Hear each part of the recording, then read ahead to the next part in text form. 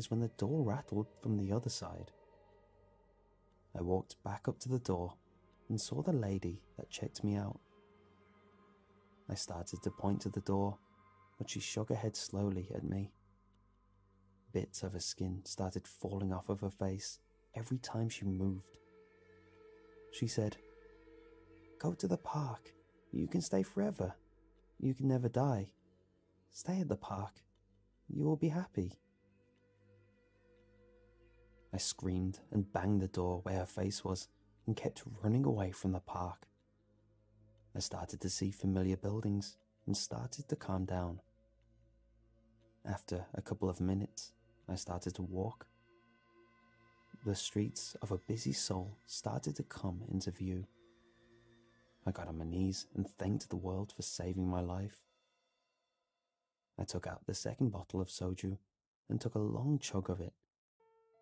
I finished the bottle off and threw the bottle in the grass and looked up. I was back in the park. The kids started to come out of the shadows and slowly walked up to me. I frantically looked around, hoping there was some sort of place of shelter. My eyes fell on an older phone booth. I forced myself onto my feet and ran inside of the phone booth and picked up the phone. After muttering a quick prayer, I put the phone up to my ear. The relief I felt when I heard the dial tone is beyond words. With tears falling from my eyes, I put 501 or 50 cents and called for a taxi. I thought about calling the cops for a second, but I knew there was zero chance in hell they would believe my story. The dispatcher answered my call, and I told her that I needed a ride from the park close to Ibis Hotel. She asked me where the park was exactly, but all I could do was describe out what the park looked like and what the stores around it looked like. She muttered silently for a second and said that a taxi was on its way. By the time I hung up the phone, the kids had surrounded the phone booth. They started to bang all around me, but I sat down as low as I could and put my feet against the doors. A girl with long flowing brown hair walked up to me and stared me down with a smile on her face. Her body started to bubble around the midsection and legs. Her face started to stretch out until the woman from the convenience store was staring down at me. She started chanting with the kids. "Open the door. Live forever. Just open the door. Escape the terror." A couple of the kids started to jam their knives into the door and pry it open. I kept my legs in the same spot. Waves of pain overcame my body whenever they stabbed my feet, but I held on. I didn't want to die. I didn't care about my feet. I just wanted to live. I just wanted to be at the hotel. I wanted to go back home. When my legs started to give out, I heard a honk in the distance. I looked to my right and saw a taxi. I got to my feet and braced myself to be attacked by the children, but I was only met by the sound of impatient honking. I opened my eyes to see that the kids and the woman disappeared. The park looked to be ages older. I opened the door and deadbolted to the taxi and got in the back. The taxi driver took one look at me and asked where I was headed. I muttered the Ibis Hotel, and he drove off. On the way there, the taxi driver kept giving me an odd look. I asked him why he was staring, but he just shrugged his shoulders and kept driving till we arrived at my hotel. I opened the door and started to head out when he grabbed me by the shoulder. He whispered to me, "Every couple of weeks we get a call over here. That's why we knew where you were. Avoid the park at all costs. It is still haunted by the ghosts of children that are responsible for 12 deaths in their town. Many men tried to stop them, but they were unsuccessful. Now they stay at the park and prey upon people that foolishly go near it. You are lucky. You survived. Keep it that way. I am at my hotel now. I wanted to give you this warning. If you happen to be in Korea and you find yourself in Seoul, please only stay in areas that are heavily populated. I leave you this final warning before I head out to the park. I can't stop thinking about all of them. I want to live forever. I want to know what true happiness is. Goodbye.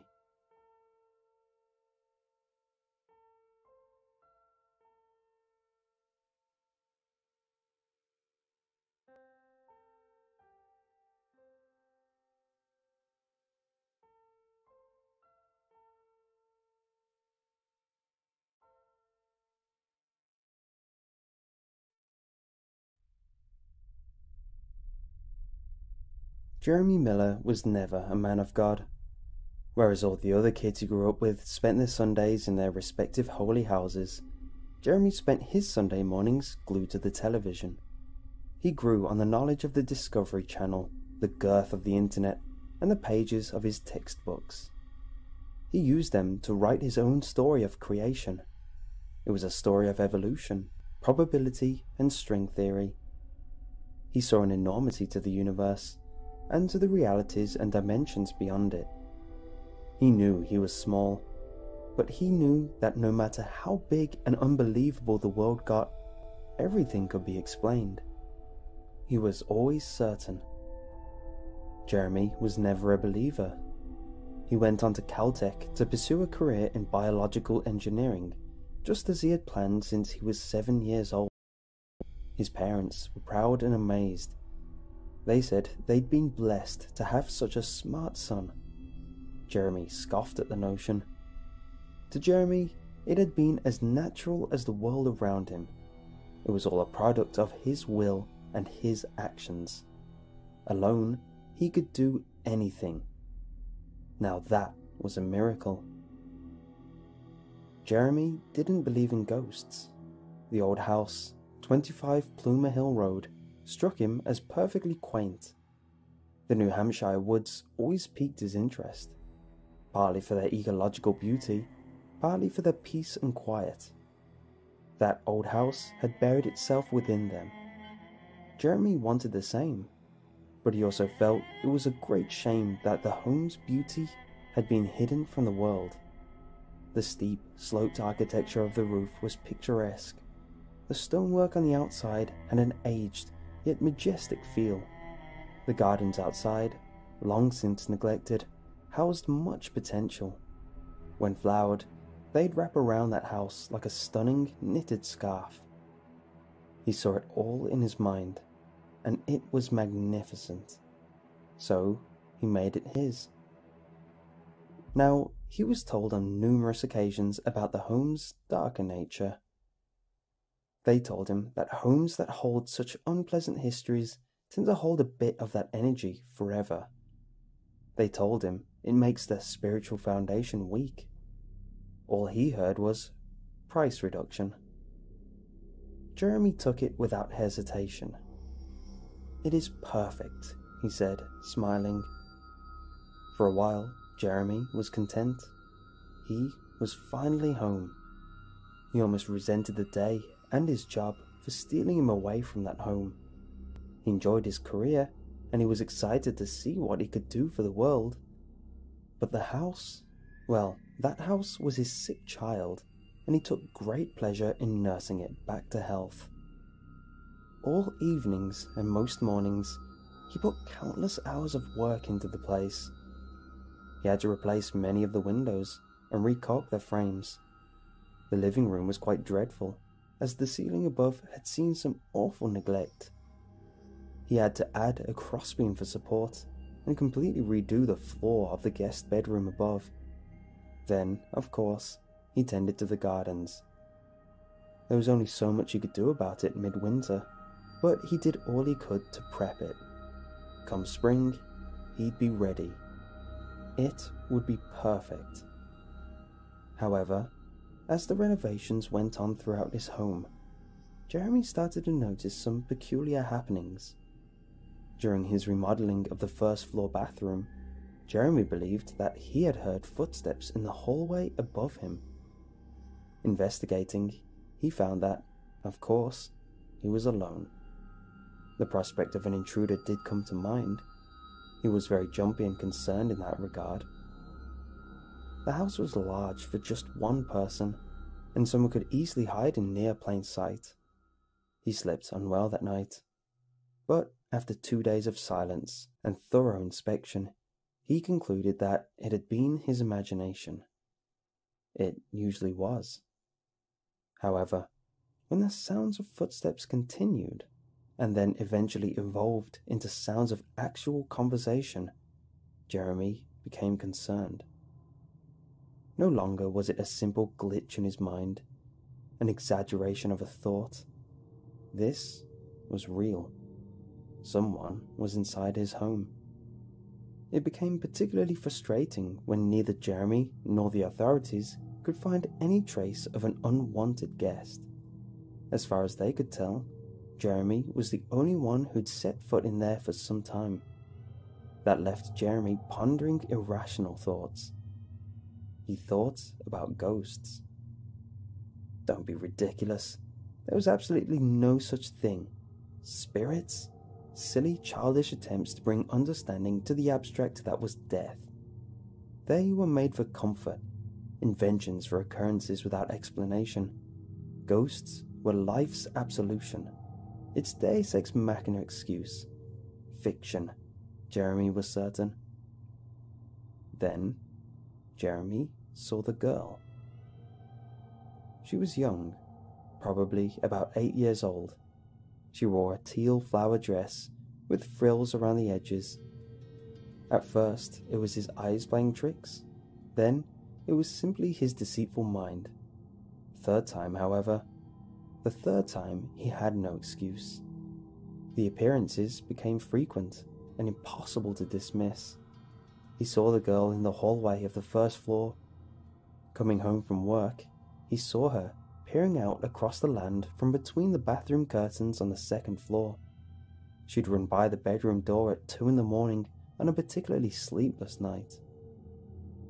Her appearances would have been less striking had the house's morbid history not been explained to him in gruesome detail. No young girl had been in that home for quite some time.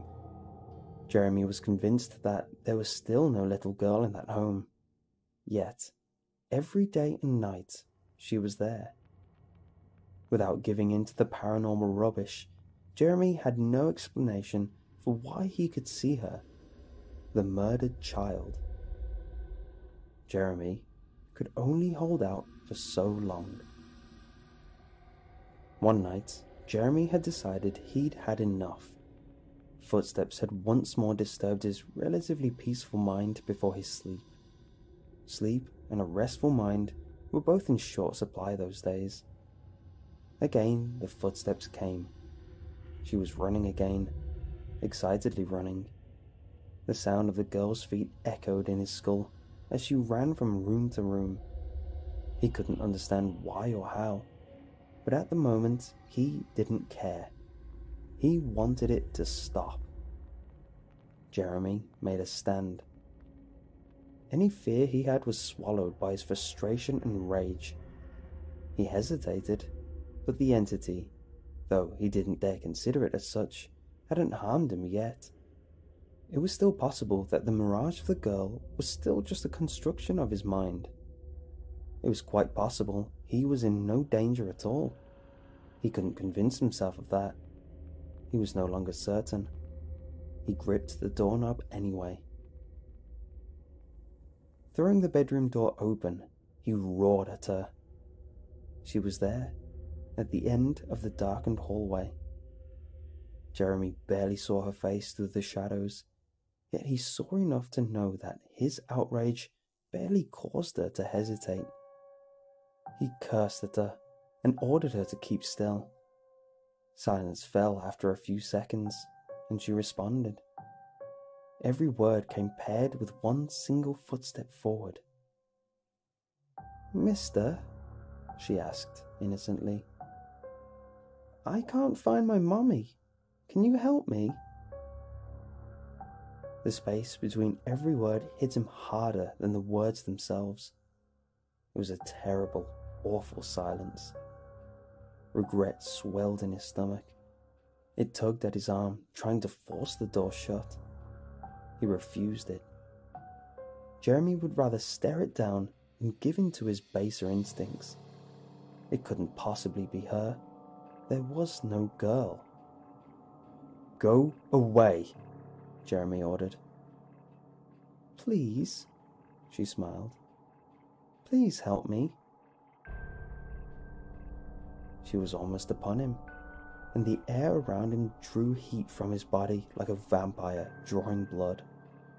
The thing, the illusion, the hallucination before him got within an arm's distance from him. He was close enough to touch her, and that frightened him. What would happen if he was wrong? "Stop it," Jeremy instructed. He hoped that saying it would work, and his mind would stop. She remained. She looked like she'd been painted onto the air. Real, but not entirely there. Real enough that he could reach out and touch her if he had chosen to. He had to know. His right hand extended towards her, wary. She mirrored the gesture, reaching for him. Their fingers got so close, but the feeling Jeremy expected never came. Instead of the silky warmth of another person, or anything solid at all he received was a bite like a January breeze. Her fingers slipped through his palms, and then they appeared again on the other side. Jeremy held his breath, his hand shaking fiercely. It had been so long since anything had surprised him. She whispered, her face suddenly sullen. "I think he's still here." There was a warmth that soaked into Jeremy's naked feet. Blood. Blood had flowed across the hardwood floors and swirled beneath his toes. His eyes followed the path of the river to the girl and up her legs to her dress. He found its source. As clear as day, he saw 2 spots soaked in blood, with 2 clean tears in her dress. 2 stab wounds that still bled fresh pain. Out of the darkness, a rapid emergence startled him. Behind the girl, where previously only the blackness had loomed, a face appeared. A man, twice the girl's height, including the black top hat upon his head, stared at Jeremy with wide, black eyes. The eyes were encircled with red. They oozed with warmth and dampness. It looked as though all the skin from his nose and cheeks up to his hat had been peeled away, torn away. The only flesh left was around his mouth, and it had arched itself into an awful smile. It peeled back over filed, pointed teeth. "Do you believe yet?" it asked, hissing.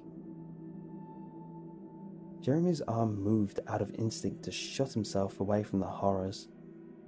An involuntary scream erupted from his mouth as he collapsed against the door.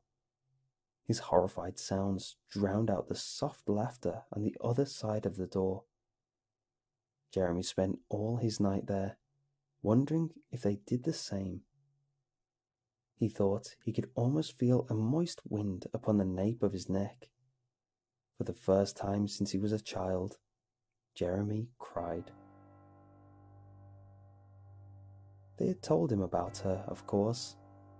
Before it had been such a trivial detail, but now he couldn't stop thinking about it.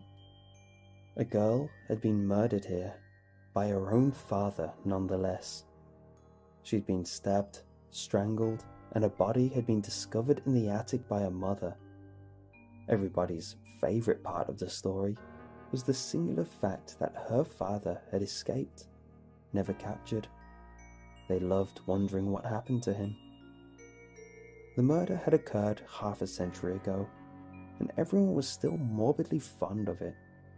It gave them something to talk about over their campfires. It gave all the teenagers a good hoot. Jeremy had often seen them passing by, their eyes open in awe as they were told he was living their dream. He was the only one living in the haunted house. No, he refused to believe it. His eyes had lied to him. There was no such thing. He was a scientist. His reasoning was in numbers, papers, statistics, and graphs. This meant nothing. It took a week for him to calm his nerves, and a single thought. He had pondered selling the house. He decided that was the final straw. Never, not for any demon or ghoul or Satan himself, would he abandon that beautiful home. His first home. He would not run like some frightened schoolboy. He was never a man of God, but he was a man of faith. His faith was in what he knew and what he could prove. So he studied the case of the little girl. For a while, this proved more of a detriment than an aid. The girl he'd seen in the hallway surely was the girl who'd been murdered there. The likeness he observed in the pictures he found was indeed the girl he'd seen. That meant that it would have been impossible for his mind to create the illusions he'd seen previously. She was real, in some sense of the word. Their presence had to have an explanation, however. Something had been there that night. Something had physically chilled him. He'd felt the thing's blood on his feet. So he pondered. He nearly gave in to their ruse. Then, like the great Sherlock Holmes himself, he realized something. He looked back, and indeed his suspicions were correct. There was a flaw. There was one little detail that gave him hope. The flaw was so minor that had he not been actively searching for it, he never would have seen it. It was unlikely to be mentioned by anyone, and therefore it was easy to overlook. However, it was not necessary if one was simply pretending. He knew for sure that they weren't ghosts. He just wanted answers. They came back again that night, for the last time, in the attic. Jeremy heard them talking above his head, whispered voices. He climbed the ladder, and he pulled himself into the dark attic. He fumbled around, looking for the switch. The attic felt so empty, so quiet. When the lights came on, he saw that he wasn't alone. The two dangling light bulbs above revealed so little in that cramped attic, but they showed enough. She stood far from Jeremy, just beyond the reach of the furthest bulb. Jeremy took his spot under the other. He found comfort in its light. With both performers in their places, Jeremy recited his lines. "Who are you?" Jeremy asked. His voice wavered just a bit. Most of his fear was restrained inside. "Sally," the girl spoke, going through the motions. "Sally Johnson. I'm 8 years old, and can you—" "You were stabbed, weren't you?" Jeremy interrupted. Sally nodded. "By a very bad man." On cue, Jeremy felt the man in the top hat behind him. He didn't need to imagine the man's breath this time, but it made him smile. Why does a ghost need to breathe? "He stabbed you?" Jeremy asked again for clarification. "Twice?" Sally, or whatever she was, nodded in sorrowful agreement. That's when Jeremy smiled. He had her. "Try again," Jeremy said. pulling a newspaper article from his pocket. "This says you were stabbed 3 times in the chest. You're missing a stab wound. Right side, first intercostal." Sally looked downwards at her dress. It remained intact and unsolid by her collarbone. That changed in a heartbeat as she corrected the flaw. Her dress and flesh tore without a sound. Blood poured from the wound and soaked her dress in moments. Not a single drop dripped onto the ground. Even then, the 2 wounds you had before were mirror images. They were on the wrong side of your body. She was stabbed below the heart both times, 4th intercostal. Your cut is on your right side, and it's in the 3rd. Sally didn't speak. The dead girl was silent. "You're not ghosts," Jeremy said, feeling very clever. "You're just pretending to be." "Yes," Sally admitted. "You're right." Even though he knew the man was there, Jeremy jumped a bit as the man walked around beside him. The man was dressed in a rugged tuxedo. His left hand, gloved in white, gripped his lapel, whilst his other gloved hand held a black cane firmly. It clicked and clacked as he strolled by Jeremy. Every laboured breath he took hissed through his blooded nostrils. He was smiling, smugly. "Why are you here?" Jeremy asked, to no reply. The man had reached the girl, and they shared some muffled words. She nodded in response to what was seemingly a question, and the man in the tuxedo chuckled. They shook hands, and he turned to take his place at her side. A pleased smile shone across his face. "Please?" Jeremy said. His tone, almost pleading, drew their attention. "Please?" Sally asked. "I need to know." Sally chuckled as she looked at him. "My boy, you'll find out rather soon," said the faceless gentleman. "I need to know," Jeremy snapped. He was tired of the dark. "I deserve to know." "You deserve nothing," the girl said, like a parent to a petulant child. "You will get nothing." "Now," the man stated in a suave tone, "I believe the poor thing deserves a little. It can do no harm. Besides..." His sentence trailed off as he leaned down to whisper in Sally's ear. Jeremy couldn't hear a single syllable, but whatever that man uttered in her ear caused the young girl to tremble. She nodded in agreement. Sally obliged to Jeremy's request. "I'm just looking, dear," she said with a smile. "Looking?" Jeremy said, confused by her response. "Yes, shopping might be more appropriate, I suppose. That's what you would call it, and I believe we've just closed a deal." To this, the man in the hat literally grinned from ear to ear. His mouth ripped across his face, seeming to tear muscle and sinew to make way for his devilish smile. A chuckle escaped his toothy maw as he took the young girl's hand and offered a firm handshake. The deal was done. "Pity," she continued. "I know how many were looking at this place. So many. Too bad. They had their chance." At that, the man in the hat bowed. He bent down low behind the girl, into the shadows. He didn't come back up. "I do enjoy this place," Sally said, clasping her hand behind her back. "The pain is so fresh." "My house?" Jeremy asked. "No," Sally said with a chuckle. "All of it." There was a flicker of the lights, and Jeremy thought he felt the house quiver. "Why, Sally?" he asked of the thing.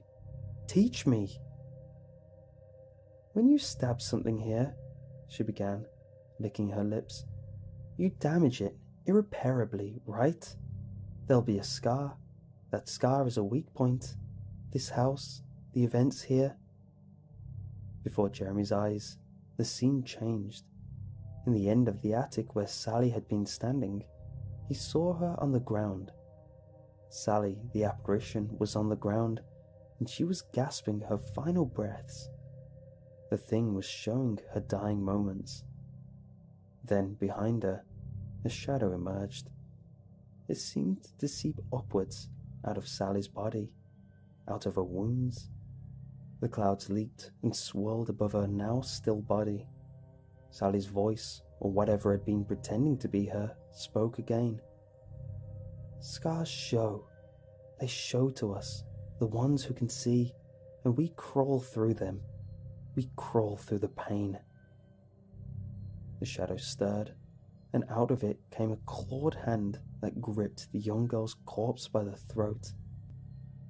The memory of that event, the scar tissue, gives us all we need to blend in. We wear the memories like clothes. Your superstitious nature does the rest. The shadow pulled, and Jeremy had to look away as it pulled the skin from Sally's body, like a tablecloth from the table. He couldn't bring himself to watch as the shadowed thing crawled from the smoke and filled itself into the empty husk that was once Sally. What was left was a pale imitation, a spectre. It spoke through a twisted mouth that hung too loose on its head. It's not always perfect, as you pointed out. It spoke, the skin and mouth slowly coming back into form. Memories are blurry and fleeting. There are always flaws, but they are superficial. Who will care? It's always the non-believers versus the fools. Always so willing to label what you don't understand. You made it too easy. The lights flickered again and again. The thing that was pretending to be Sally stepped forward. Jeremy started to back away. Jeremy started to think. She let him speak. It's camouflage. She nodded. It worked here. It worked everywhere. You are always so clueless. No, Jeremy said, concerned. Not me. I wasn't. You got close. The house trembled and the roof shook as if barraged by a fierce hailstorm. The noise and shaking escalated until it felt like the roof would give in and the house would fall. Jeremy fell to his back, almost straight down the ladder that led to the attic. What is that? He asked. I leaked in through the scar, she said, smiling, like a virus. Now we're opening it. She was right above him, and as the noise reached its climax, Jeremy asked his final question. Who are you? The silence that followed gripped his throat. She leaned down. It felt like a dream as she whispered in his ear, I'm the new tenant. With that, there was a blinding light from the back of the attic. Pieces of wood peeled away, strip by strip, and those strips in turn peeled into fibers. From them peeled the paint and the nails, and they ignited into flames. Every piece burned away, but no ash was left in their wake. No, it was as if their burning tore through the air and revealed something new behind it. As the entire back wall burned, Jeremy looked through the hole in space, the open scar. Another world lay before him. The fire had painted a ghastly image. A world of nightmares. Plains and hills of scarlet grass lay as far as the eye could see. Beyond it, more fire rings, like the one that had engulfed his house, raged. They all pulsated and cracked as giant clawed hands tended to them and moulded them like they were clay on a pottery wheel. It was impossible. In the distance, rings taller than skyscrapers roared. They looked large enough to swallow whole cities. Through them, worlds scorned by fire and blood lay ravaged. Cries and screams echoed on the wind like bird calls. By each ring stood a man in a top hat. As the ring grew round him, held open by a giant, insectoid pair of forceps, Jeremy saw whole worlds come into view. They fell through the rings, and the red plains absorbed them. The ground came alive, and it gripped the worlds with earthen tendrils and spines. They reached through the fiery portals and ensnared everything in their path. Every world, every universe beyond it, was strangled into submission. What happened next, Jeremy could only dread. The men in the top hats looked on in joy as thousands perished beneath the living ground. Around them, creatures indescribable gathered and bartered. They all fought for the chance to see. The men in hats smiled and showed the lucky ones through. Unopened scars were everywhere. They were the purveyors of worlds, of universes, and business was good. Jeremy knew then who the girl was. As the wind from that terrifying world coursed in, and the house succumbed to its flame, the thing that had worn Sally's visage, her memory, smiled and basked. Powered by her native land, her body formed corporeal, and her ethereal disguise was shed.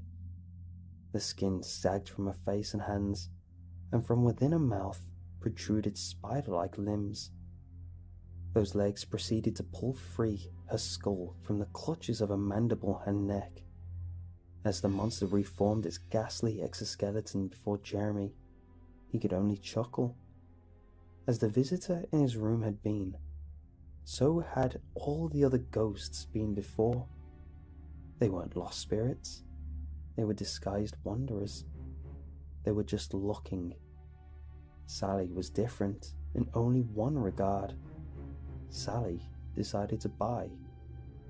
Not him, not his soul, not his home, his reality. Everywhere else, surely the other scars would be open as well. He belonged to her now. As his world fell into the moor to become part of the one below, Jeremy knew he was right. There was no such thing as ghosts.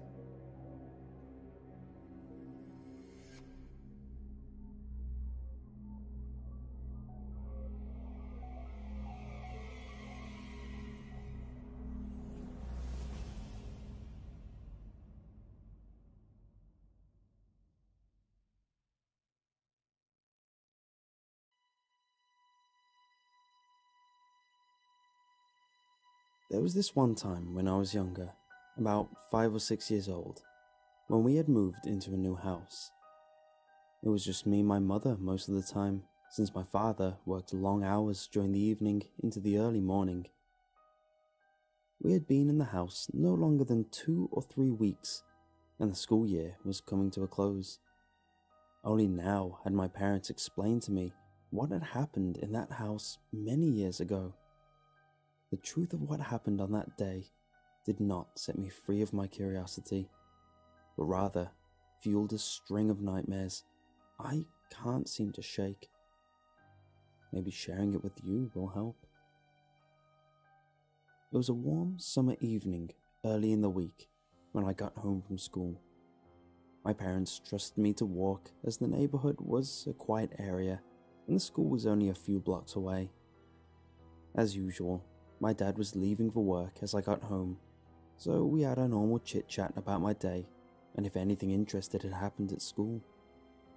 Nothing had happened at school, at least that was worth noting to my dad, who seemed to be in a hurry. My mom was in the kitchen getting my plate ready for dinner. We ate early since my dad had to leave for work. It was just strange time, but I had gotten used to it over the years. As we sat together, I ate dinner while my mom watched one of her soap operas that I didn't necessarily hate, but didn't exactly love either. There was no other plans on the horizon, as all of my friends, all two of them, were busy with their own lives. This meant a lonely night of homework and video games, which wasn't necessarily a bad thing. I remember sitting beside my mom just after finishing my plate and looking up at her. She was engrossed in her show until she gave a sharp look toward the kitchen. Her face curled up with confusion and curiosity. So she got up to walk toward the kitchen to investigate. The light from the kitchen spilled into the now dark living room, lit only by the sharp yellow light of the kitchen and the flicker of the television. I had seen what she saw as well, but to me it seemed like a slight disturbance in the light. After investigating the kitchen, she returned and shrugged it off as if it were nothing. To me, it was nothing. So we continued watching television until my mom asked me to go finish my homework. As I walked down the hallway toward the staircase up to my room, I could feel a cold chill in the doorway where my mom had gazed earlier. It gave me chills, but nothing like when I got to the bottom of the stairs. There was something about the stairs in this house that made me feel unsettled. The basement was fine. The basement stairs were fine. Hell, the crawl space in the basement had more life and character to it than the staircase that led to the upstairs. I absolutely despised having to climb up and down its dark wooden steps, especially late into the night. It wasn't that I was afraid of the dark or monsters or really anything of the sort. I can't really explain it. It felt like the stairs were watching me, so I would run up and down them as fast as humanly possible. You know that feeling you get when you're being chased and it feels like whatever is chasing you could grab your ankles at any moment and tear you down? Yeah, that feeling. Once I got to my bedroom, I was safe, as if whatever dark entity that constantly chased me up the stairs was not allowed into my room. It was a safe haven from whatever lived in or on the staircase, which is why I spent most of my weeks in the house in my room or out with my friends. I could remember my room was plastered with posters showing off my love of Star Wars, horror movies, and one simple plan. It was a phase. Like most kids into Star Wars at my age, my floor was littered with nearly hundreds of action figures, playsets, and anything my parents could get their hands on. It was a mess, but it was my mess, and I loved it. Having completed my homework, which consisted of bland math and English papers, I rewarded myself with 2 solid hours of video games. By the time I got sick of the games, I looked at the clock to see it was nearing 9 o'clock. As I stood up to turn the television off, I could hear a voice from downstairs. "Honey, can you come downstairs for a minute?" I pushed my door open and stepped into the hallway. But before I could even reach the top of the stairs, someone grabbed me tightly and pressed me up against the wall, which jarred me from my skin until I realized it was my mother. She quickly put a finger over her mouth and had a look of distress. I kept my mouth shut after seeing the fear in my mother's eyes that I still, to this day, cannot shake. "Don't go downstairs. I heard it too," she said quietly, her voice shaking with terror. I could feel my body warm up as my heart rate increased. She quickly shuffled me back into my bedroom and quickly shut the door behind her. Pulling out her cell phone, she quickly but clumsily began dialing 911, her hands shaking as if she'd been outside on a cold winter night. As she began talking with the operator, begging for them to send somebody, I could do nothing but stare at the door and pray that it would not open. After another few moments, it spoke again. "Honey, please come downstairs," it said, louder and filled with frustration. I could tell my mom was trying her hardest not to cry, but her eyes could not lie. She walked over to me and knelt down beside me, holding onto my shoulders in order to comfort me, who was mostly confused. "It's going to be okay. We're going to be fine," she said, almost as if she was saying it to keep herself together. After what felt like an eternity of waiting in absolute terror and speculation of who or what was downstairs, there came the quick pounds of feet on the stairs. We couldn't help but back up to the wall, and as my mother grabbed a trophy I'd gotten years ago from a baseball tournament, there was a loud bang on the door. "Hello? It's the police. Are you all right?" yelled a strong voice. "Oh, thank God. Yes, we're in here," she yelled in response. The door opened and two police officers, who seemed not only giant but angelic as they entered the room. My mother ran over to the first officer and hugged him as she began to cry. I began to cry as well, but only because my mother was crying. Being a child, the only fear I knew in that moment was the fear my mother was giving off, and it was intense. One of the officers sat down with me until my father got home and tried to talk me out of my confused state of worry and terror. When my dad got home, we all hugged for longer than I could remember ever hugging them. I didn't know what had happened or what was going to happen, but all I knew was that everything was going to be okay, and seeing my dad assured me of that. My father had a way about him that when he was around, everything was okay, even if it wasn't. It was still like that to this day. The next morning, after having slept in my parents' room that night with a police car sitting outside of my house, my parents had a talk with me. They explained that we were going to be moving within less than a week and that I was going to stay with my grandparents until then. I asked what exactly had happened, and all they said was that there was something wrong with the house. It was a vague explanation, but when I got to my grandparents, they explained more bluntly that the house was haunted. That explained the feeling on the stairwell. That also led to my young imagination going out of control. If the house was haunted, and that thing watched me day in and day out climb those stairs, what had made it wait so long? Why had it waited until then? And even more frightening, why did it ask for me to go downstairs? I had nightmares for the next few years about the house, regardless of having moved far away from that part of town.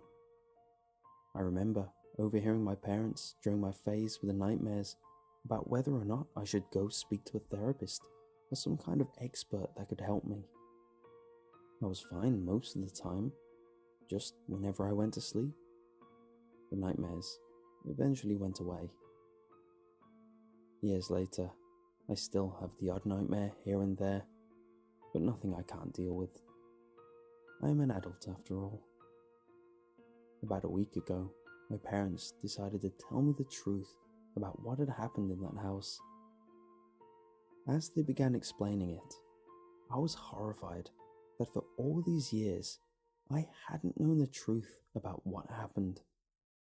Were they going to try and relieve the nightmares which I had long past, or was there something more sinister to my experience? They explained that the house wasn't haunted at all, at least as far as they ever knew. A few days before that night, a woman had escaped from the mental ward of the local hospital.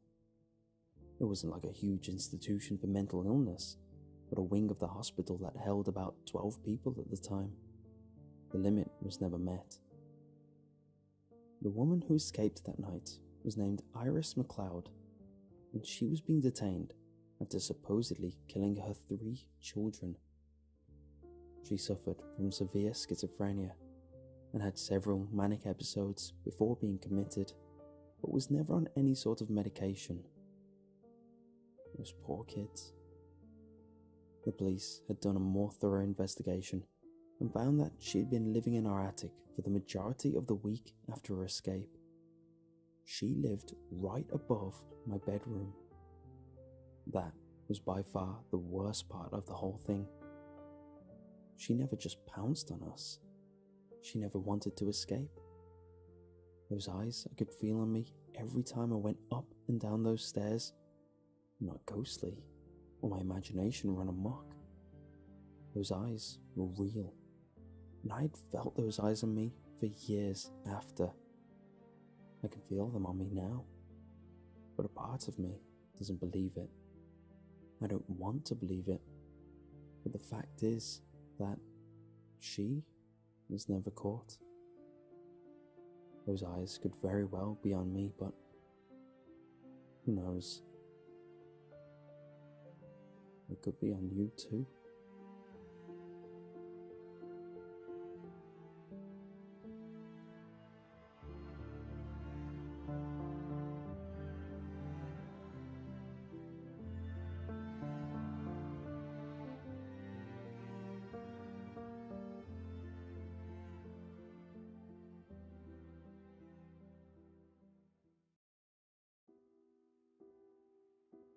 Let me be perfectly blunt here. I am going to ask you a question at the end of all of this. It is a difficult question to answer, but I wouldn't be asking you all this if it wasn't something that I could easily answer myself. I need you to answer me. I honestly don't know what to do. Before I get ahead of myself, let me give you the whole story. After college, I moved away from home. I moved over 20 hours away to another state, over 1,000 miles away from my closest family member. I didn't do this because my relationship with my family was in any way strained. It was quite the opposite, actually.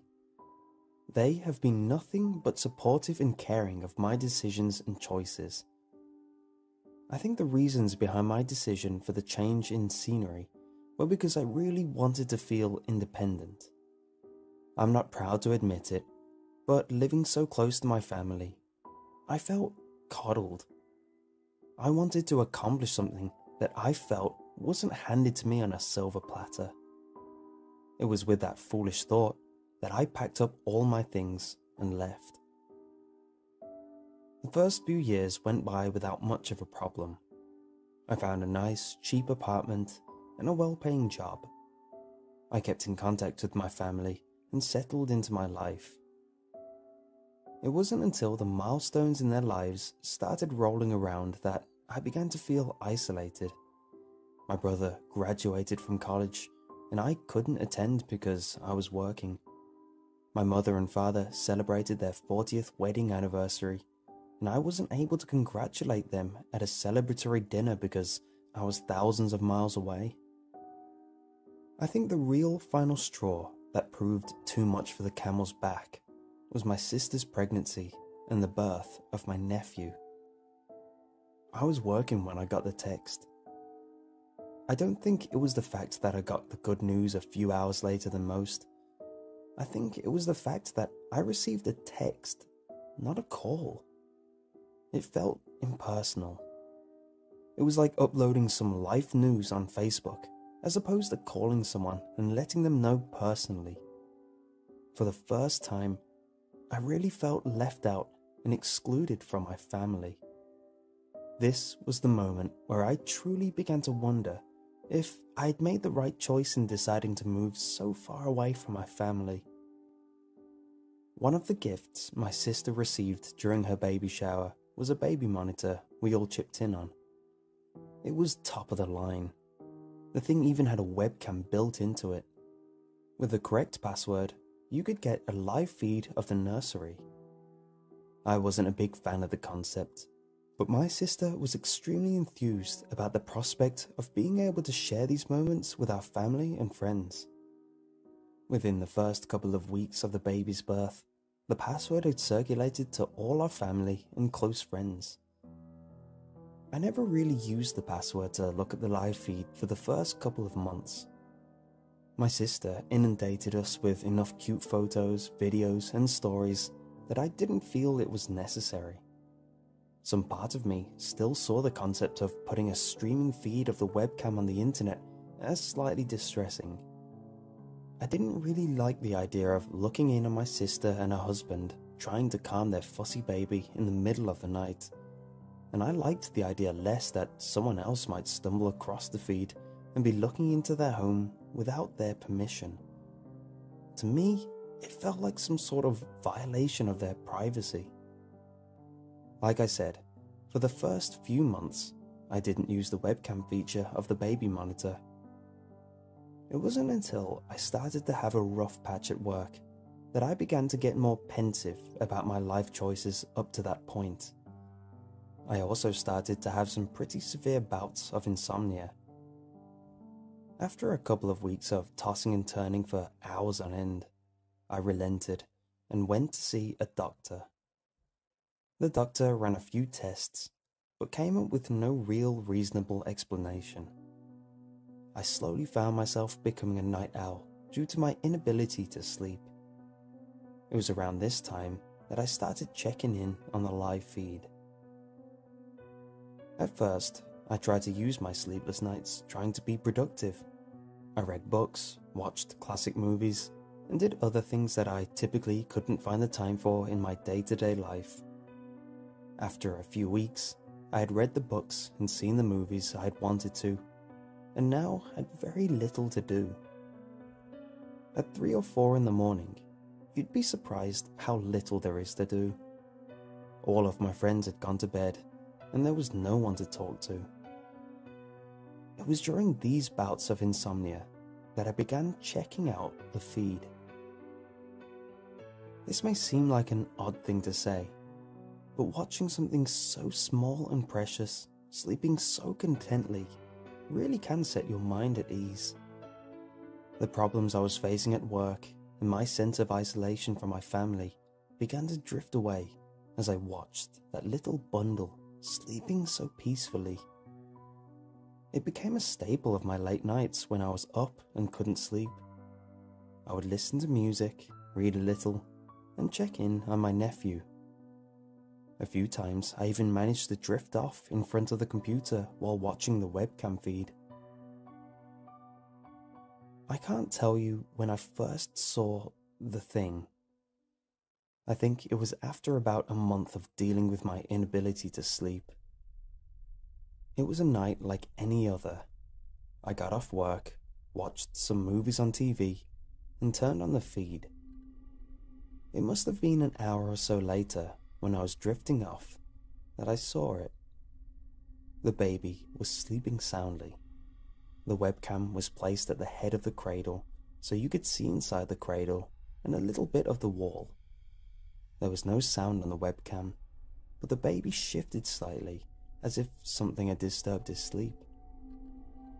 It was only there for a split second, long enough to register, but short enough to be passed off as a trick of the eyes.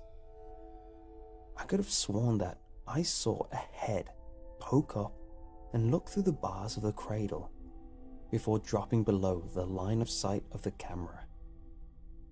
It was only for half a second, and I was in the midst of drifting off when that happened. I rubbed the sleep out of my eyes and focused on the screen for the next 10 minutes, trying to catch a glimpse of whatever I had seen before, but nothing happened or came into view other than the sleeping child. I scanned the screen for a couple more minutes, unsure of what I had seen. I chalked it all up to a trick of the mind and went to bed. By the time I woke up the next morning, I was certain that what I had thought I'd seen was nothing more than my sleep-deprived brain messing with me after a long day. I went about my day like usual. I ate something small, went to work, and came home late. I'm fairly certain that the stress I was experiencing at work was what contributed to my inability to sleep at night. I signed onto the webcam and watched the feed. I thought for a moment about what I had thought I had seen last night, but I brushed it off. I didn't think about what I had seen that night until a week later when it made a reappearance. I had been out drinking with some friends from work. We drank a little more than we should have, but luckily the bar was within walking distance of my place. I drunkenly stumbled home and sat down in front of my computer. I wasn't ready for bed yet. Frankly, the idea of laying in my bed and feeling the world shift and tilt around me wasn't a very appealing prospect. I checked my email, and without putting much thought into it, I signed into the baby monitor feed. It was then that I caught my first true sight of the thing. The camera flicked on as it was crawling across the wall opposite the baby's crib. It was a small, ashen-coloured thing. Its limbs were spindly and terminated in a weird mass of follicles, which it used to adhere to the walls. It moved slow, as if wary not to make any sounds. It was about 3 feet long, and its skin, if you could call it that, looked smooth. But on its torso, it had bumpy, ribbed protrusions. I think the most elegant way I can describe it is that the thing looked like something that would creep around in one of H.R. Geiger's wet dreams. I immediately panicked and called my sister. There was something in the baby's room. I watched on the screen as the thing swiveled its head in the direction of my sister's room. It must have heard what I couldn't from the feed, the cell phone ringing. It skittered across the wall and vanished off screen. My sister groggily answered her phone, nonplussed about being woken up once the baby had been successfully put to bed. She immediately knew I was drunk by the slurring of my words. I was about to hang up when she caught my words. "Something is in the baby's room." I heard her shaking her husband up and sending him down to check. I had her hand him the phone before he went to check. I watched as the door creaked open on the webcam feed. I told him to look around the wall or possibly under the crib. He checked, but found no trace of anything. When I asked him if there was anything near the foot of the crib, he shrugged and told me that there was a vent, but seemed hesitant to believe that there could be anything there. My brother-in-law put my sister back on the line, who now seemed aggravated at being woken up so late at night. I lied and told her that I was certain I had seen a rat crawling near the crib. I had to lie to her. If I told her the truth, she would think I'd gone off my rocker. She agreed to find some way to seal off the vent, just in case there was a rodent. I spent the rest of the night watching the baby sleep. The thing didn't make another appearance that night. I decided that my only recourse was to catch the thing in the act and get some photographic evidence. That was the only way I could get them to believe me and possibly get my nephew to safety. As it was the weekend, I had a little more freedom in my schedule. I slept during the day and stayed up at night so I could monitor the baby. I kept my phone right next to me and my fingers were on the keyboard so I could take a screenshot the instant that thing made an appearance. I spent a few nights watching the baby monitor without any strange occurrences. The weekend passed by, and I took a day off work so I could stay vigilant. The thing didn't show up that night either. I took the next day off, much to my boss's chagrin. I saw nothing that night either. When I called again to take another day off to sleep, my boss fired me. It didn't matter. I would watch that thing and keep my nephew safe. I started to doubt my sanity after a few more nights. Had I really seen something? Or was I having some sort of mental breakdown? Was I coming apart at the seams? I didn't spend a lot of time doubting myself before the fiend made its final appearance. To be honest, I wish I could have spent the rest of my life doubting my sanity, as opposed to having my sanity reaffirmed by the grotesque reappearance of that fiend. I was struggling to stay awake. It was around 4 in the morning when the fiend appeared. I watched in shock as its slender, spider-esque limb came into view through the bars of the baby cradle. It hoisted itself onto the rim of the cradle and started at the sleeping form of my nephew. I was unable to look away from it. Its face was familiar to a human's, but it was lacking a nose and appeared more tapered. My macabre fascination was broken the second it skittered down into the cradle with my nephew. I grabbed my cell phone and frantically looked at my sister's number.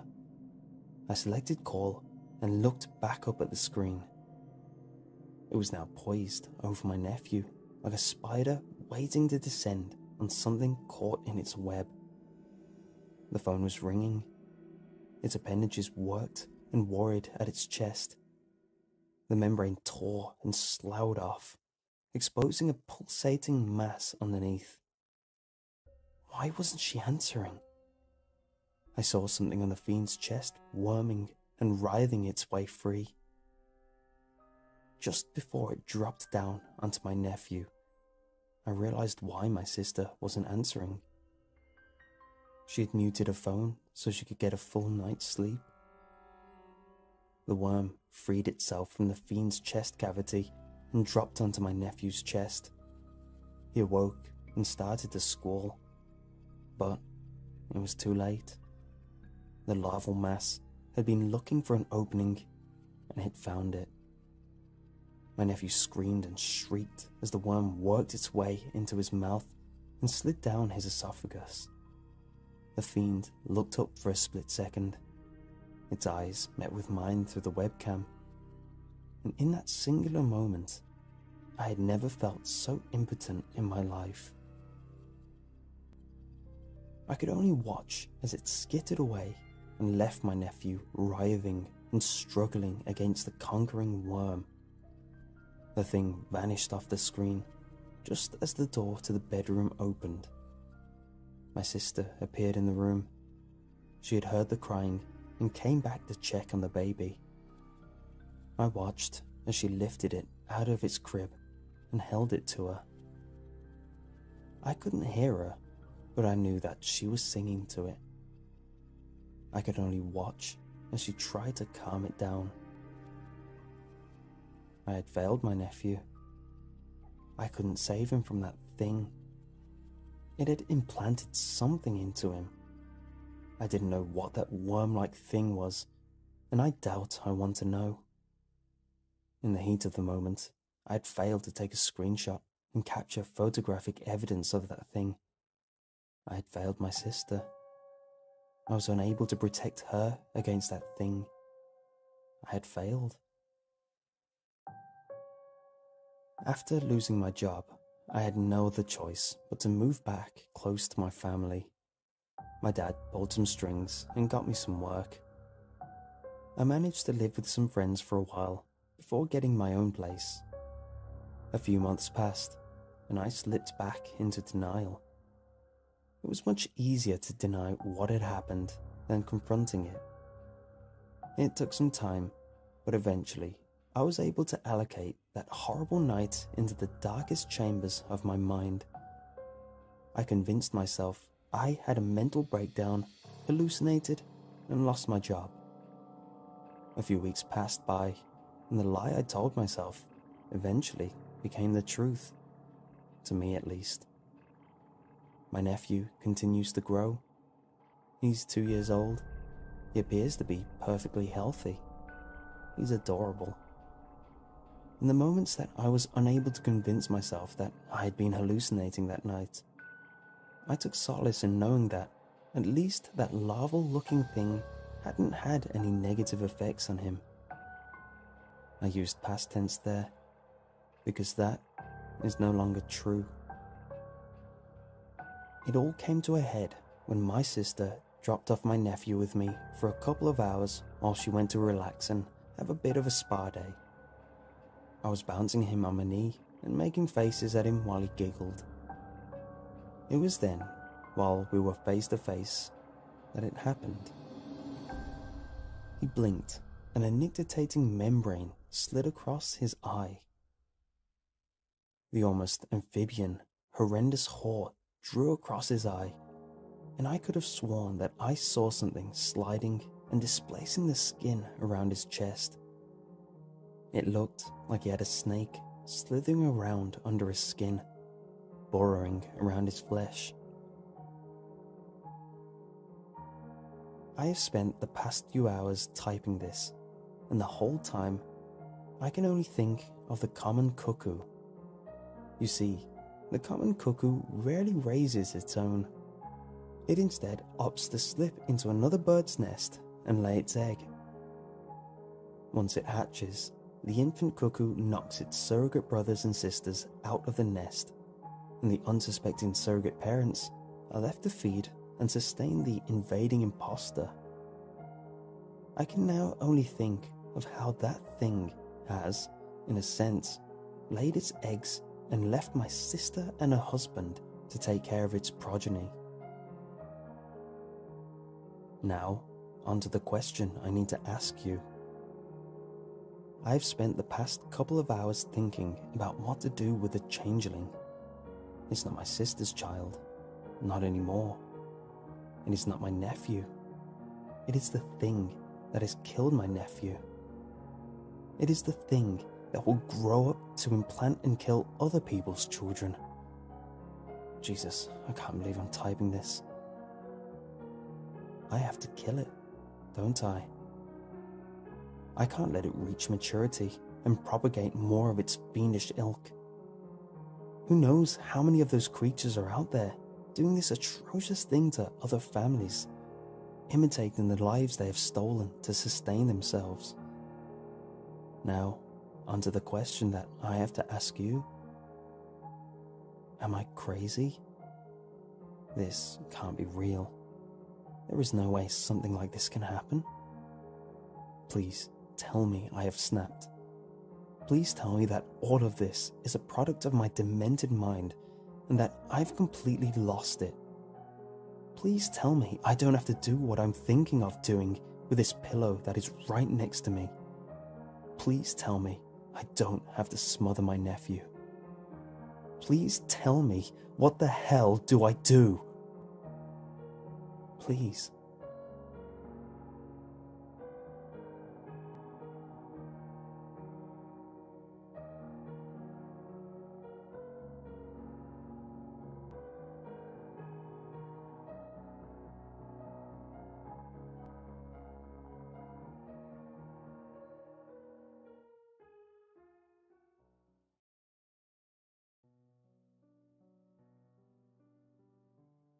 I witnessed something in the emergency room that has haunted me every day.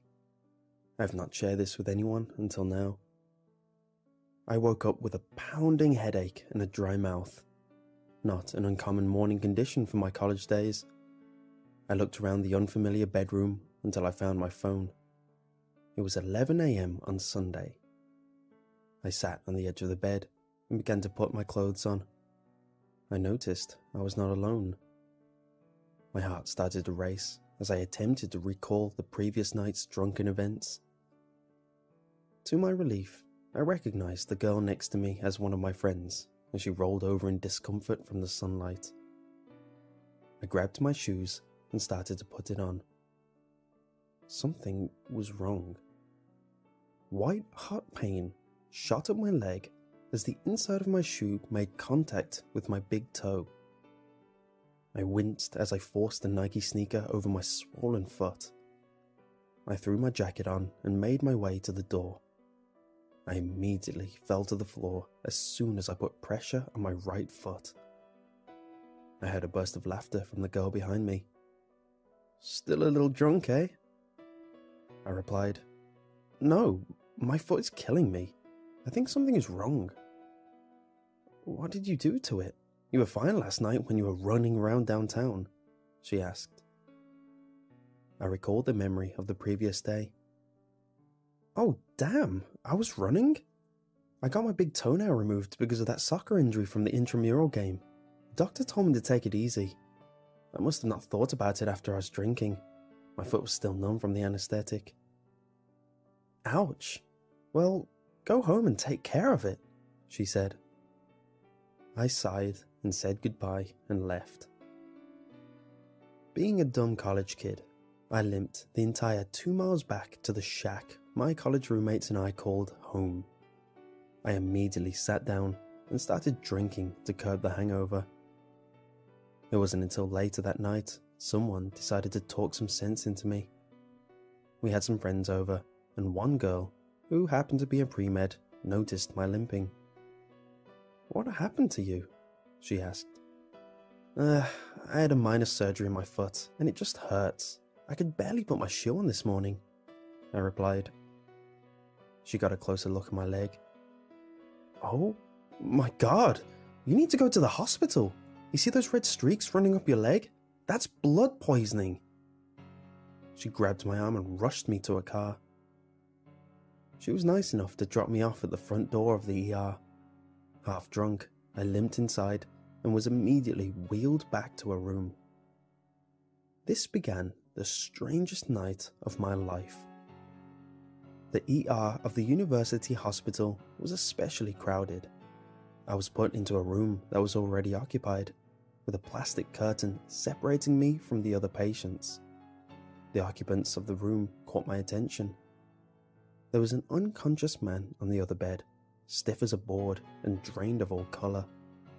Next to his bed was a woman, extremely thin, with a sunken face and tattered grey hair, and looked like she hadn't slept in years. She sat frozen in her chair.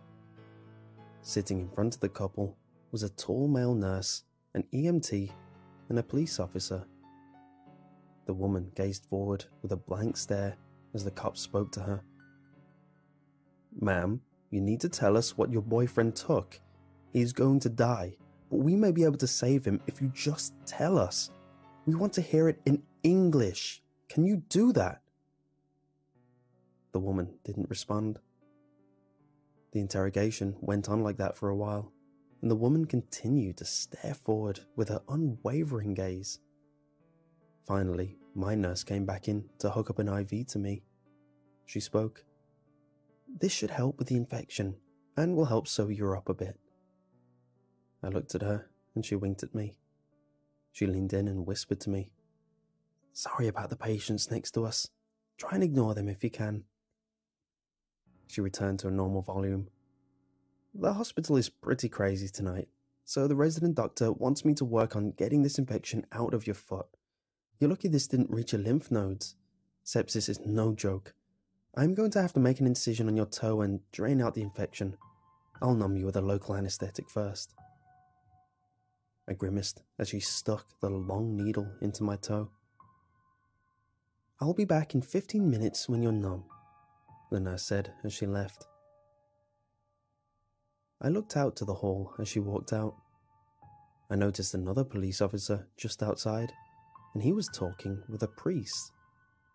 It was not uncommon to see priests around campus. The university was Catholic. But I found it strange that he was right outside my hospital room. The man on the bed next to me had not moved. Maybe he was going to die and they were going to read him his last rites. My heart was racing. I'd never witnessed a death before. I turned my gaze from the hall to the curtain next to me. Just behind it was the strange woman, but she was now staring directly at me with her dull, grey eyes. I quickly turned away from her. I felt eyes pierce through me as an icy shiver crept down my spine. My nurse returned and started setting up a prep table. She sterilized a scalpel and my toe and began cutting. I couldn't look. I'm not very good with that sort of thing. Without thinking, I turned my head to the right again. The woman was still staring at me. As soon as our eyes met, I had the strangest vision. It was like I started daydreaming, but it was so vivid. I imagined myself taking the scalpel and stabbing my nurse with it over and over again. I heard the sounds of her screams and saw the horrific, bloody mess. I yelled aloud, "No!" I snapped out of the daydream. I was horrified with what I had just imagined. I was not a violent person at all, and had never even thought about anything that graphic in my life. My stomach began to turn with nausea. Concerned with my outburst, the nurse asked me if I was okay. I told her I was, and she continued. I looked to my right again at the withered woman. She was still staring at me, but now was smiling an eerily wide smile. It was like she was amused at my discomfort. I turned away and decided not to look back. The nurse finished, wrapped my foot, and told me she would be back later to check on me. As she left, more medical personnel entered and wheeled away the man who was on the bed. They had draped a sheet over his body. The police officer and priest walked in and closed the door. The priest gave me a slight nod as he walked by. I noticed my cross necklace was exposed through my hospital gown. The two men walked behind the curtain. I jumped in fright as soon as I heard it. The woman started hissing and screaming as soon as she saw the priest. The police officer spoke. "Cut that out, or I will arrest you." The priest interjected. "No need for that at the moment. Miss Bayer, my name is Father DeMarco." I heard the woman spit. He spoke again, but this time it was in a different language. I hadn't been to church in a while, but some of the Latin caught my ear. I heard nomine, which I know means name. To my amazement, she responded. The words hissed out of her mouth at an incredible rate. She spoke in Latin, just as the priest had. When she stopped, the cop spoke. "This is how she was talking when we found her, Father. What is she saying?" The priest replied, "I need you to leave us. Take the boy." The cop then walked over to me. "Let's get you to another room, son. This woman has been through a lot tonight." I was happy to leave. I just wanted to be out of there. I got out of my bed and climbed into my wheelchair. The hair on the back of my neck stood up as the woman spoke aloud in English. "Your mother misses you, David." She then let out the most terrifying laugh I have ever heard. As the cop wheeled me out of my room, I could hear her maniacal laughter trailing off behind me. My eyes welled up with tears as I reflected on two things. First, my mother took her own life a few years ago. Second, and even more disturbing, none of the medical staff in that room had said David aloud.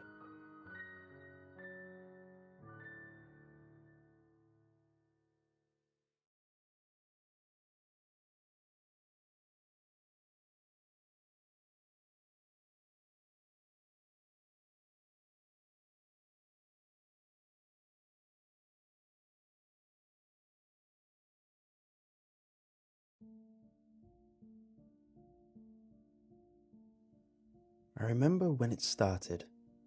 The woman next door was strangled to death in her bed with no sign of forced entry. Although her window was open, She lived on the 5th floor without a fire escape. The killer was never found, and the apartment remained vacant. Some time after she died, I started having night terrors. I would awaken suddenly, gasping for air. One night, I opened my window and stuck my head out to take some deep breaths. That's when I first noticed him. A man was standing in the window of an apartment across the street. It was the only one with the lights on, and his body was just a silhouette. I couldn't really make it out at first, but he seemed to be outstretching his arms toward the window. The next night, I awoke again in a panic. This time, it really felt like someone was choking me, but there was no one there. I assumed the incident with the woman next door was just making me paranoid. For the first time in my life, I was a little scared to be alone.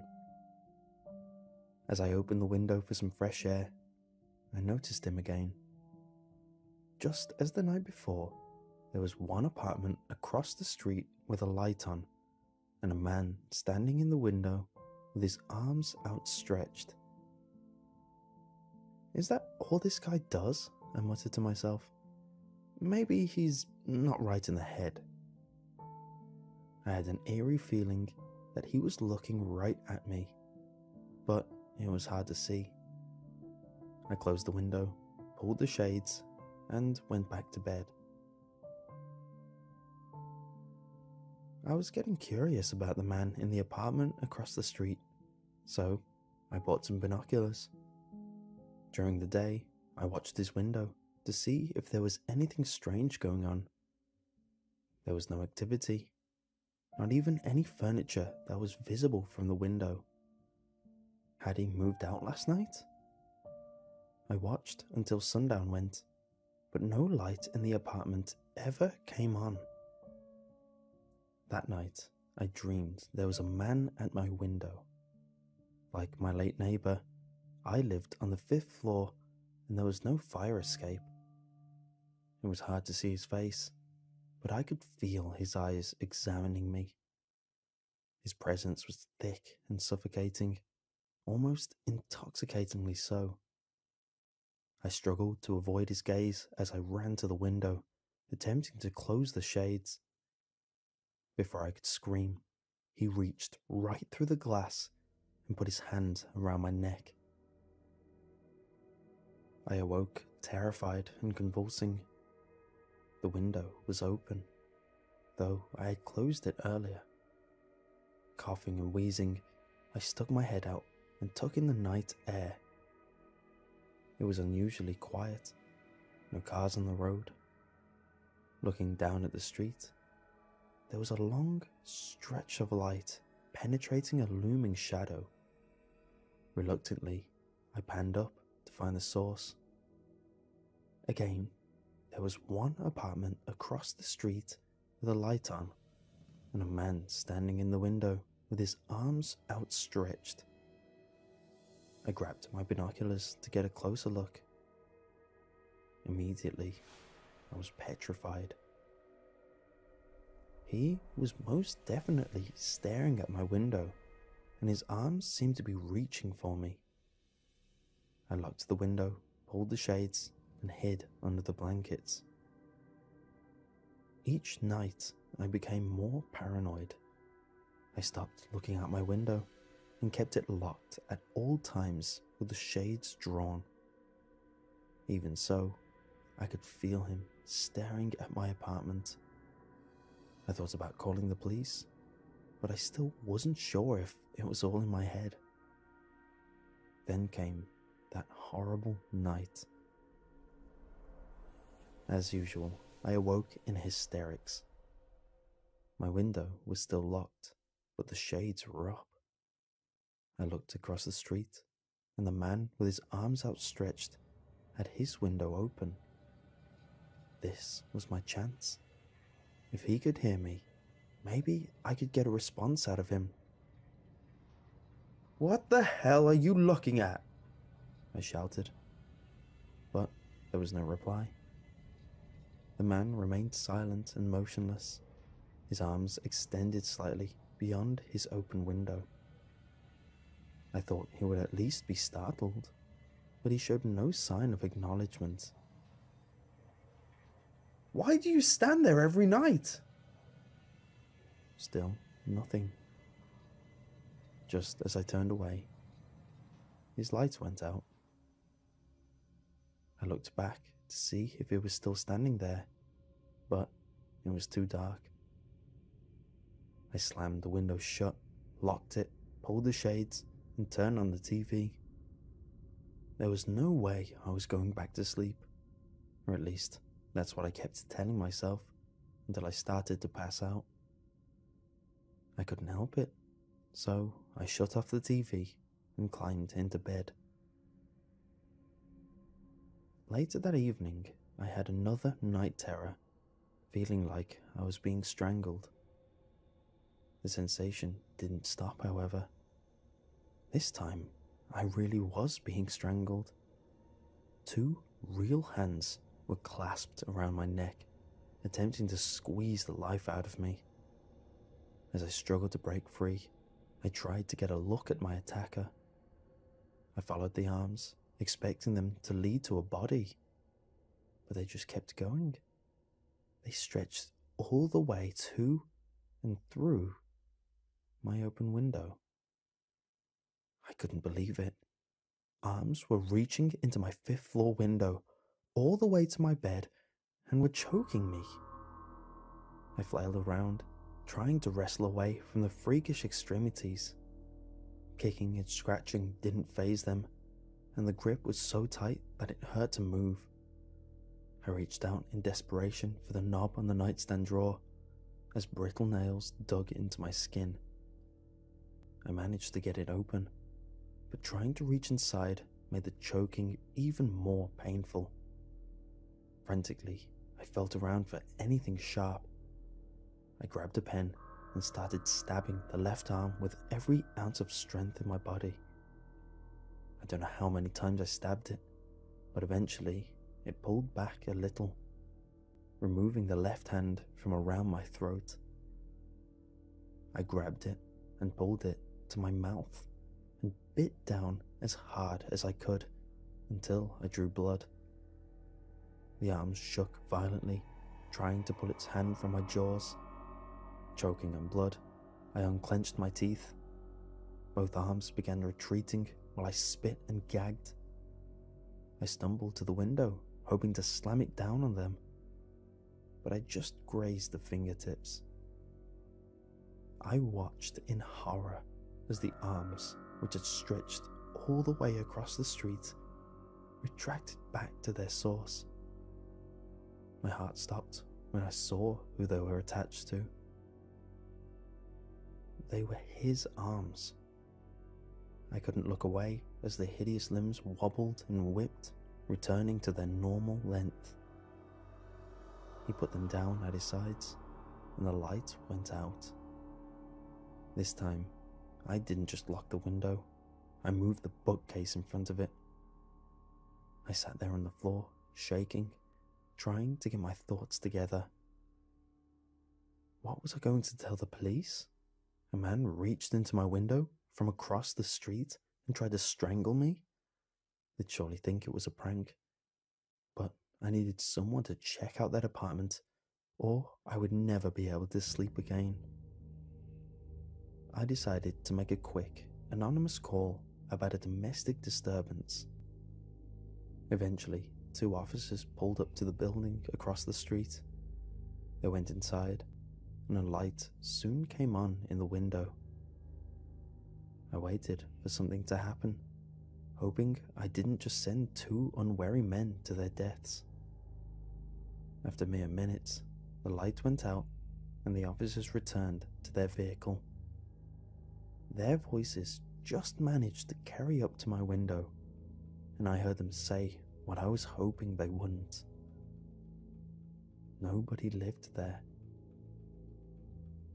A few weeks later, I saw a moving van outside the building. Someone was moving into that apartment. I was relieved, though my night terrors had already stopped. One night I couldn't sleep, so I turned on a light and looked outside. I noticed someone across the street looking out their window. For some reason, I felt compelled to reach for them.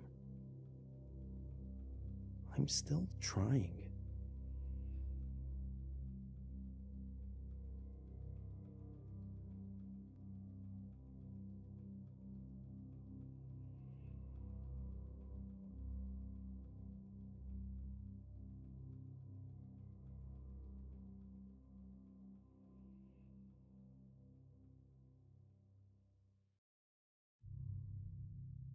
I haven't left my apartment.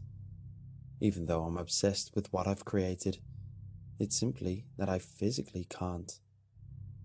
My phone keeps flashing, my stubble looks untidy with a rippling, dull reflection, and the sounds of weather are becoming obscure to my deafening ears. The brown algae has rooted through the pores of my fingers and is clinging itself to my crusty flesh like platelets. If I were to detach my hand from it, the roots growing slowly up and underneath my arm could die and poison me. I'm not hungry nor thirsty. The fungus provides me nutrients. These roots and organisms fuel me. Little round fish occasionally try to pop out of the fungus, some popping out through the slime of their eggs, some not. They will add to the millions of tiny worm-like fish already squirming around the tank in shoals. They tickle me when they squirm through the narrowing gaps of my developing, webbed hand. This tank used to be for normal fish. Goldfish, minnows, zebrafish. Zebrafish are my favourite. They all died, and I never replaced them. I left the light on with the filter switched off in a dead, withering tank for months. The speckled, thin brown algae erupted in areas and intensified across all 4 glass walls of the tank. Ready to clean it out, I saw a pulse. Intrigued, I fixated my stare. Again, a pulse. Rare at first, occasional in the following few days. I replaced the 24-watt bulb with a 36. Weeks later, I submerged my hand into the freezing, stagnant water. Hundreds of tiny leeches nibbled on my flesh, not even breaching my skin. Ticklish. Hundreds of pulses eagerly pumped toward my approaching hand, caressing it on immediate contact. My entire hand is consumed. The roots bulge out in my wrist and lower forearm. I feel thin jets of liquid shoot up through my veins and arteries. There is a cold, thin band on my arm where the transformation of blood temperature develops. The band rises each day. The scales on my hands are heating up by uncountable periods. The roots no longer pain me. My hearing is minimal. My vision is semi-thermal. I stick my tongue into the aquarium again and drink the squirming leeches, hoping to temporarily numb the freezing pain that is wrapping around my right elbow. I flex the muscle in my fingers and pop millions of pre-birth fish in eggs. The leeches will detect them and feast upon the unborn. These scales are beautiful and warm. I wish never to detach myself from this Pandora. My phone buzzes again, but I choose to ignore it. I will eventually be found. I must remove all worry, enjoying my last few days here with true paradise.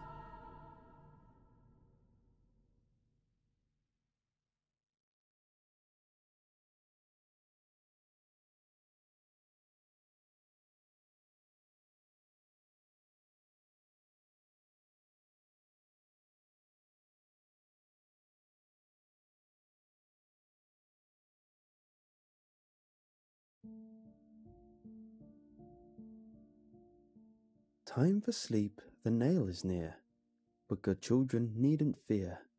Close the left eye, then the right. Now it's time to say goodnight. Until I was 9, I didn't really think about it, or if I thought about it at all, I thought it was just a normal lullaby that mothers all over the country sang to their kids. It wasn't until much later that I actually asked around about it and found out that nobody else had ever heard of it. Every night as I lay down to sleep, my mother would sing me that same lullaby, and every night I would follow along with the words. I would close my left eye when the song said to, and I would close my right eye afterward, and then, with both my eyes closed, I would try to fall asleep. It wasn't until I was 9 that I decided to close my eyes the other way around. I don't think I really expected anything to happen. I think it was just a streak of rebellion, or what passed for rebellion for a 9-year-old. I didn't do it while my mother was singing the lullaby. I didn't want her asking what I was doing. So I went ahead and closed my left eye, then my right eye, just like the song said. But after my mom left the room, I opened my eyes again, and this time, I closed the right eye. And I immediately opened it again. I had seen something, someone. In the dim light through my bedroom window, I caught a glimpse of someone the size and roughly the shape of a man, standing in the far corner of my room. And I thought, just before I opened my right eye again, it had turned toward me. I still remember the thoughts that raced through my head. I wasn't sure I had really seen anything. Maybe it was just my imagination. But what if it wasn't? What if there was something there that I could only see with my right eye closed? But I'd never seen it before. It had never bothered me. Maybe it was harmless. But what if it wasn't? Dreading what I might see, but dreading more what I might not be seeing, I closed my right eye again. It wasn't in the far corner anymore. It was looming right over my bed, and in what little light there was, it looked like it was holding a knife over my chest. As the knife came down, I squirmed out of my bed and onto the floor. I heard the soft susurrus of the blade cutting through the sheet. I kept my right eye closed and kept my left eye on the figure. It had moved when I wasn't looking at it, even if it hadn't bothered me before. Apparently now that I'd seen it once, it was coming after me whether I could see it or not. It stood again and slowly turned in my direction as I made my way to the door. As it lurched toward me, I turned on the light, and I got a better look at him. I say him because that's how I thought of it at the time, but looking back, I'm not sure at all the thing was actually male. Not that I'm sure it was female either. Its face and its build were both androgynous. It could have been either, or maybe neither. I guess it's just for a young boy, male is the default gender. Everything living is he until proven otherwise. I wonder if girls think the same way. If I were a girl, would I have thought of it as a she? Anyway, whether it was male, female, both or neither, the figure looked more or less human. But there was just enough wrong with it to mark it out as something else. I can't say everything that was off about it. Some of it I couldn't really put my finger on. The proportions were just a bit different from what they should have been, and there were some other subtle incongruities I couldn't pinpoint. And of course, under the circumstances, I was more focused on getting away from the thing than on studying its appearance. But even so, there were 3 features that stood out. It had one eye, bright blue and wide open. Not in the center of its forehead like a cyclops, but just where the left eye would be on a regular human. Where the right eye should have been wasn't a hole or a patch. There was just unbroken skin. Like an eye had never been there. Like an eye didn't belong there. That wasn't even the weirdest thing. I think the weirdest thing was its mouth. It was smiling, its lips wide open, but there was no opening between those lips, and there weren't actual teeth either. What was there looked like the flat plate of a bone or ceramic, with the outlines of teeth painted onto it. That was the weirdest thing, but not the most frightening. What scared me most was its claw, singular. What I had thought was a knife in the dim lighting from the window wasn't a knife after all. Most of its fingers were more or less normal, maybe a little bony.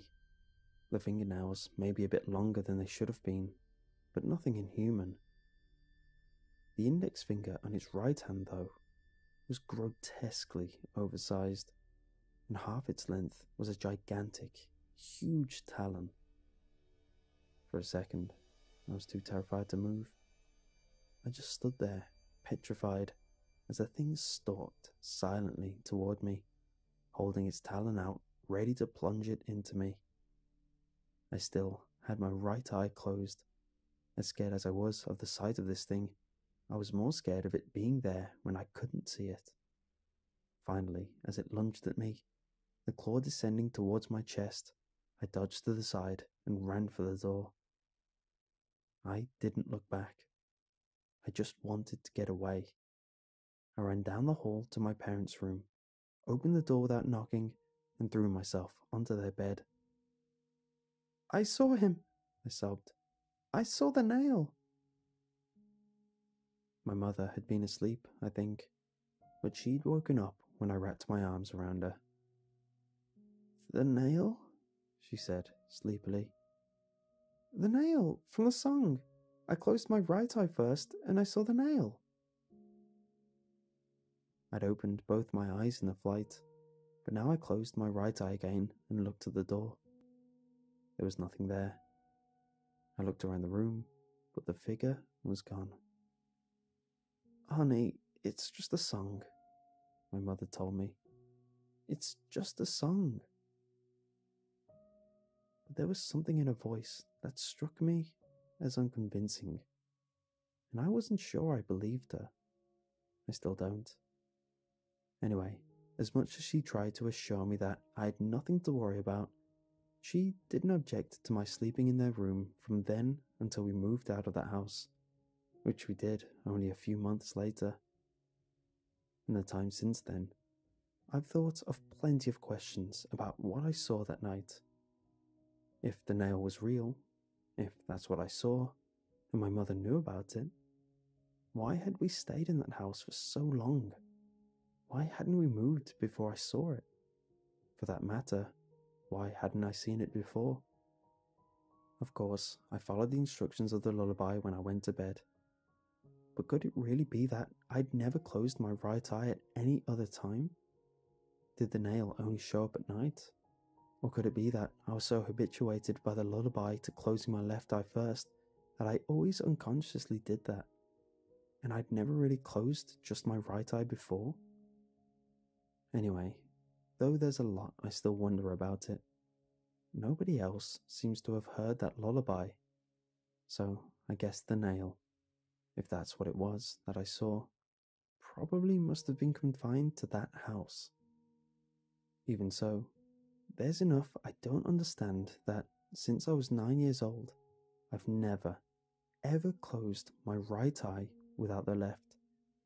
Not when I go to bed, and not at any other time.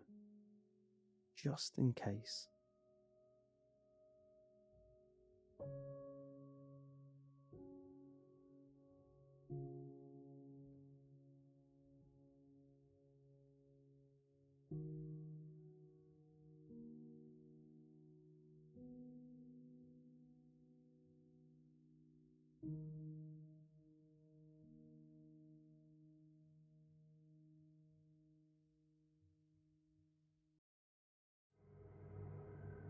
Let me get this out of the way first.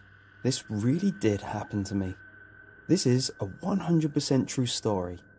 As with most true stories, do not expect some great shocking ending. I can only relate to you what I know. This is a mystery to me, and probably will remain so for the rest of my life. I am only recording this because I feel it highlights a concept I want to discuss. If you are willing to accept that fact, then let me tell you what happened to me one night when I was home alone. It was back when I lived in Kalamazoo, Michigan. I no longer live in Michigan, so I have no qualms with stating that little fact. I was a teenager at the time.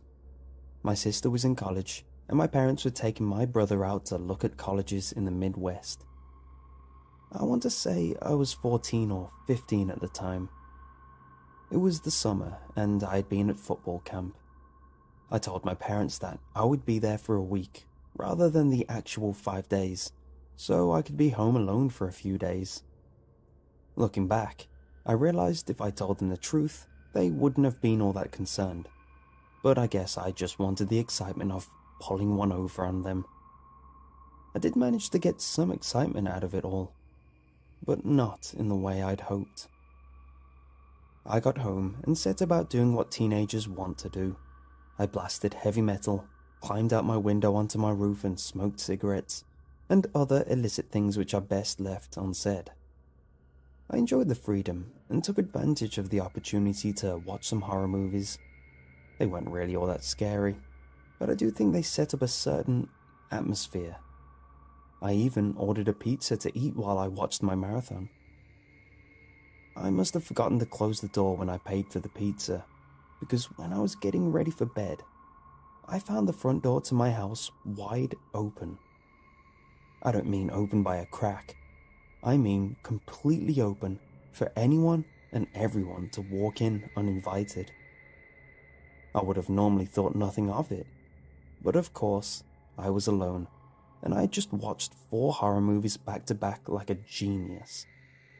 I had visions in my head of a crazed vagrant hiding in a closet with a box cutter, waiting for me to fall asleep before carving his murderous manifesto into my chest. I decided to arm myself with what I had on hand. A BB gun we used to spook off squirrels and raccoons. Yeah, we lived in a rural area. It was made to look like a handgun and was so realistic that it would probably get you shot if you started waving it around in public. You even loaded the BB gun by pulling back the slide, which gave a very similar appearance to a real handgun. I hoped that any razor blade wielding baseheads could be intimidated with this imitation. I would hope they wouldn't call my bluff because I had a crystal clear mental image of a BB bouncing ineffectually off his chest before he vivisected me with a chainsaw. I proceeded to sweep my house, looking in every closet and under every bed. I even checked the attic. Each time, the tension within me grew tighter and tighter in my chest, like I would pull open a door to see a man with a knife-sliced smile and butcher's knife grinning at me. I had a pants-crappingly terrifying mental image that he was slowly stalking behind me and hiding in places I had already searched, biding his time and sharpening his Freddy Krueger-style knife gloves in anticipation. I swept the house once, twice, thrice, without any signs of an intruder. I put the BB gun back and went to bed. I undressed down to my boxers and hopped in my bed. I don't remember at what time I drifted off exactly, but I do remember what time I was woken up. It was 2:30 in the morning, because I remember thinking to myself, who the hell is making that noise this late at night? It took a few seconds for my sleep-addled brain to register that I was home alone, and another few seconds to place the sound. It sounded like someone was tapping on my window. I was facing away from the window and had that childish thought that I should just ignore it and it would go away. It was the thought that the sound might not be coming from outside into my room, but from inside my room itself that made me roll over and look around my room.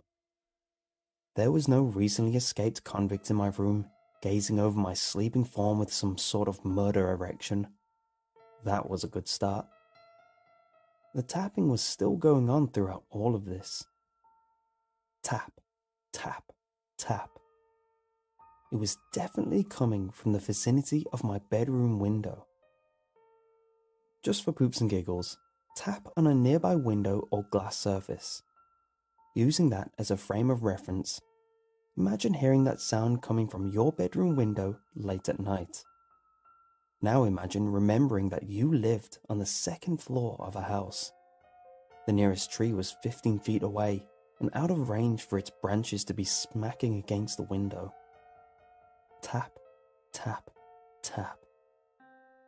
My mind painted images of hockey mask wearing men sitting on the 3-foot space of the roof outside my room, tapping on my window with their machetes.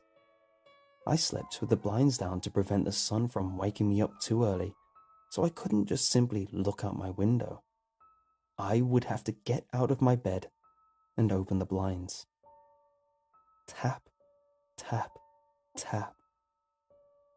I was genuinely terrified that someone was outside my window. I got out of bed as quietly as I could. I thought any sound would entice my brutal death. I crept towards my closet and opened the door. I was no longer imagining home invaders waiting in the dark closet with their sickles sharpened. I was certain that there was a clear and present danger feet away from me outside my window. I searched my closet for something to defend myself. The only thing I could find was a wiffle bat. I almost laughed at the absurdity of me tearing open the blinds threateningly, wielding a plastic bat at the intruder. At least they would have some sort of decent comedic fodder for my tombstone. He died in his boxers, brandishing a plastic bat against a sword-wielding undead samurai. I found nothing else remotely feasible for a weapon. I crept open to the window with a plastic bat in my fist. The tapping was still emanating from the window. I cautiously raised my hand to the pull string.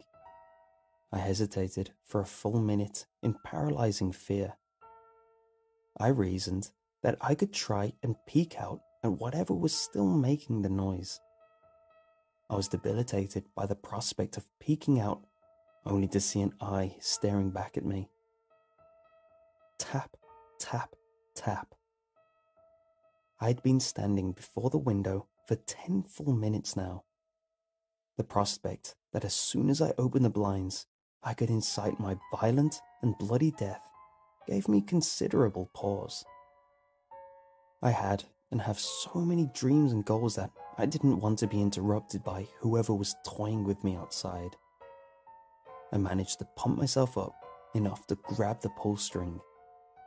I listened to the inconsistent but continual noise coming from inches away. I decided to open it on the 10th tapping sound.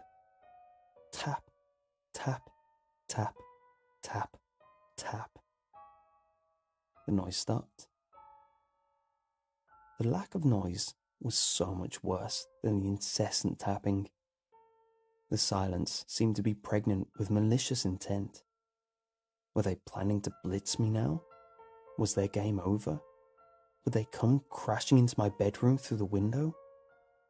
I held onto the plastic bat so tightly that my cuticles went white.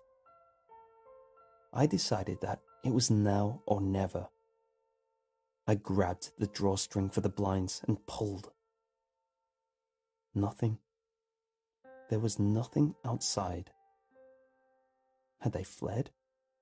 Had they tired of the mind games and moved on to more responsive targets? The sudden thought that they had dropped down to the lawn and were entering the house made me go to my bedroom door and lock it. My back was to the window, and my hand just touched the door lock when... tap, tap, tap. The sound was back. I whirled around and my heart was hammering in my chest. There was nothing outside. I remember thinking that this must be what insanity felt like. Tap, tap, tap. The sound was coming from the window, but there was nothing outside. I got close to the window and listened for the sound. My mind raced, trying to attribute the sound to something. I couldn't explain it. There was absolutely no reasonable explanation, but the tapping continued. I must have examined every inch of the window and the area around it to discover the source of the sound, but I had no luck. The sound stopped after a few minutes, and I decided that I was too tired to try and piece it all together. I lay back in my bed, I closed my eyes and tried to sleep. But just as I was drifting off, tap, tap, tap. I didn't sleep at all for the rest of the night. I half expected the sound to come back the next night, but there was nothing. I don't know what would be worse, if the noise came back or if it vanished without any explanation. If it started up, I could reason that it was the house settling or the wood shifting and expanding in the cool summer night air. It didn't return, and my mind is still unable to think what had caused that sound. Was it some fiendish monster toying with my mind? Was it the spirit of the least threatening ghost possible? My parents came home the day after that, and I lived in that house for a few years before I went to college and my parents moved to another state. In that time, I never heard that tapping sound again. It's almost weird how clearly I can remember all of this. I guess it's because this memory had such a profound impact on me. It helps me realize that sometimes the scariest thing in life isn't a corporeal thing. The scariest thing is a mystery, an unexplainable occurrence. The scariest thing is something incomprehensible to the human mind, even if it is something as minuscule as the sound of tapping on your window late at night.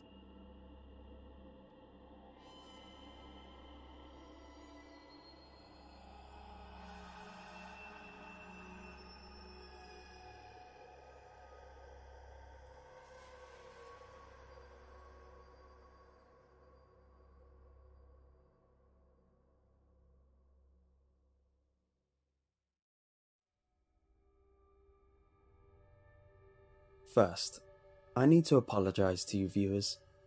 I'm so sorry. I'm coming to you in my time of need. Please help me.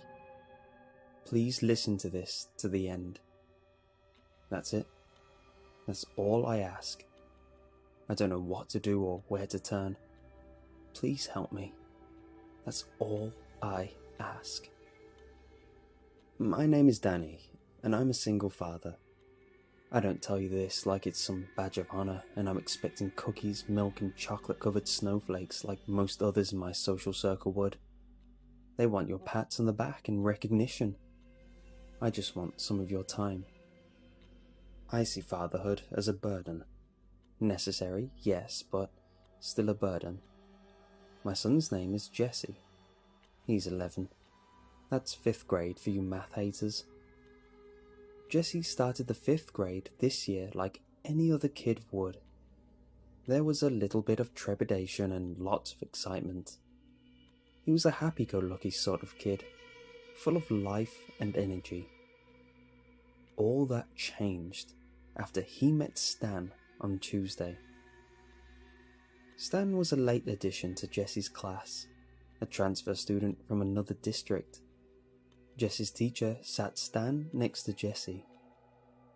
When I picked Jesse up after school on Tuesday, he told me that Stan was his new best friend. He wasn't acting like himself though. He was pale and sweaty. I took his temperature, but he wasn't running a fever. I asked about his day, and all he would tell me was that Stan was his new best friend. Stan's my new best friend, Jessie would say. I know, I can't wait to meet him, I'd say back. Dad, Stan is great, you should meet him. He's my new best friend, the best in the world. We must have had this same conversation 1,000 times that night. When I tucked Jessie in bed, he looked up at me with tears in his eyes. He put his little hand in front of his face and wiggled his index finger, telling me to come closer. I bent over him, and he put his hand to either side of his mouth. You know, the little kid way of telling a secret. Well, I turned my head, and he whispered something into my ear that chilled me. At the time, I didn't know why it chilled me, but it did. He whispered, "You do believe me, right, Dad?" I sat back up and looked down at him. "Believe you about what, son?" "Stan," he said. "Stan's my best friend." I nodded and took his temperature once more. Again, he wasn't running a fever. I went to bed, but couldn't really sleep that night. On Wednesday, I pulled up to the school to drop Jessie off. He got this really weird look on his face and told me that he didn't want to go in. "Are you feeling sick?" I asked. "No," he said. He was chewing on his bottom lip like crazy. This was something else I'd never seen him do. "No, I need to go to school." He opened the car door and got out. No goodbye, no I love you, nothing. He trudged up the front steps of the school with his head down. I let off the brake and turned away to drive to work. A little boy was standing right in front of my car. 2 more seconds and I would have run him over. The boy was pale, with a mop of blonde hair that was almost white and bright blue eyes. He knocked on the hood of my car twice, waved once, and walked up the stairs to school. When I picked Jessie up after school on Wednesday, he looked a lot better. He was a tiny bit paler than normal, but he seemed happy. He told me all about his day. He told me about dinosaurs and music and math, and then he told me about recess.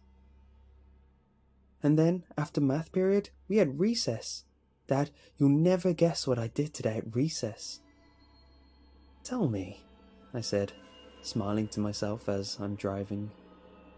I'm thinking tag, football, keep away, all the things I remember the boys doing at recess when I was that age. Something benign, something normal. "I joined a church." I frowned at this. A church? At recess? Jessie nodded. "The Church of Stan." I thought that it must be some sort of new make-believe game the kids were playing. "What's the Church of Stan?" I asked. "It's Stan's church, Dad." Jessie laughed like I was the silliest person in the world for asking that question. "What do you guys do though? You know, as members?" I asked. "Lots of stuff. Today though, we just listened to Stan talk. He was saying some funny words and I got sleepy and dozed off. A bunch of us did." I pulled into the driveway at home and we got out. "Was that it?" I asked. Things sounded weird for sure, but the kids didn't seem to be doing anything wrong. "Stan gave us flyers too." Jessie pulled out a crinkled up piece of paper and handed it to me.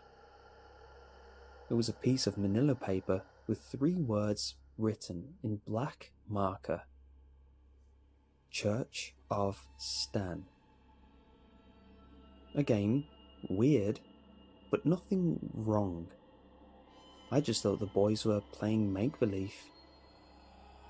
I was wrong. When I picked Jesse up after school yesterday, I could tell that something was very wrong with my little boy. He looked panicked and scared.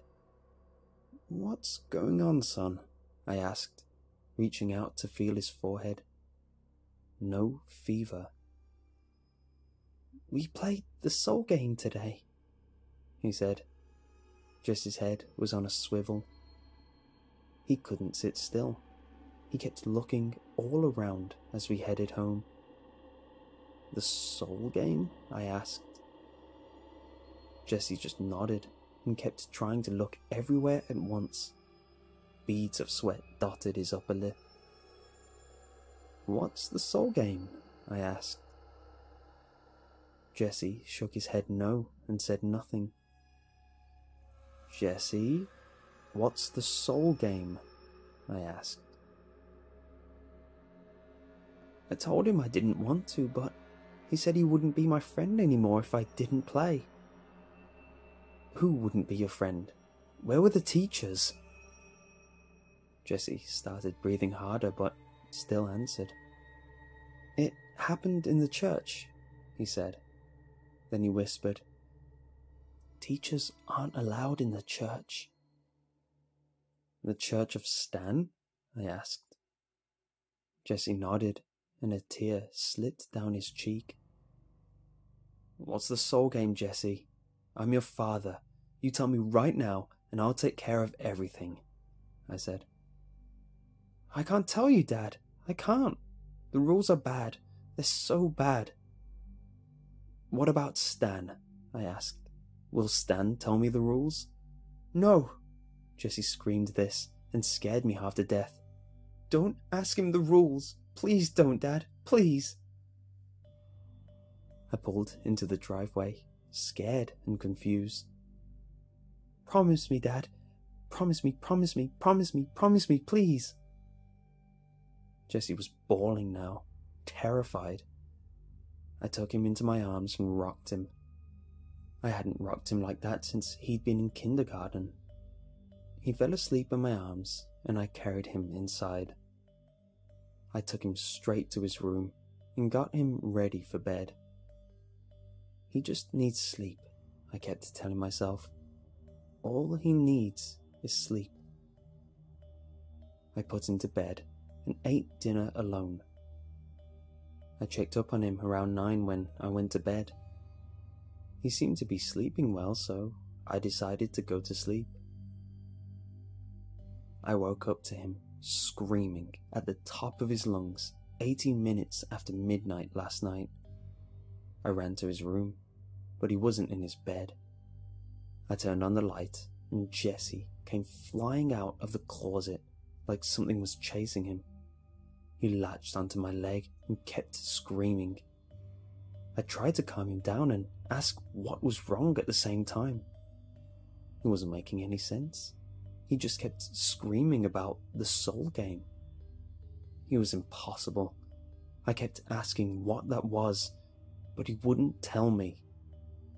I tried to put him back to bed, but he would have none of it. Finally, I just took him to my room, and he slept in my bed. Jesse fell right to sleep. I was lying on my side, watching him, stroking his hair, when his eyes popped open, and he stared right into mine. "I'll tell you the rules after school tomorrow," he said. Then he closed his eyes. What was going on with my kid? In the darkness, I stared at the ceiling for a long time before rolling over to my side and staring into the bathroom. You know how when you're at the edge of sleep, sometimes your leg will kick and jerk you awake, or you'll imagine yourself falling, or that you've tripped over something and get jerked awake? That happened to me all last night. Only I kept being ripped from sleep by seeing something in the doorway to the bathroom. every time my eyes would start to slip shut, I'd see the dark outline of something large in the doorway and jerk awake. Of course, nothing would be there, and I would start falling asleep again. The outline would appear in the doorway once more, but it would be closer to me, like it had taken a baby step. Over and over, this kept happening until morning. This morning, on the way to school, Jessie seemed out of it, lethargic. I felt the same way. I was even more exhausted.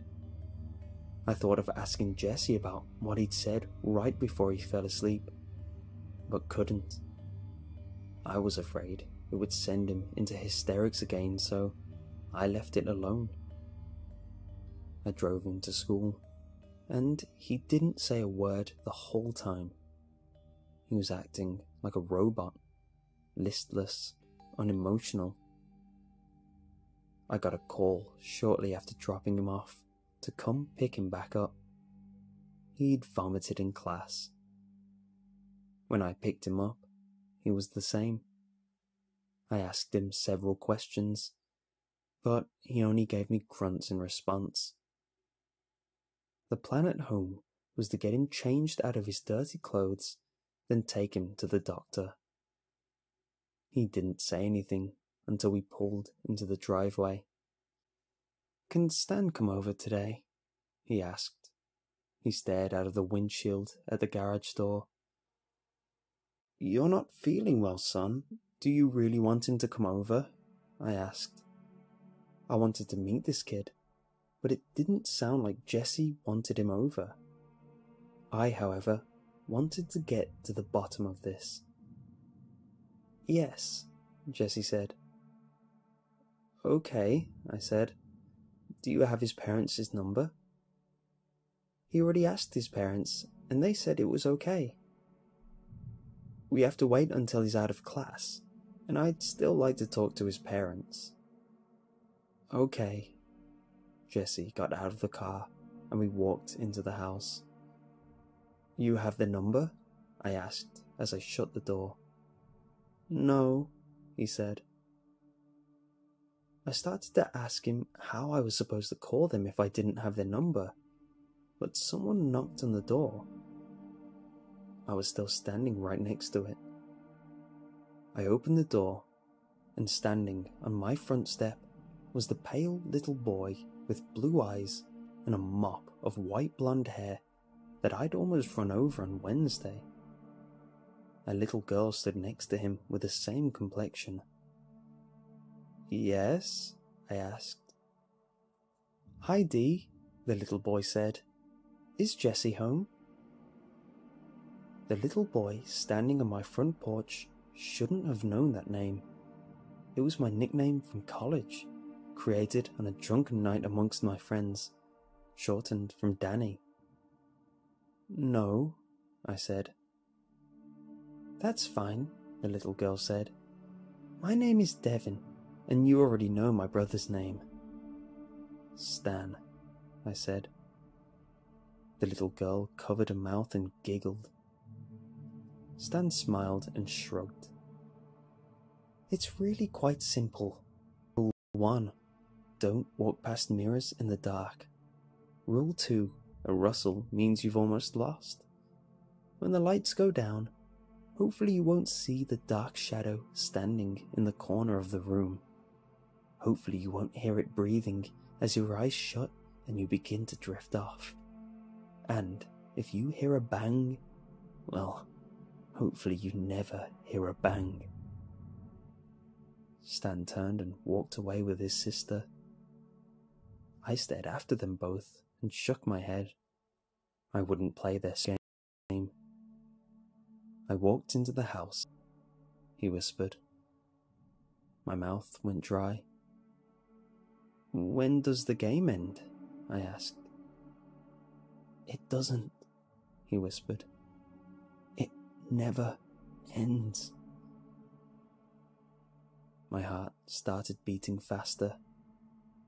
"What's the third rule, Jessie?" His face fell, and he sucked in a deep breath. Rule 3. Knowing all 3 rules makes you a player. My stomach dropped. What happens if you lose? When it's dark, you'll hear them coming. They like to let you know when they're getting close. Who? Stan and Devin, Jessie said. They'll reach out through the mirrors or open doorways and drag you through. How do you win? I asked. You win if you tell more people the rules to the soul game than the person that told you does. Like I said, viewers, I'm so sorry. But thanks for helping, really. I'm going to enjoy my newfound freedom, and I hope that you enjoy your night. Give Stan and Devin my best.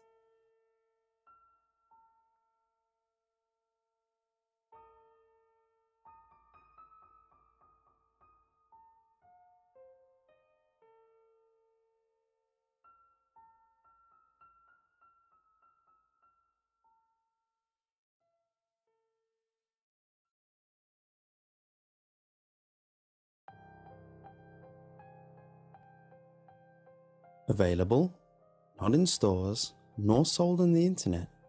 They can be found on the porches of abandoned homes in Maine, Rhode Island, Birmingham, and Maryland. However, most have been taken up by conspiracy theorists, who have given the info needed to complete this article. Sourpois is a television set created by a now defunct company, Terra Soundwaves. The initials were found sloppily engraved into the back of the set, possibly by a child from the ages of 5 through 7. The set was not popular during the 2 years it was sold, as over 2,000 refunds have been noted. All people who have refunded the television have claimed to have the same set mailed back to them in large, sloppily closed boxes. Terra Soundwaves was largely uncredited for doing a large amount of work during 1969 through 1982, mostly on low-budget movies that are now presumed lost, the most famous one named One Night More, made in 1975. The films, the ones that exist now, are not available on any DVD or any streaming site, as the quality somehow grows worse. The audio is much better than most films available in that time period, and strongly sounds like HD audio that wasn't used until the 2000s. The television set has little to no channels, depending on location. The most channels that were available was 21, not counting the 74 blank channels. All blank channels purported to play some sort of indistinguishable audio, and company were gone. Here is a list of the known shows. Man of Fire. Oddly, the only show that was available on the internet during 2009 through 2013. Based on reports, the show was about some sort of superhero made of fire, and the quality suggests that it was created in the early 50s. The last episode is not available, besides one VHS that has been recorded over. Based on the contents that were left on the VHS, the episode is much more violent than the others. How to Please Your Family with Gio Diani. As stated in the title, it's about a man teaching husbands and wives how to keep your family happy. If found, tips are not recommended to be used.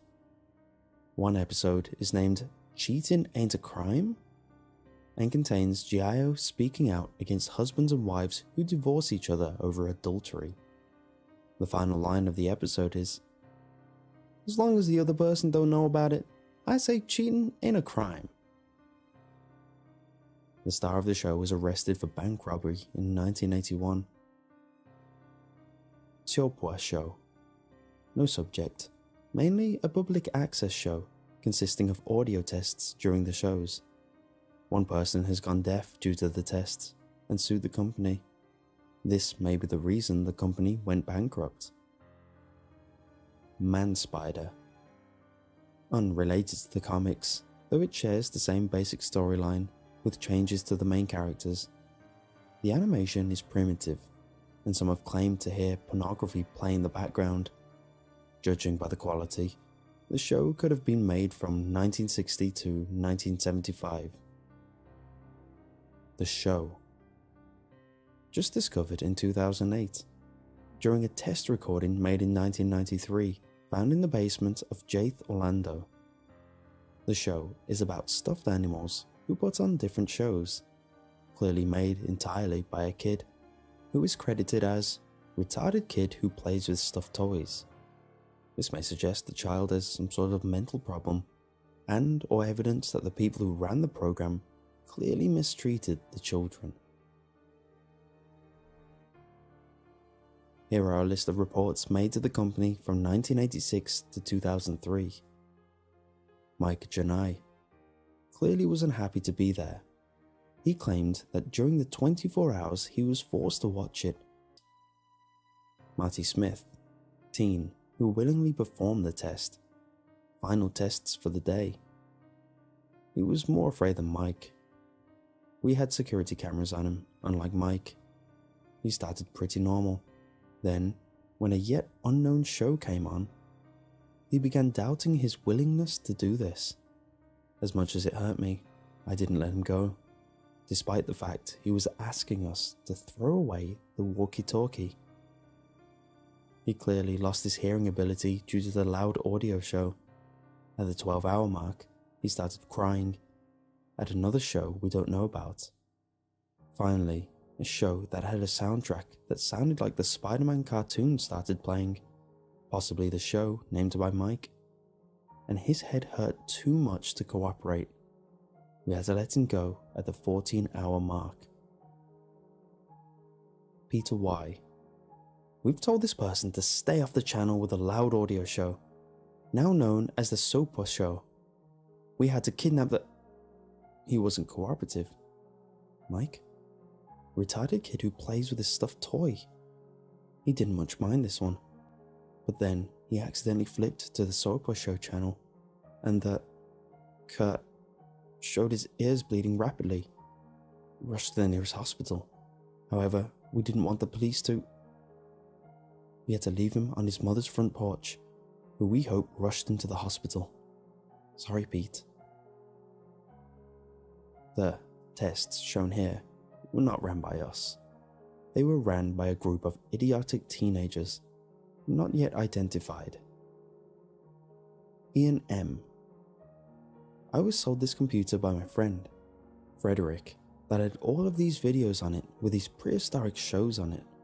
I'm willing to sell you these videos, considering you've been trying so hard to obtain that TV. I at least presume these were wherever they are from. Who am I? A friend. Signed, I am. Cora Opala.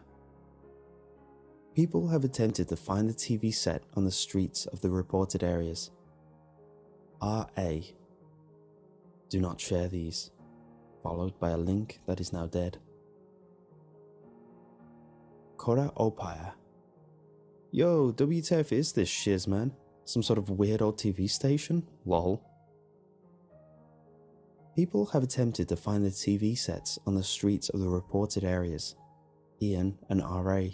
both found the set on the porches of abandoned houses. Cora's short comment is merely a comment on the download link. Terra Soundwave's CEO's comment. Despite the fact that the CEO is dead, we found a once lost interview from him from 1974, advertising the set in one part.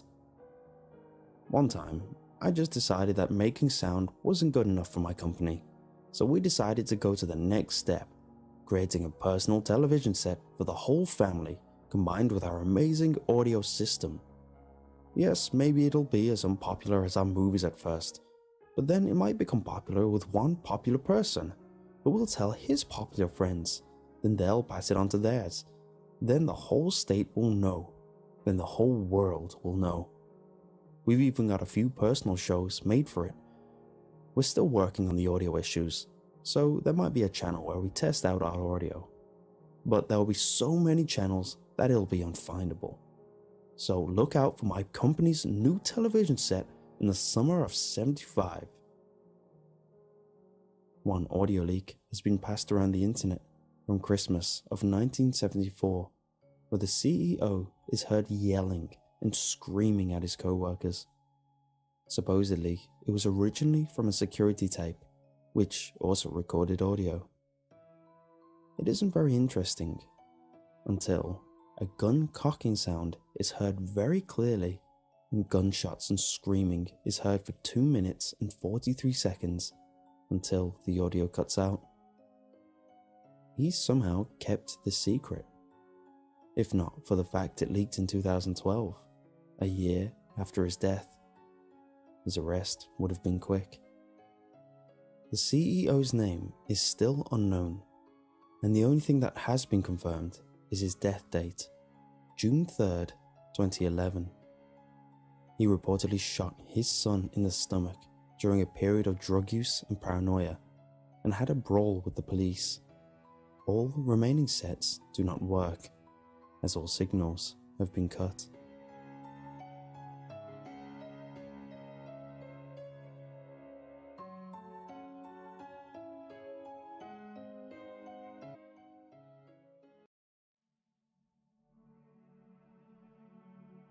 When I was a kid, I was a bit of a brat.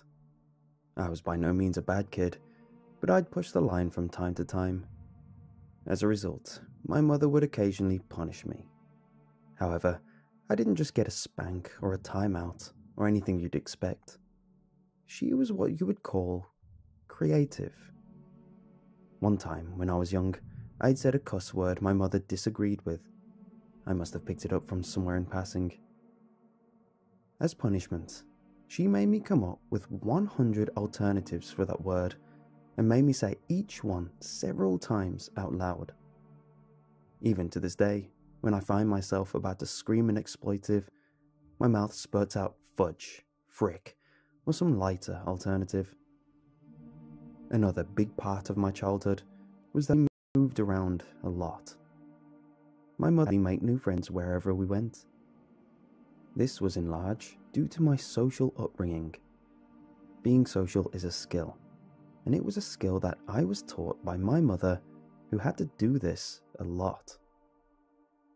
We had moved to this one place when I was around 8. By then, I had already grown accustomed to the process of moving. I unpacked my clothes into the new wardrobe, I set up my bed sheets, and explored the layout. Then, finally, saving the best for last, I unpacked my toys. All was well for the first few weeks. I was already making friends. I was having fun exploring the neighborhood. However, when I went to play with my toys one day, I noticed a number of them missing. At first, a childhood fear set in. The horrible, sinking feeling of loss. I went to my mom and asked her if she'd moved them for any reason. She said no, and suggested I possibly misplaced them, that this might not have happened if I tidied up. I went back to my room, defeated, that this was a punishment for not tidying up. I figured if I cleaned up after play, they would magically reappear, which, of course, would be my mom simply returning them. It was around this time that something strange started to happen. At night, I started hearing faint noises. It was a kind of scratching and scraping. It was hard to place at first. It sounded to be in the walls at times. But the more I concentrated, the clearer I started to hear it. I was eventually certain that it was coming from somewhere under my bed. This, of course, made me think of the dreaded monster under the bed I'd heard about. Each night I'd hear it. A small shuffle here, a little scrape there. Then some weirder noises. Beeps that sounded like a laser gun. A blare of sounds that reminded me of a plane. And a muffled sound that I recognized as the voice of one of my figures. I confronted my mom about it. I told her I was hearing strange noises at night, that I was scared there was a monster under the bed. She jokingly seemed to bring up that it might be the toys I'm missing. I went back to my room after that, a little more confused than before. The toys disappearing made sense to me. Though my mom wasn't telling me, I was pretty confident she had them. But the noises at night did not. I took a deep breath and quickly peered under my bed. Nothing. I tidied up my act after that. I made sure to clean up every time I took something out. I made sure to show my mom too, which she praised. I hoped each time that she'd return my toys, but nothing would. One night, I was woken by a new sound. It was barely audible, but after a while, I soon recognized it as a metallic squeak. It would repeat, squeak, squeak, squeak, like something old straining to move over and over. It then started to pick up, getting faster and more frequent. Throughout all this, I was terrified, covering myself with my sheets, as to me, they were the best defense against whatever was stirring below me. This all led. After that, there was a pause of silence, at which I was fully awake and fully aware, adrenaline keeping me from escaping to a sleepy peace. I held my breath and strained my ears, waiting for any more stirrings. The silence was soon broken with the sounds of grazing across the floor. It sounded like it was heading towards where the last noise ended. However, it never moved far. It soon stopped, and I suddenly felt alone. Sleep wasn't easy that night. When I woke the next morning, I'd almost forgotten about everything that night, my mind pushing it to the realm of possibly being a frightening dream. But as I got out of bed, something on the floor caught my eye. It was one of the toys I had lost, a small metal replica car. This made me apprehensive about the space under my bed from then on. I was puzzled about where it came from. There was definitely nothing under my bed. I had checked many times before. I took a deep breath, heart racing, and peeked under to compulsively check again. Although dark, it was still empty. That morning, I asked my mom if she was in my room that night. She told me no, but I had a feeling it was her returning the toy to me. The following weeks, things calmed down, and I was soon back to my old habits. I'd leave my toys out longer and longer after playing, tidying up later each time. Some days I didn't even bother at all. After a while, I started to notice that my toy count was far fewer than it had ever been before. It was so noticeable that my mom picked up on it as well. She pinned them on disappearing due to the move, and promised that I'll get more on my birthday, which was quickly coming up. The excitement at this trumped all feelings of loss, and was the thought that kept me going, despite my lack of things to play with. This was because my birthdays were legendary. Due to the constant moving, my mother always made an effort to make my birthdays as social as possible. It was a great way for me to make friends with the local kids, and for her to meet new people as well. It was a win-win. When my birthday rolled around, Everything was perfect. Things started with some organized activities. We played musical chairs, passed the parcel, and other amusing games that ended with fun rewards. After a while, we all worked up an appetite with our high-energy competitiveness. We moved on to the buffet, which consisted of all your childhood favorites: hot dogs, burgers, sausage rolls, and other finger foods, followed by plenty of cake. When all the scheduled events were over, the kids were allowed to run amok and have fun, while the adults sat back, relaxed, and mingled. We started in the yard. We played a few rounds of tag, which was exciting. However, there were so many of us, and the yard was so small, that we moved on to another game. We decided to play hide and seek. Because this place was new to all the other kids, it was fun, since part of the excitement is the rush you get from trying to find a unique hiding spot. No one knew the place, so being the seeker wasn't just a case of routinely going to all the known spots. Everything was fresh. This was the game that lasted for the rest of the party, and everyone loved it. Each round, the boundaries kept expanding. At first, the kids were apprehensive about going indoors since that was where the majority of the adults were. But soon, kids were hiding behind the small conservatory, then soon under the tables in the dining room. After seeing that the adults didn't mind, we eventually were using the whole house. I thought I'd have an advantage. However, the creativity of both the hiders and the seekers was amazing. Despite knowing my way around more than the others, I had to be smarter.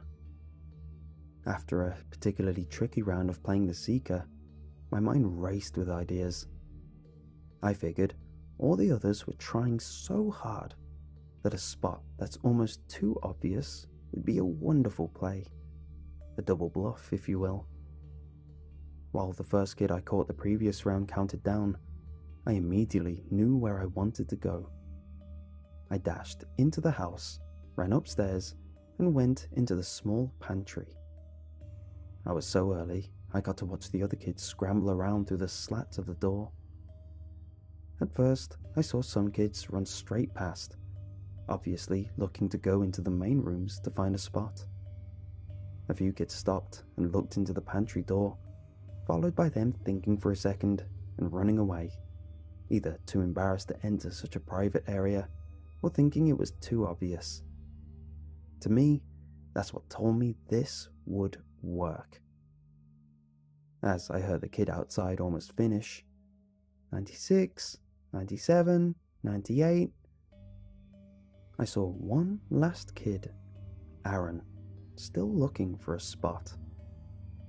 I had to hold in my laughter to avoid bringing attention, but that brief feeling of superiority was a rush for 9-year-old me. I smiled as I watched him rush around, panicking. His smile stayed on my face as I saw him enter my bedroom.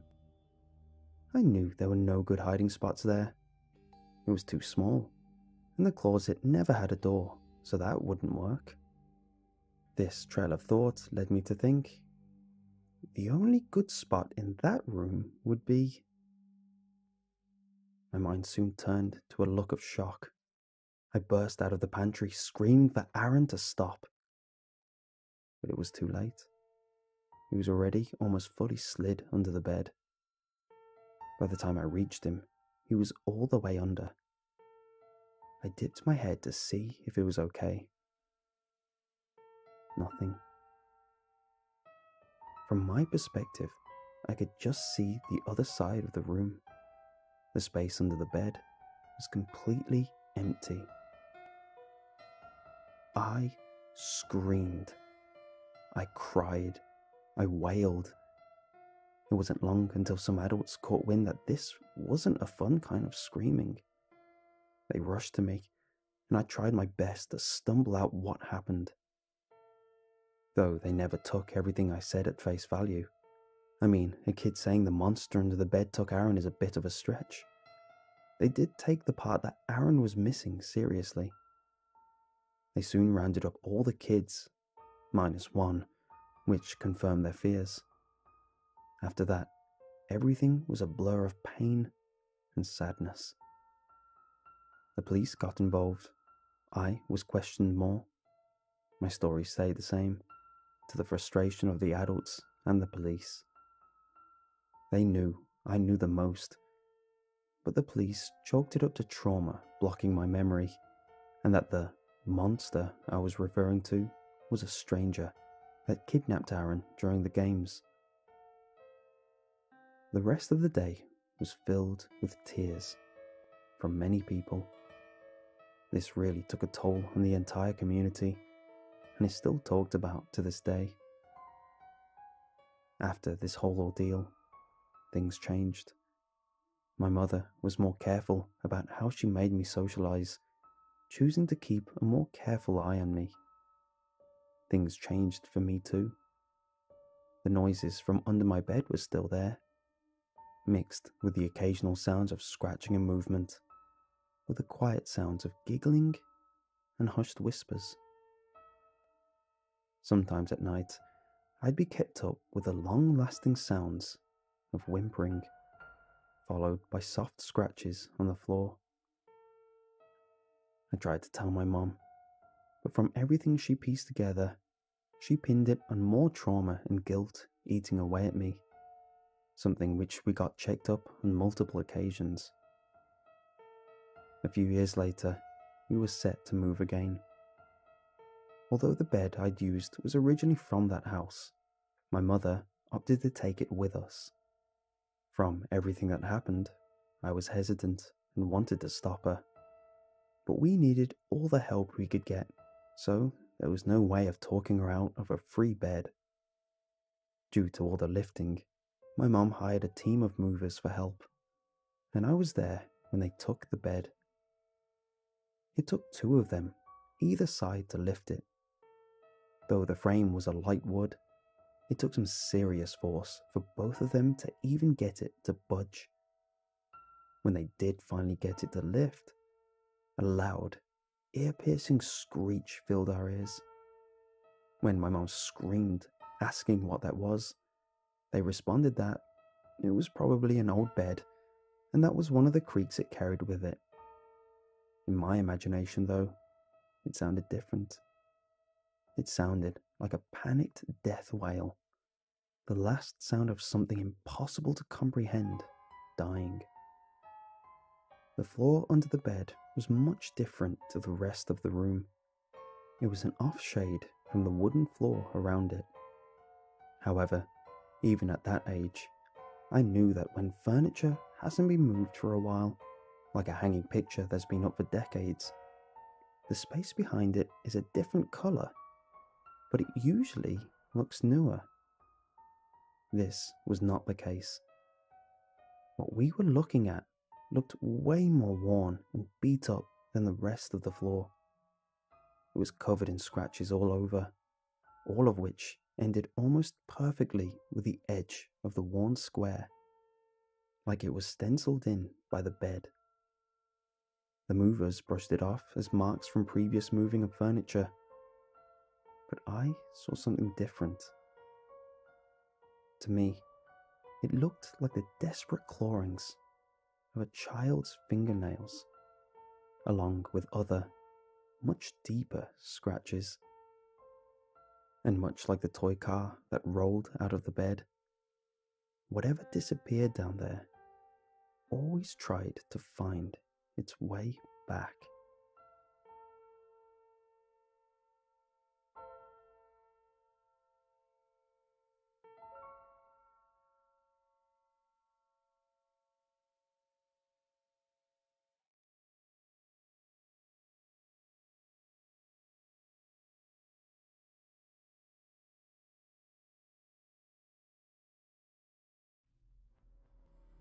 So my roommate, let's call him Sean, left school before the semester ended, and I thought this was rather strange, so I rummaged through some of his stuff and found a notebook. What I read was shocking. Here's what the notebook read. I've replaced names for privacy reasons. Well, I've never really written a diary or anything before, so I don't really know what I'm doing. But here goes nothing. Night 1. The concert was good, I guess. I'm not really into screamo that much, but Jack was good on guitar. So my girlfriend Rachel and I were taking everybody home. We came close to Rick's house, and we saw a bright orange light up the night sky and smoke rising into the heavens. It was an extremely large amount of light and smoke, so naturally we went to check it out. We thought a house was on fire. That's how large it was. It was strange because there was no road that led directly to where the fire was. So we parked the truck on the closest street and proceeded on foot. As we got closer to the fire, we started to hear chanting. We couldn't tell what the chanting was saying, but it was deep and loud. I'm not sure why I got as close as I did. Maybe to impress Rachel. But the point is, I got close. Too close. Every person chanting was surrounding the fire in a large circle, and they all appeared to be wearing the same robes, like monks. Anyway, I was at least less than 100 feet away from them. I held my phone up so that I could take a picture, but before I could take the photo, one of the men saw me, and in an instant, all of them were glaring at me, their hoods darkening their faces. Instinctively, I took off running and ran back to the truck and yelled, "Drive!" Immediately, Rachel floored it and we took off. They asked me what happened, and I told them that I thought they saw me. It was quite a scare, but I wasn't too worried. It's not like they know where I live. I went home that night, and at about 1 in the morning, I decided to hit the hay.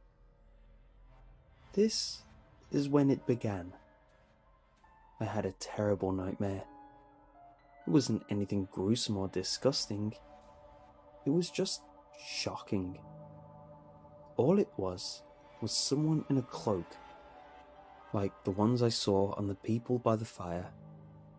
What I saw was this man in the cloak. All he did was stand there and stare. I couldn't make out any of the features of his face, just his eyes. They were pitch black, piercing, like they were staring straight into my soul. I didn't sleep the rest of the night. Night 2. I had the same dream as last night. It was just longer this time. I felt like I wanted to wake up, but couldn't. It was like the man had trapped me. Night 3. I don't want to sleep tonight. I can't stand to have that dream again. I've been looking over my shoulder all day. I'll just drink some Red Bull and watch a marathon of Top Gear. Day 4. I might be going crazy, or maybe it's the lack of sleep, but I could have sworn I saw the cloaked man out of my chemistry window. Night 4. I tried to stay awake again tonight, but I couldn't.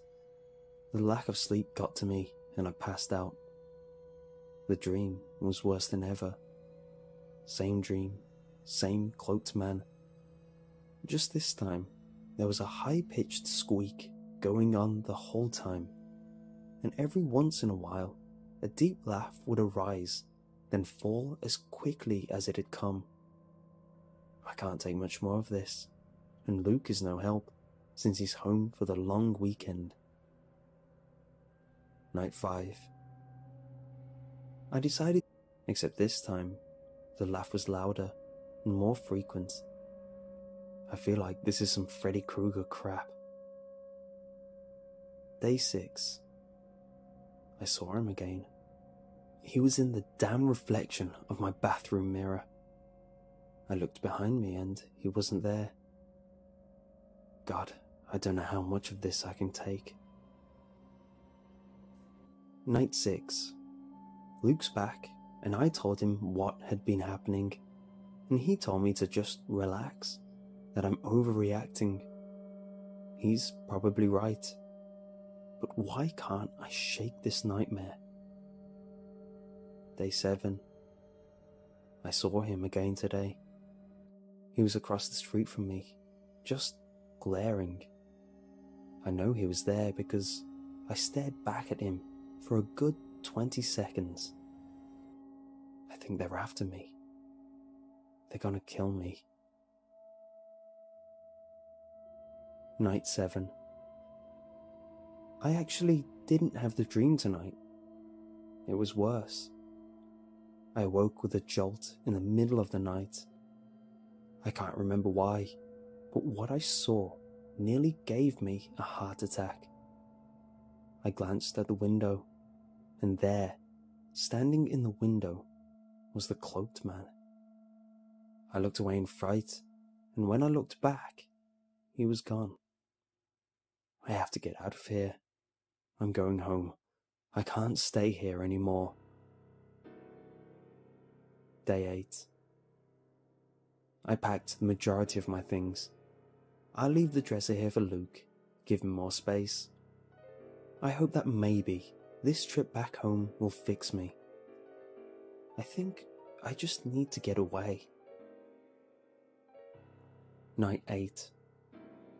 Luke invited me to a party tonight, but I told him I was too tired and I was going to get some sleep. I wish I went to that party. Luke stayed out all night, so it was another night alone. The dream came back, and it was just as bad as before. Like last night, I woke up in the middle of the night and looked out the window. Thankfully, there was nobody there.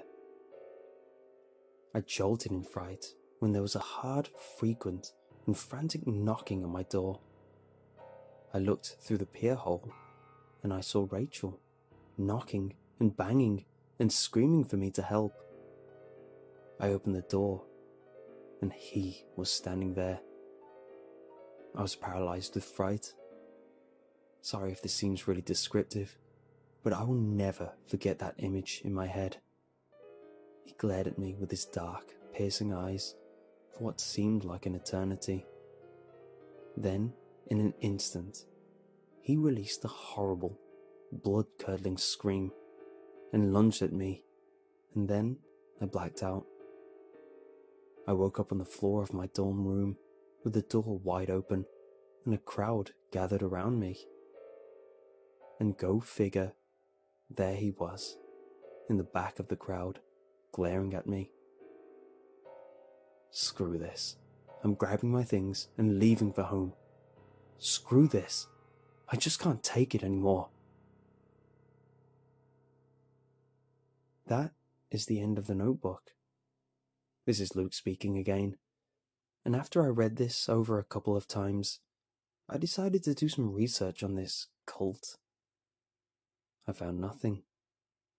But what I can tell you is what has happened since the incident, and what I've determined. Well, Rachel went back home as well. I guess she's not with Sean anymore. But there is a good reason for that. Sean never made it back home. For some godforsaken reason, he jumped in front of a moving train and killed himself the night he was supposed to get back home. I think his plan of escaping the cloaked man didn't work, and he just couldn't take it anymore. Here's what I've determined on the whole situation. There was no cult.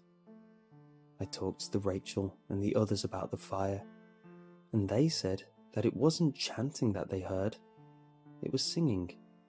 And they also said they didn't get close enough to tell, but they said they couldn't see anyone around the fire. So I think that they were all figments of Sean's imagination. Maybe something happened to him in his childhood that sparked his mind to think up this disturbing cult. I'm not the best at research, so maybe I missed some key information about this cult. Any information you might have on this cult would be greatly appreciated. And on a side note, I'm pretty sure I saw the cloaked man in the hallway while I was getting a drink. Maybe Sean's notebook is getting to me.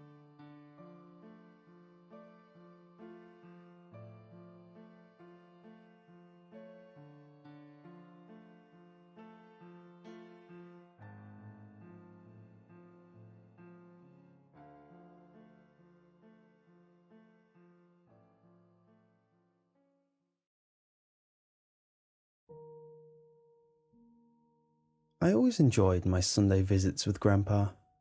He wasn't able to take care of himself anymore, so the family had moved him into a retirement community.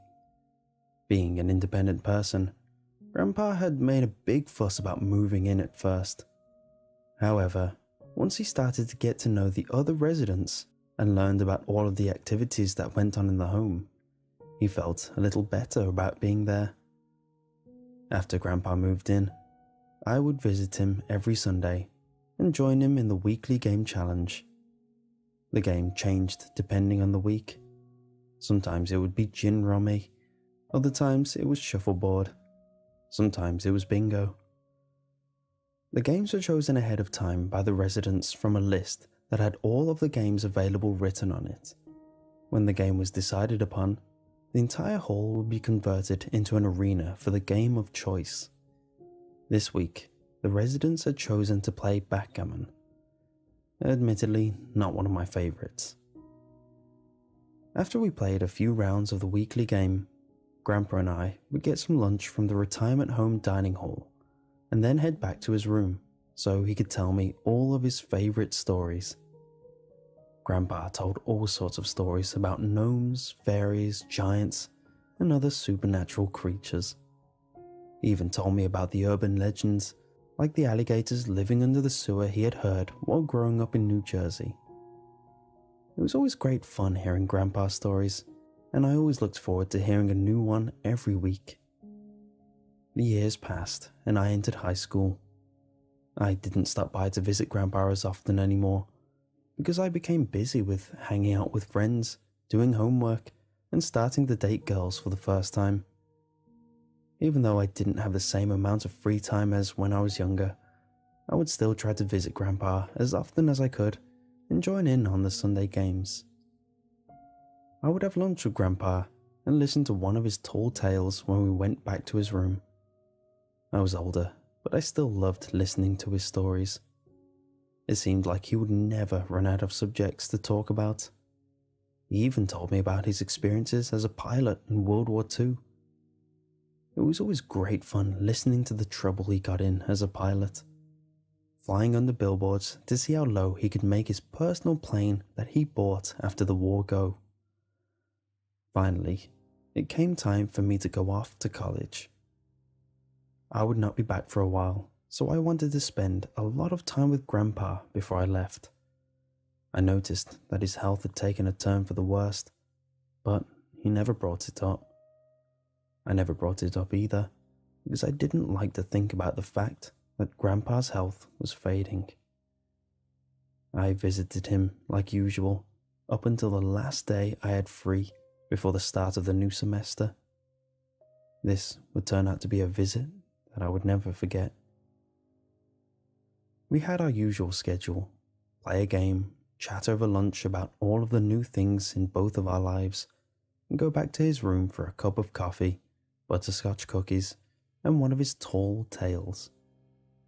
We sat at the table next to one another, dunking our cookies into our hot coffee and eating them one by one. Today, Grandpa seemed more introverted than usual. He hadn't really said much over lunch either. I figured that this was because he was having one of his bad days, or the days when his bones ached and he had a hard time getting around. However, I didn't think this anymore when I saw Grandpa promptly stop eating the cookies in front of him and give me the most serious look I had ever seen him give me in his life. I put down my cookies as well, and listened for whatever it was Grandpa was about to tell me. He cleared his throat and, in a grey tone, said, "You are older now, Thomas. You are about to go off to university and experience a whole new chapter in your life. That is why today I have to give you some advice." I smiled and urged for him to go on. Grandpa nodded and continued where he left off. "You are the first person I'm telling this to. I told myself I would only tell my most devoted grandchild the story in the hopes that they would not make the same mistake I did in life. And you must promise me that you will only tell this story to your most devoted grandchild, so that every generation is given a fair warning." Grandpa paused and made sure I was going to keep the promise. I swore that I would on my life, and then he continued on. "You know about your grandmother, don't you? You were only 5 or so when she passed away." At this, he paused when he saw my expression changed a bit. After patting my shoulder for a moment, he went on. "Yes, I miss her too. I always loved her dearly. It is at my old age that I've had a lot of time to reflect on my past actions. I wish that when we were married, I could have treated her better. If I had treated her better, maybe she wouldn't have turned out like that." I was taken aback a bit by his statement. "What do you mean?" Grandpa sighed. "This is what I wanted to talk to you about. Some advice I want to offer for you as you head off into the world and want to make a life for yourself. You see, your grandmother and I got married in the 50s. In those times, men were king of the house and their wives had to attend to their every need. I'm not saying it is right, it is just the way things were back then. I was the same as most men of that era. I was fresh out of the military service from World War II and had just settled down with your grandmother. We bought a cheap house under a government program to encourage home ownership, and I got a job working at an office. Unfortunately, like most men of the era, I was always very hard on your grandmother, who, like most women of that era, stayed at home. I always demanded the best from her, the best housework, the best meals, the best hosting when we had neighbors over. I insisted that she always dress up, wear makeup, and put on her fine jewelry when managing the house. No wife of mine was going to be a slob and get me mocked by the neighbors. Looking back now, I realize how silly I was to demand all of that of her, but I suppose we were both victims of the culture of that time. I think my strictness got to your grandmother at times, because there were occasions when I would see her weeping to herself as she made dinner in the kitchen. When she was like that, I would leave her alone. I had tried to suggest that we watch one of her shows on the Women's Network or listen to a cooking show on the radio, but my suggestions always just made her more upset, so I learned to give her space when she was in one of her moods. However, one night, she was so upset that she burned our meal. Even after burning it, she still served it in both of our dishes at the table and sat down to eat her own portion, still weeping as she shoveled the burnt pieces into her mouth. This was unacceptable to me. I chastised her for what she had done and told her to go back in the kitchen and make a new dinner for both of us. I told her if she couldn't get herself together to simply make me a sandwich, that ought to calm her down a bit. It was then that something changed in her. Her tears suddenly stopped and a small smile crept over her face. She laughed a bit and I laughed along too. The whole situation was a bit comical. I apologized for being strict and she shook the whole thing off.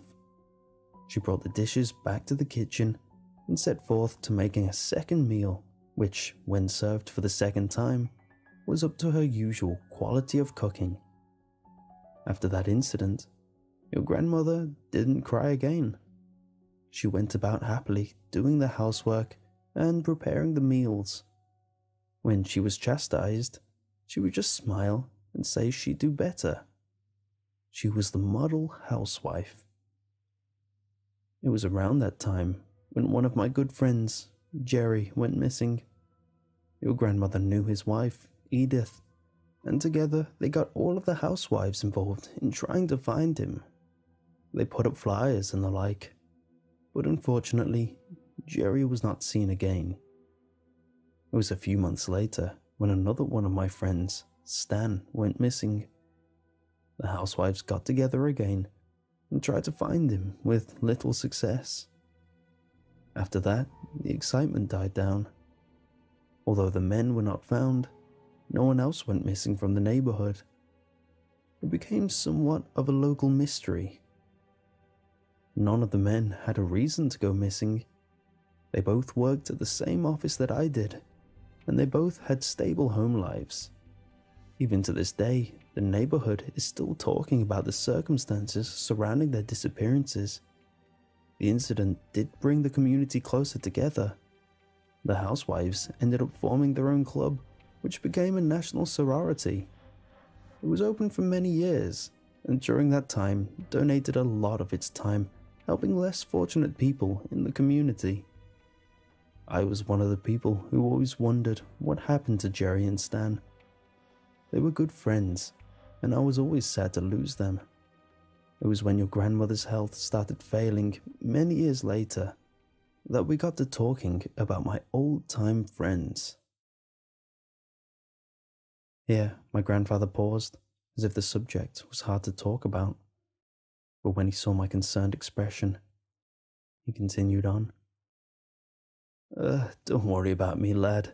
I'll be okay. Now, where was I? Oh yeah. Many years later, your grandmother and I were talking about Jerry and Stan. And that is when she brought up all of the great things she cooked while we were looking for them. The mouth-watering roast she had prepared and fed to all of the members of the search party. The roast beef sandwiches she had packed for the lunches I took to the office. The blood pudding she had made for the neighbors. She went on like this, naming off all of the different meats she had cured and served to people over the years. I recalled all of her meals with warmth, but was a bit confused to why she would have brought it up when I was talking about my old friends. And that is when the smile came over her face. That same smile that had come over her face at the dinner table those many years ago. An unsettling kind of grin that seemed to reach in and tug at my very soul. "They've already been cooked, dear," she said in a crackling, uneven tone. I felt myself retch a bit at the thought of consuming the terrible thing I had. Your grandmother just chuckled and continued on. "I cooked them along with all of the people you complained about at your job. Remember how you complained about Stan and Jerry getting promoted before you? I took care of that, did I? I made sure the supervisors who were bullying you moved away. Of course, they didn't really go anywhere other than my cooking pot. I always made sure to cook a perfect meal out of all the naysayers, just for you." Grandpa stopped his tale to retch a bit, and I stared at him with my mouth open. I could feel the colour draining from my face. At this point, I was visibly shaking. When he got a hold of himself, he continued on. "Shortly after, your mother told me she passed away peacefully in her sleep. That same creepy smile was painted on her lips when I found her. After her funeral came and went, her last words haunted me. I wanted to know more. I started reading through her old journals, and I learned that the women's club she had formed, the Jersey White Hat Club, had a very dark practice that they put into place. Should any man give them a hard time, it was not above them to punish him in any way possible. They outlined all of the ways they could punish their significant others, boyfriends, or other troublesome men in their lives. There were recipes for poisons, instructions on how to psychologically torture people. There were so many dark things I read in those journals that I don't even want to repeat them. One of their most twisted games was taking a friend of the troublesome men in their lives and serving it to him in the form of food. They had all sorts of recipes about cooking and preparing human beings. Those journals were some of the most horrible things I have ever read in my life. I would have burned them all if I didn't have to turn them into the police station for evidence. That's what I did instead. The police read the journals over in complete disbelief. I gave them the journals with the specific conditions of keeping my family out of the media and the investigations. I told them that was the only way I would hand over the evidence. Since I knew the head of the local police station, he pulled some strings and focused much of the investigation on the living members of the sorority, like your grandmother's best friend, Edith. They investigated the local Jersey White Hat Club and brought in all of the current members for questioning. Our family sat on the sidelines watching the whole thing in disbelief. As you know, Edith had been one of our close family friends for years. Everyone was shocked that she was actually a member of such a dark cult. If they knew everything that I do about your grandmother, they would have been more horrified. Fortunately, that was not a truth that any of them had to bear. Later, the police found out that every chapter of the sorority across the United States was still practicing the dark rituals written in your grandmother's journals. They were able to successfully shut down the sorority 2 years ago after being active for all those years. But I heard recently a new club started up under a different name.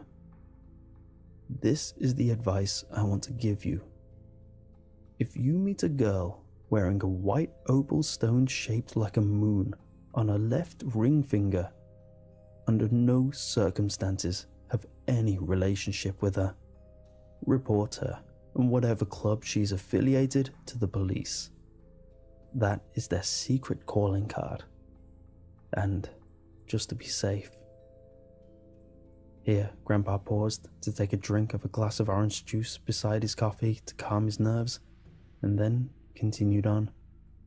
Never, I repeat never, mock a girl by asking her to make you a sandwich.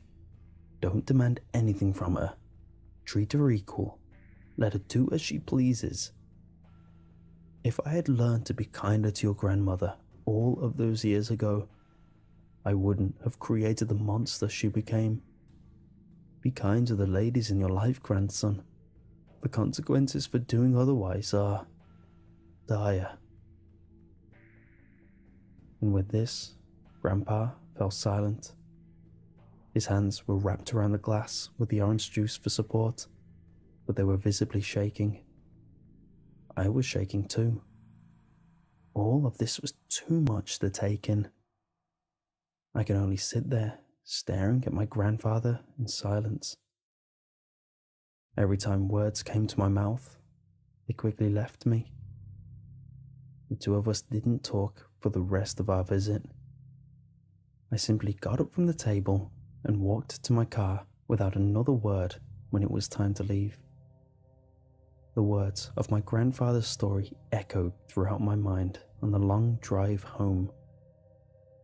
4 years after my visit, and shortly after I received my bachelor's degree, my grandfather passed away. I attended the funeral in the late spring. The whole family was there. My mother, my father, his 2 brothers, my cousins, my sister, and her husband. Of course, the more obscure family members were there too, like my grandfather's sisters, the cousins 3 or 4 times removed, and other assorted relatives. Your standard fare for the typical family gatherings. It was an open casket funeral, so the family could come up and look at him lying peacefully in his new home. I came up and paid my respects. I silently promised my father that I wouldn't tell what I knew to anyone in our family, and thanked him for all of the good times we shared. It was then that one of my female cousins came up and paid her respects to Grandpa too. She tried to lighten the mood a bit by teasing me about finding a girlfriend. I told her that I was in no hurry to find one, and she rolled her eyes. As she went to talk to the other family members, I got a sight of something white on her finger. My heart started beating loudly in my chest at the sight of it. It was an opal stone cut in the shape of a moon. She wore it on her left ring finger. My eyes shot around the rest of the room. My aunt wore the ring, my female cousins wore the ring, my grandfather's sisters wore it as well. Even my mother wore it. My head started spinning as I realized that all of the female members of the family wore the same ring. I felt my heart pounding louder and louder in my chest. My grandfather had made a big mistake not getting our family involved in the investigation.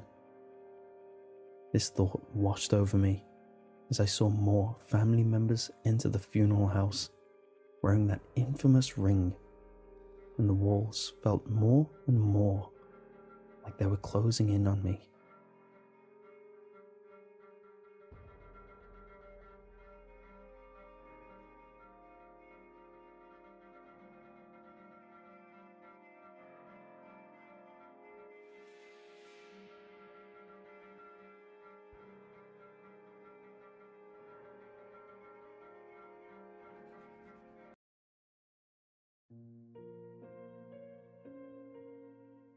In 2 miles, take exit 19 for Valley Park Drive South, Siri chirped from my sister's phone. Charlotte, turn that thing off. I know where I'm going. You sure about that? I mean, it's been a couple of decades, Mark. Please, like I could ever forget where Adventure Valley is. Come on, we spent every summer of... There it is! I swerved briefly into oncoming traffic as Charlotte thrusted her arm in front of my face to point excitedly out the window. That's Adventure Valley! Oh my god, what ride is that? That coaster. It was called Steel something, right? No, wait, that's Mayhem Mountain, isn't it? I gently pushed my sister's arm out of my face and back over to her seat. I couldn't fault her for her excitement, while I was trying so hard to control my own giddiness. It felt like we were kids again, yelling and bouncing in the backseat of my parents' car as the first shining rails and wooden planks of the park's roller coasters came into view above the treetops. That's Steel Viper, I told her. Mayhem Mountain's on the other end of the park, and that wooden coaster over there is Excalibur. Oh yeah, I remember those. I was always too much of a wuss to ride the Viper, but I rode the hell out of Excalibur. Well, Charlotte, you're an adult now. I think it's time to take on the Viper. As long as the contractors have tested it and given it the okay, I'm in. That was really the question, wasn't it? We didn't know which rides had been inspected and cleared, and which ones hadn't. I sent up a silent prayer that Mayhem Mountain was counted among the rides that had. I'd left Brandon several voicemails asking about it since he was the one in charge of everything. But with how fast things had been moving since we'd bought the park, I couldn't fault him for being a busy man. If you told 12-year-old me that my crazy, hyper, wild-eyed friend Brandon Decker would end up graduating cum laude from Northwestern Business School, I would have laughed in your face. Brandon? No way. Tyler maybe, but never Brandon. In fact, half the reason I think he chose a business designation was because of Adventure Valley. When the park had closed in 1989, Brandon had gathered us all together in his basement, and with gravitas and sullenness I'd never seen in him before or since, asked us to make the pact.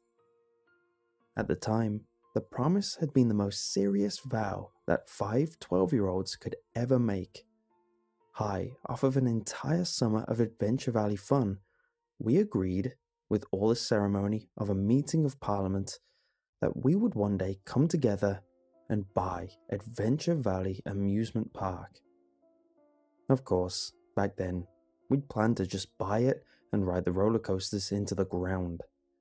We decided which friends from school we would let in and which enemies would be barred from the gates. It had always been our park, and it was only right that we should have it. It had taken 20 years, but we eventually did fulfill our promise. With a hell of a lot of pushing from Brandon and a sizable offer of collateral from Tyler, the bank had agreed to give us the multi-million-dollar loan to buy, repair, refurbish, and reopen the park. The size of the loan that the 6 of us were responsible for gave me nightmares for several weeks. How would this place ever turn a profit? It had been closed decades ago after operating in the red for several years. The county had experienced a high number of runaways and missing persons in the area in the last years of the 1980s.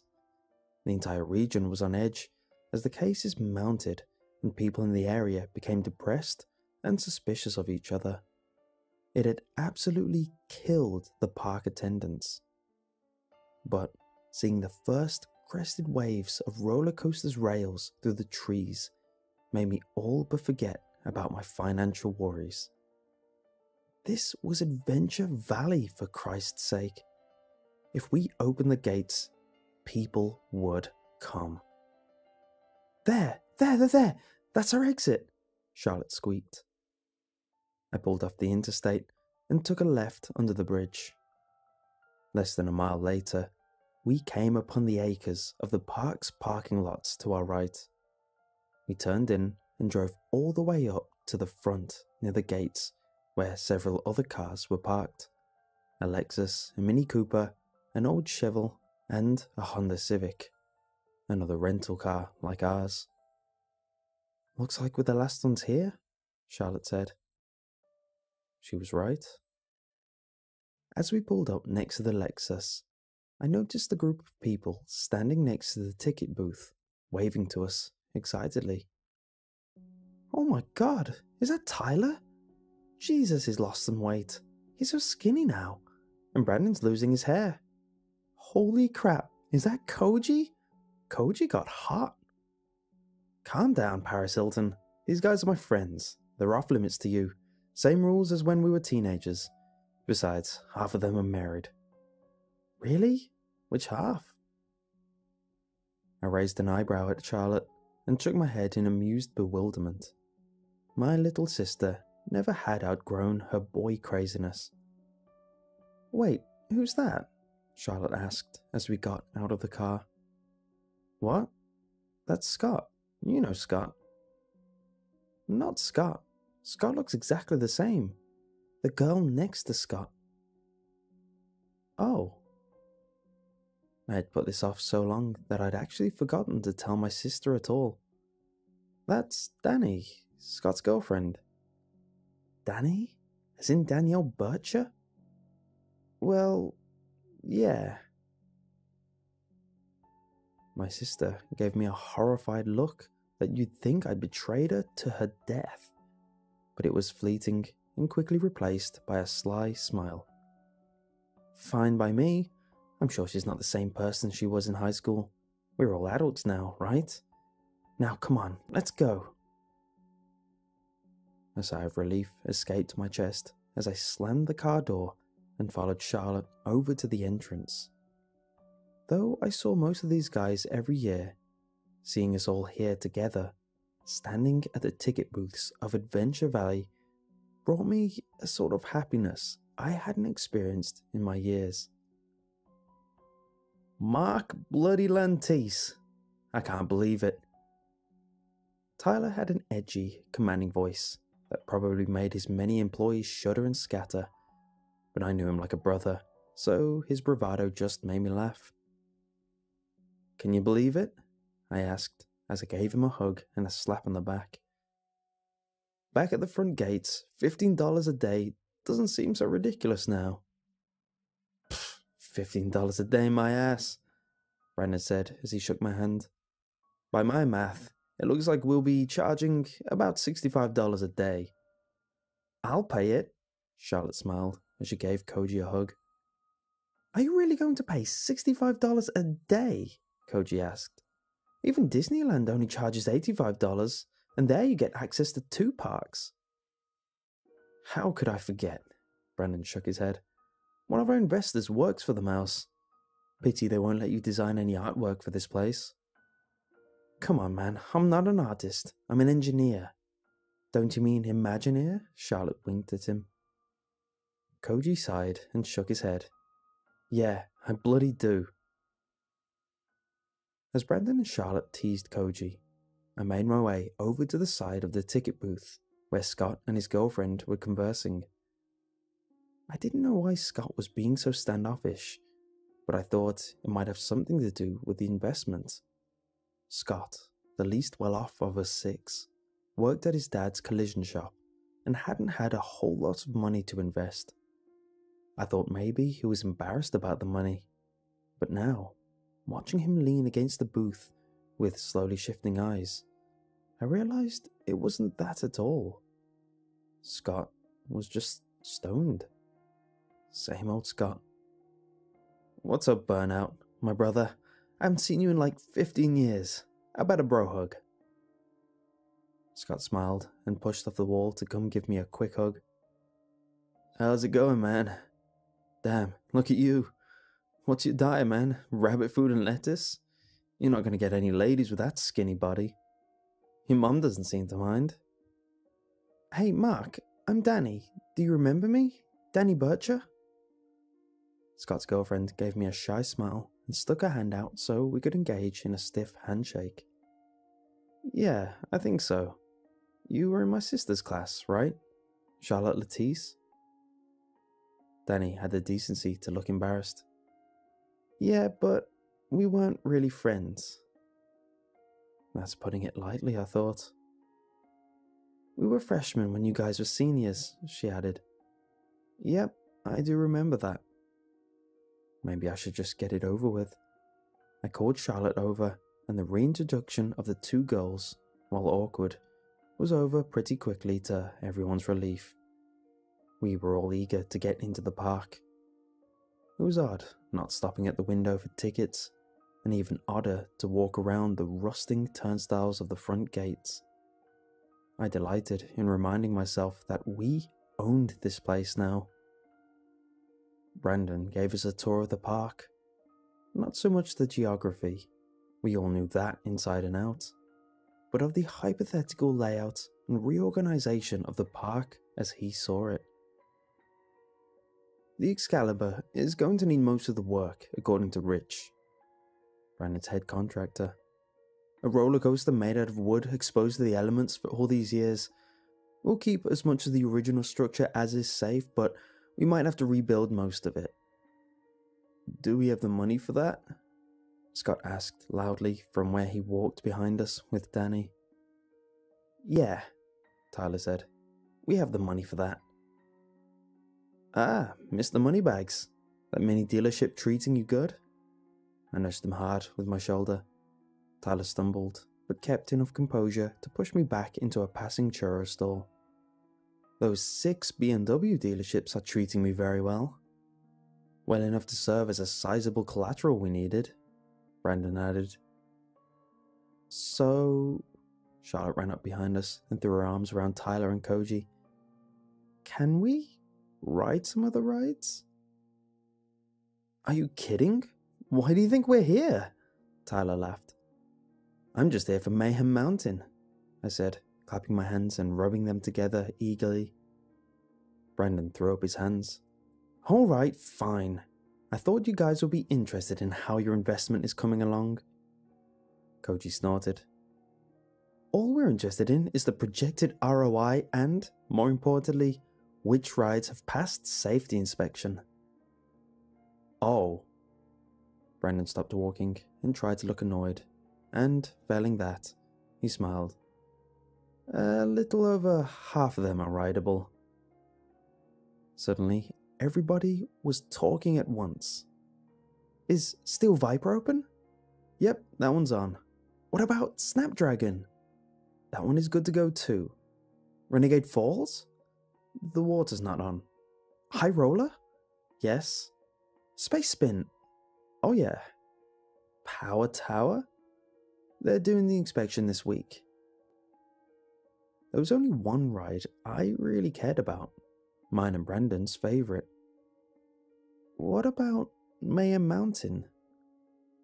Hell yes, he answered to collective groans from the rest. Mayhem Mountain had always been our thing. The others had always been happy to ride High Roller and Snapdragon into exhaustion. Brandon and I always split off toward the end of the day to ride Mayhem Mountain into the twilight hours. Ugh, Charlotte shuddered. I hate that ride. It's boring as hell, Koji agreed. I helped design something similar for Disneyland Hong Kong. We put it in Fantasyland, for goodness sake. Hey, that ride is awesome. It's long and it goes upside down, I argued. Charlotte is even too scared to ride it. I'm not scared of that ride. It just gives me the creeps. Something about it just, I don't know, seems off. Alright, look. We'll start at this end of the park and work our way towards the back. That way, we can ride every ride that's passed inspection, including Mayhem Mountain, Brandon said. And Snapdragon, Tyler added, and the others nodded excitedly. Yes, every ride. And of course, we can ride them, you know, as many times as we want. Hell yes, brother. Koji high-fived Brandon, and we headed down the street towards Space Spin. Our progress through the park was blissfully slow. Everyone wanted to ride every ride multiple times, and one person always had to stay in the loading area to operate the ride. It only took an hour or two to forget that I was a fully grown 35-year-old man. Being back here, running through the lineways with my friends, arguing who got the first row of the first car, it was like being 12 years old again. Still, I was constantly drawn up over the buildings into the distance, to the back of the park, where the high, gleaming rails of Mayhem Mountain shined in the obscured sun. There would be no arguing who got the front row on that coaster. It was me and Brandon. It was always me and Brandon. Charlotte, Tyler, and Koji were the most like children, constantly running ahead and arguing over which ride to get on next, yelling back to ask Brandon if this one or that one had been cleared by the contractors. Brandon and I held back from the group a bit, discussing ideas and possible improvements for the park. Scott and Danny took up the rear of the group, quietly talking and lighting joints. When we arrived at the Enterprise, a simple ride that consisted on spinning cars on a circular track, I offered to flip the switch while the rest of the group rode to excess. The Enterprise always made me sick when we were kids. Brandon offered to stay off the platform with me to chat while everyone else rode on the ride. I flipped the switch to turn the ride on, and as the cars spun away from the loading area, the Enterprise's signage came into view. I sighed. All day I had been trying to ignore the bright graffiti sprayed all over the park, but the words painted over the signage for the Enterprise were impossible to ignore. Where did the missing kids go? It said, and the rest of the graffiti in the park was much the same. Most said things like, "Where are they? Runaway Row. Find Ryan Kingsky," and "The missing are dead now." Similar sayings could be found in town, sprayed across a few dilapidated buildings in the industrial district. Brandon's eyes avoided the sign, but I could tell he was thinking about it too. Do you think the reason they shut this park down, I mean, do you see that being an issue for the park attendants? I asked as casually as I could. Brandon was quiet for a few moments as he waited for the ride to slow to a stop so he could flip the switch again. Nah, I don't think so. Low attendance issues aren't actually what shut the park down. They aren't? This surprised me. Nope. When we were negotiating the sale of the park, I was given access to the park's financials in the 80s. So they weren't operating at a loss? Oh, they are. But this park had operated in the red since opening day in the 70s. Half of their revenue was being fed back into something called county services, whatever that is. The bank couldn't tell me, and believe me, I tried to find out. County services? I mused. Yep, bizarre. And according to the paperwork, the park was closed because the owner didn't want to live here anymore, and he couldn't be bothered to wait for a decent offer on the property, so he just sold it to the bank for next to nothing. So, he was a rich guy? I leaned back against the railing to stretch my back. And an idiot? Yes, to an extreme in both cases. The owner of the park was Abel Bisset. Abel Bisset? Related to that French billionaire, I'm guessing? Brandon nodded. Michael Bisset. He built this park for his son in the 70s. Abel was never really what we would call business inclined. I've always heard him described as simple. I can't believe the son of a billionaire lives in this area. Well, not anymore. He moved on decades ago. I shook my head in disbelief. Who would have ever thought that our simple little park was owned by a famous billionaire's son? Hell, I may have even sat next to him on rides and had no idea. You guys want to go again? Brandon yelled to the others as the ride again came to a stop. I'm ready to move on, Koji yelled back. Anybody want to ride again? Nope, a chorus of voices replied. It was near 5 o'clock when we finally arrived at Mayhem Mountain. As the sun began to set, a familiar panic and urgency welled in the pit of my stomach.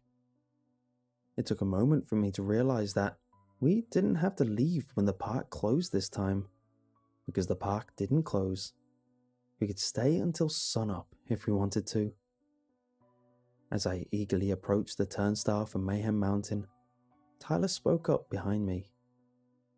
Listen, can we run into town and grab something to eat before we ride Mayhem? You really want to ride Mayhem after we eat? Asked Koji. Good point. There's only one loop, then he rolled her eyes. 2, I said. Don't forget the inline roll. Yep, 2, Scott answered. Plus, it's a 2-minute ride. If your food isn't sitting well, you've got a long wait till it's over.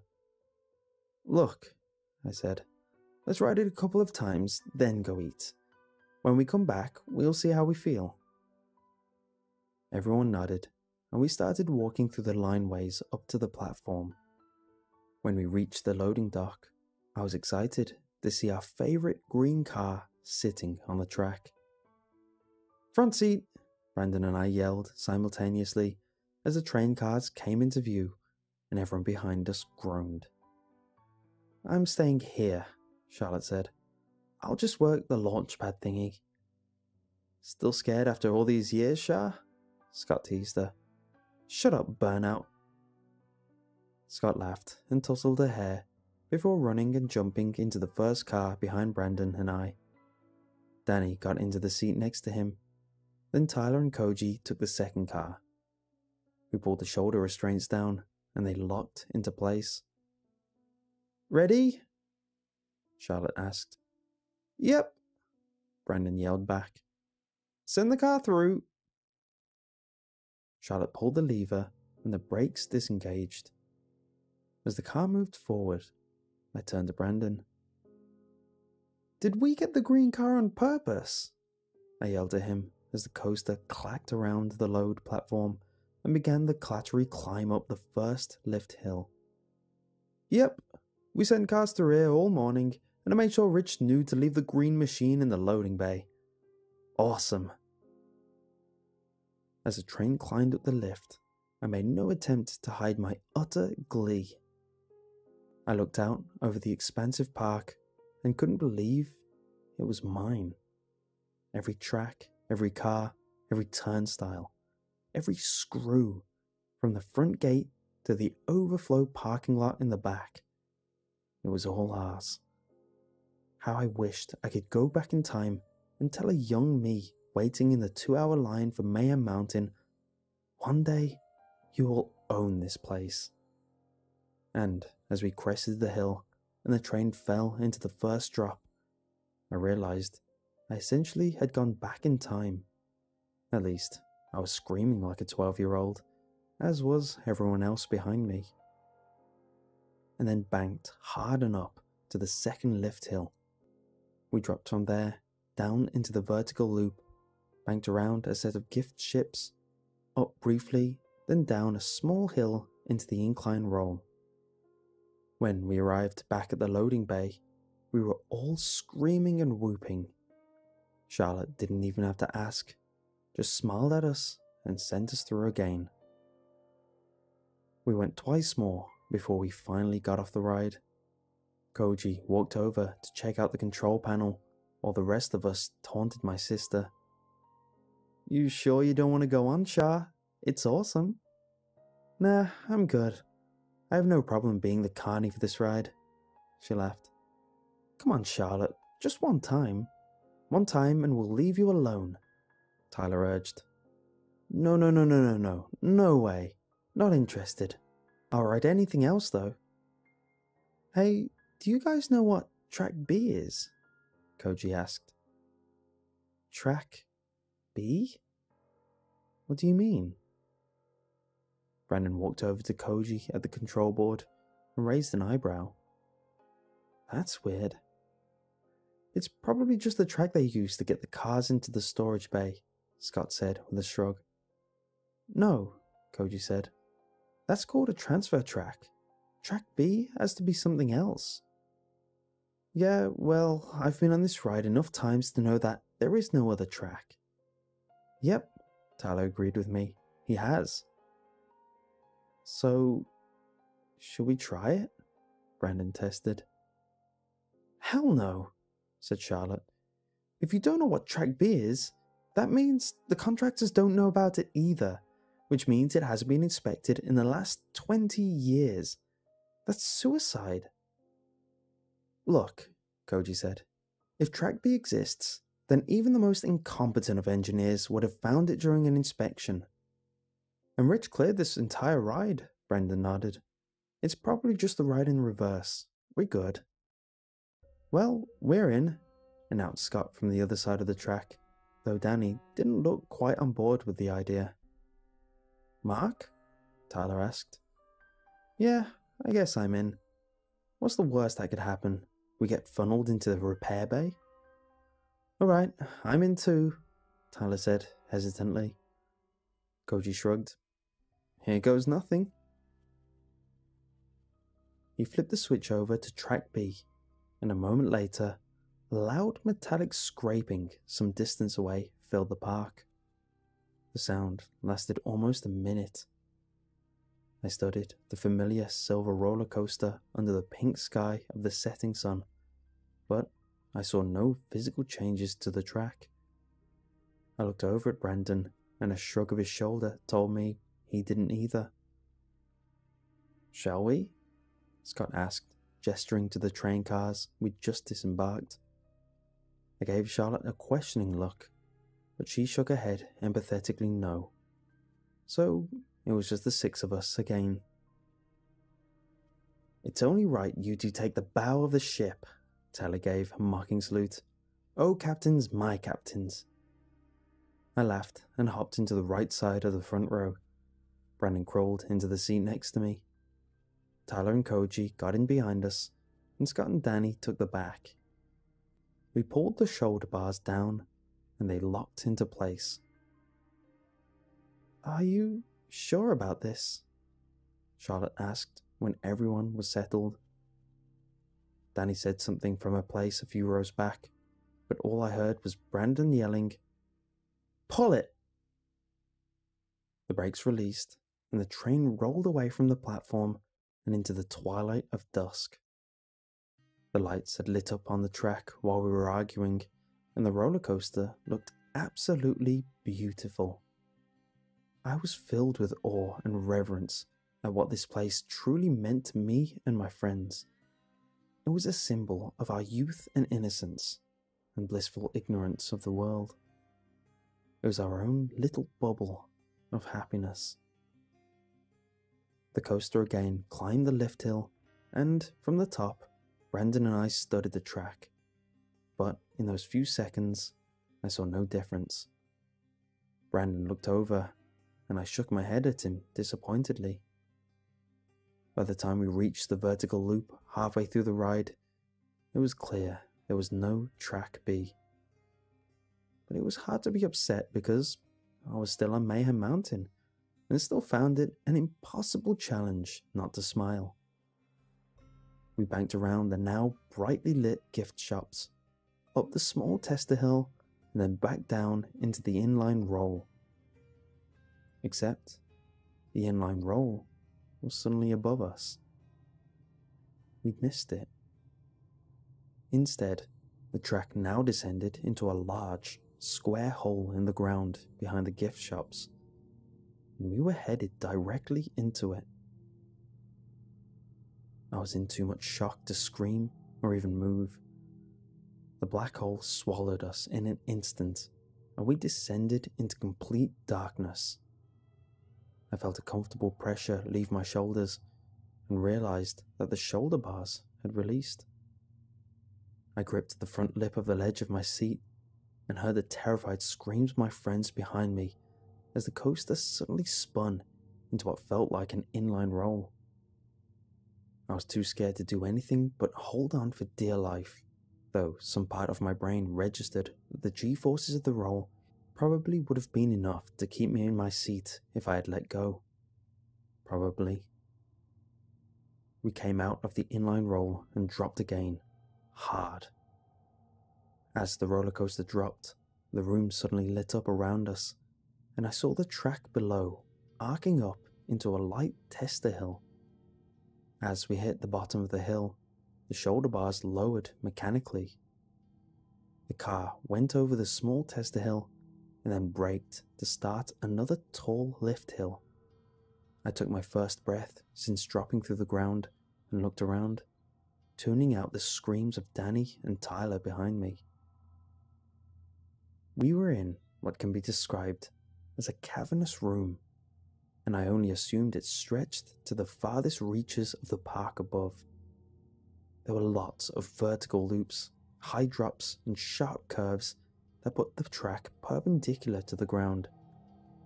Throughout the entire sub-level building, lamps dotted the walls every 30 feet. They put out a dreary yellow glow for as far as the eye could see, but many were burnt out, and in parts the track disappeared into darkness. But in the dull, yellow edges of the light, I saw something that registered in me a horror beyond death. Far away from us, in a section of the shadowy track, I saw the high crest of a peaked hill which reached almost the ceiling of the giant room. And then the track just ended. Suddenly, the horrible reality of the world outside my mind began to bleed in. Danny was screaming uncontrollably. Tyler was crying, bawling even. Koji was yelling at Brandon, who was looking straight at me, hitting my leg hard and repeating my name. As the cars continued to climb, I finally gave him my attention. I didn't want to be alone in the fear anymore. "What is this?" was all I could think of to say. "We have to get off this ride. We have to get off this ride, Mark." "I know, man. We're all going to die. I know, man, I yelled as we reached the top of the lift hill and dropped over the other side. I squeezed my eyes shut until I felt the shoulder bars once again release, and I bit my lip to keep from crying. I opened my eyes and choked as I watched the track ahead of us bend up into a vertical loop. I reached up and tried to pull the shoulder bar down, but it was locked in place. Hang on! Hang on to the seats! I yelled as loudly as I could. As we approached the loop, I felt the brakes engage, slowing the car, and a tow cable catching beneath my feet. We were being pulled through the loop, but too slowly for gravity to keep us in our seats. As the train began to invert, I felt my feet rise from the floor of the car. My hair fell over my face, and my butt left the seat. I closed my eyes and tried to block out the screams of terror from behind me. I concentrated on my death grip of the ledge of my seat as we rounded the track. We remained upside down for what felt like an eternity. Finally, the pressure began to ease. My butt dropped to my seat, and my feet to the floor. The white noise subsided from my ears, and I heard Koji screaming. Tyler? Damn, he fell out. Damn, he fell out. He's dead, man. He's dead. He hit the track down there. Brendan yelled at me, wide-eyed and crazy looking. I was finally seeing the Brandon from my youth. The shoulder bars descended again, this time locked even tighter. We came out of the loop and sped up and down several tester hills. I tried to study the track ahead of us as we went through the safer parts. I thought I saw water reflecting off the metal rails somewhere in the distance. Brendan sobbed in his seat. Mark, what are we gonna do? I don't want to die, man. I don't want to die. I don't know what to do. I'm sorry, I'm too scared, I answered him. We banked around the corner of the room, and the shoulder bars released again. This time, we drove into a curve that put the left side of the train parallel to the ground, and it was a long drop. I gripped the edge of my seat tightly as before, but this time, I kept my eyes open and was able to catch Brendan as he began slipping out of his seat. By the time the train righted itself, I couldn't tell who'd been lost. Most of the screaming behind me had turned to loud sobbing or silence. The shoulder bar didn't re-engage, and I felt the car's brakes slow the train down again. I didn't have to look to know what was coming next. It was another inverted loop. This one was tall and large, and I could tell we'd be upside down for longer. Someone behind me began screaming again. Danny, I think. As I tried to take measured breaths and position my hurting hands back under the lip of the seat. Brandon did the same as me and looked over at me as the car started up the loop, with tears streaming down his face. I don't want to die in here, man. I shook my head back at him because I could think of nothing to say. I felt tears leave my own eyes as we reached the tipping point of the loop, and my feet again left the floor.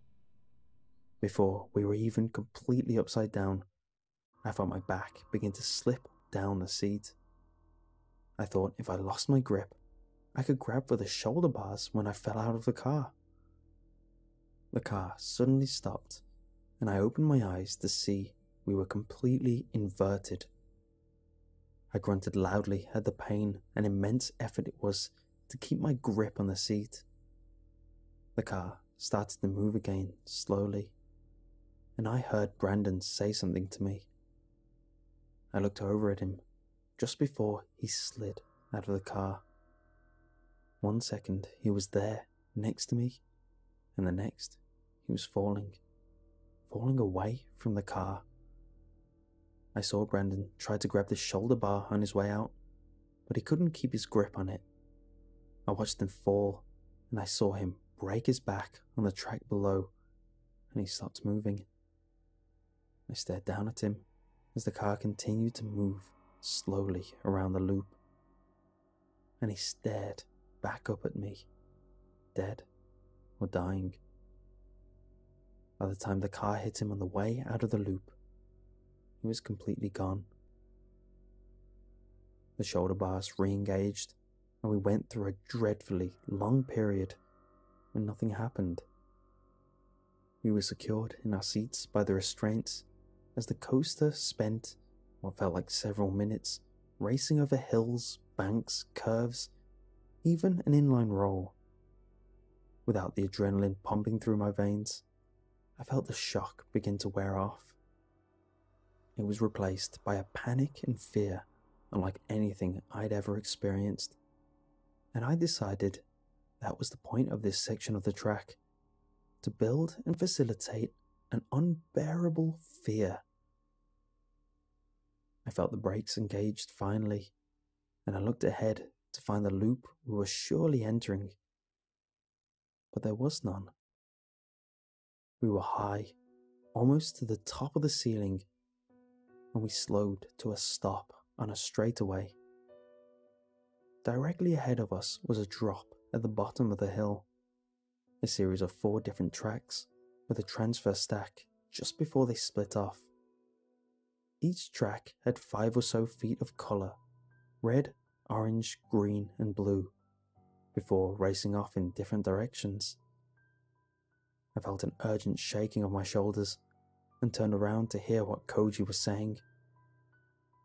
Which track are we connected to? Green. Where does green go? It was hard to hear him over the sound of Danny sobbing from the second car. I tried to trace the green track through the building, constantly losing it and finding it again.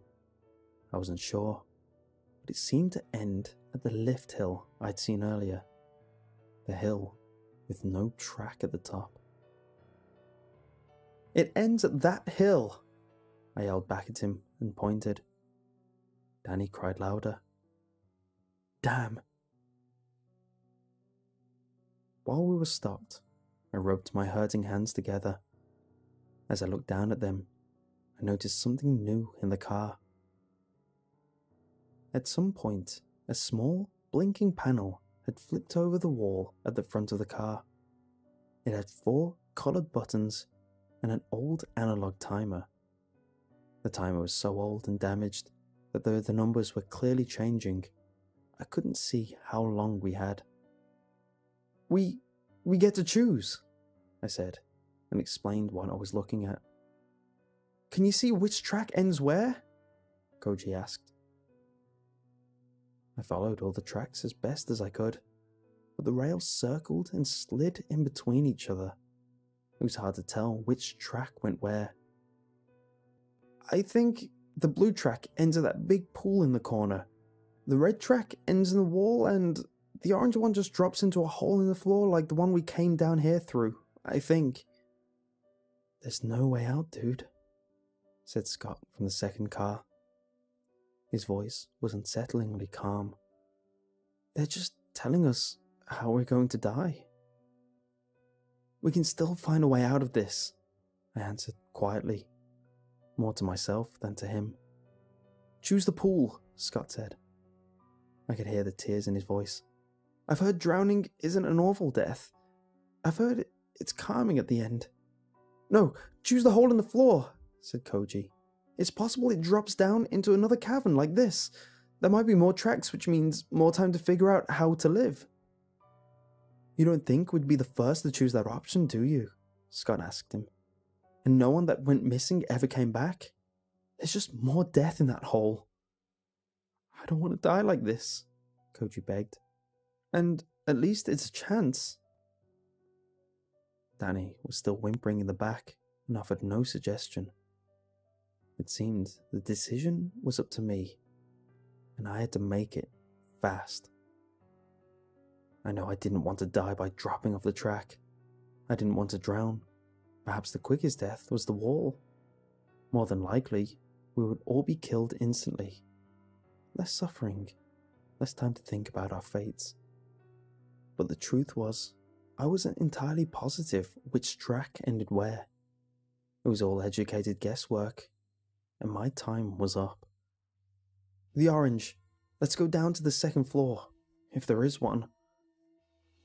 Scott and Danny said nothing, and Koji choked out the last words I'd ever hear him say.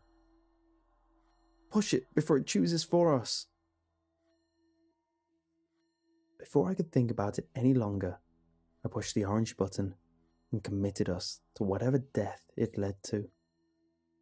I heard the metallic scraping of the track transferring below. Once the orange track was securely connected, the brakes on the car released and the train rolled slowly toward the drop. Danny started screaming again. As we dropped down the hill, I got a better view of the orange track. There was a vertical loop ahead of us that didn't look as high as the others we'd been through. In fact, it looked like there was a chance the fall wouldn't kill us. If it wasn't an optical illusion, and if the shoulder bars disengaged for that loop, we might have a shot at living through this. I yelled back to everyone behind me. Let yourself fall out of the loop, the one up there. No one responded to me, which didn't matter to me because I didn't think I'd have the courage to let go of the seat anyway. We raced along the track in and out of the banks and curves. At one point, we passed along the pool and I looked down. Below the water's surface, the track ended above an even deeper pool. I could see the shadows of several coaster cars at the very bottom. I suddenly felt the brakes engage, and I realized we were coming to the loop. I tested the shoulder bar by pushing up on it, but it stayed locked. I was somewhat relieved in that moment to know I wouldn't have to make the decision to fall out now or gamble on the orange track. But suddenly, the restraints released. As we started up the loop, I gripped the lip of the seat tightly and turned my head back to look down. It looked like we were very high, and I only hoped the ground was the loosely packed dirt that it looked like. I had to choose now, the fall or the hole. I chose the fall.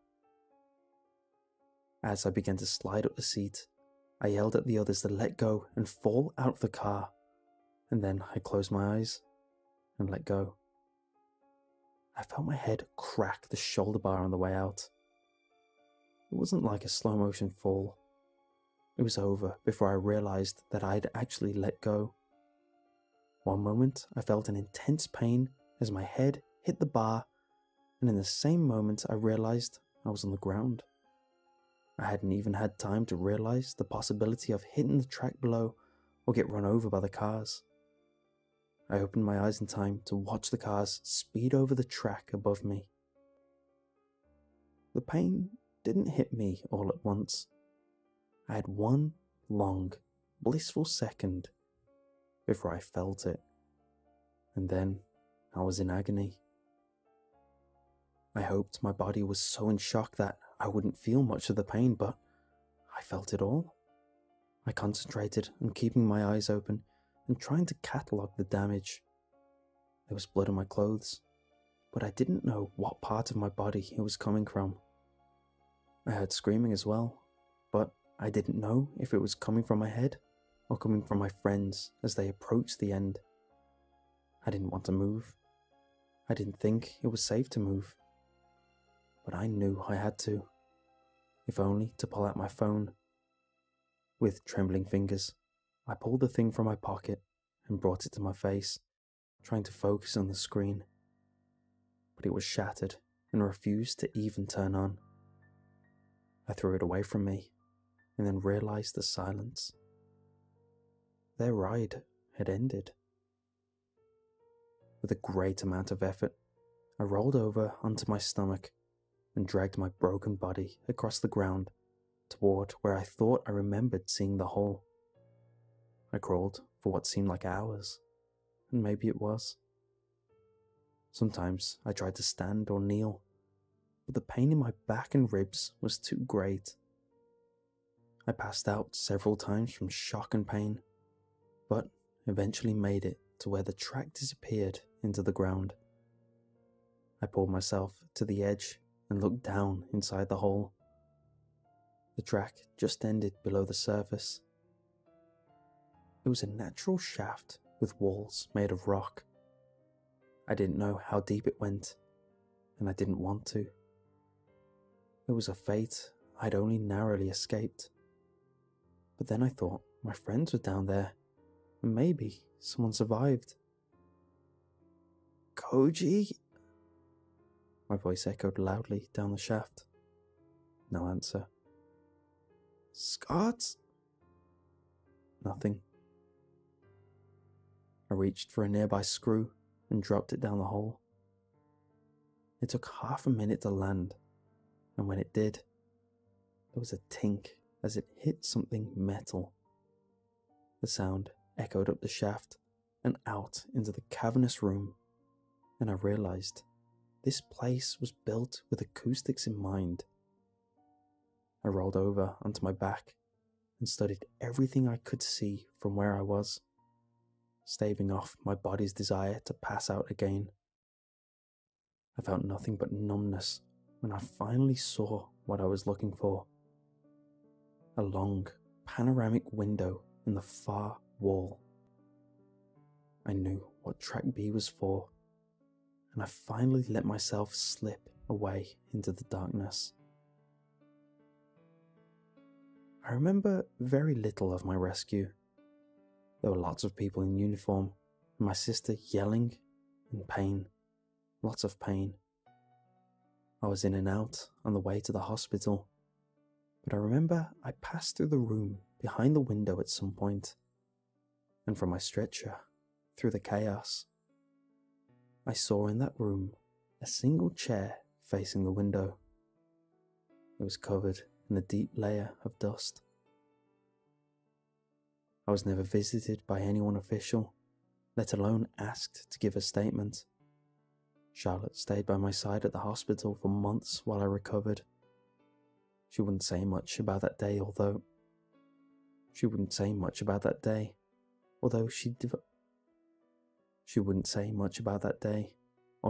she finally did tell me something.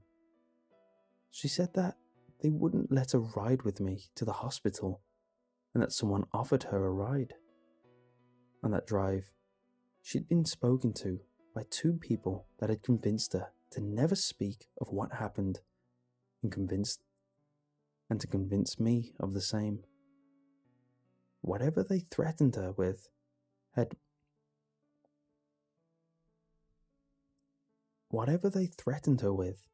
her begging me to agree. And I did, at the time. I am still, to this day, learning to walk without aid. I never saw Mayhem Mountain again.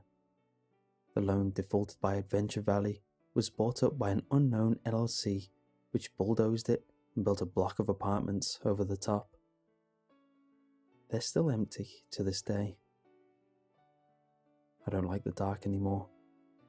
It reminds me of the horror my friends experienced as they looked down and saw the track end before they disappeared into that hole.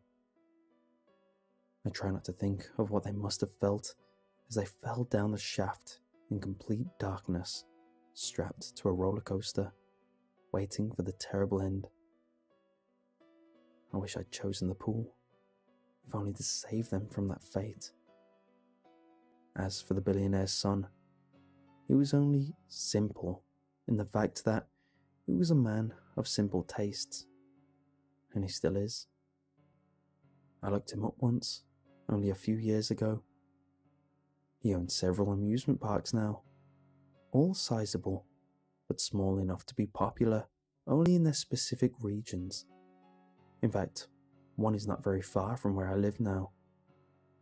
I've thought about going many times, just to check, just to see. But then I realized that I probably didn't need to search all the rides in the park to know.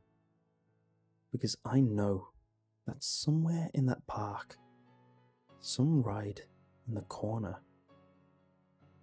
as a track B.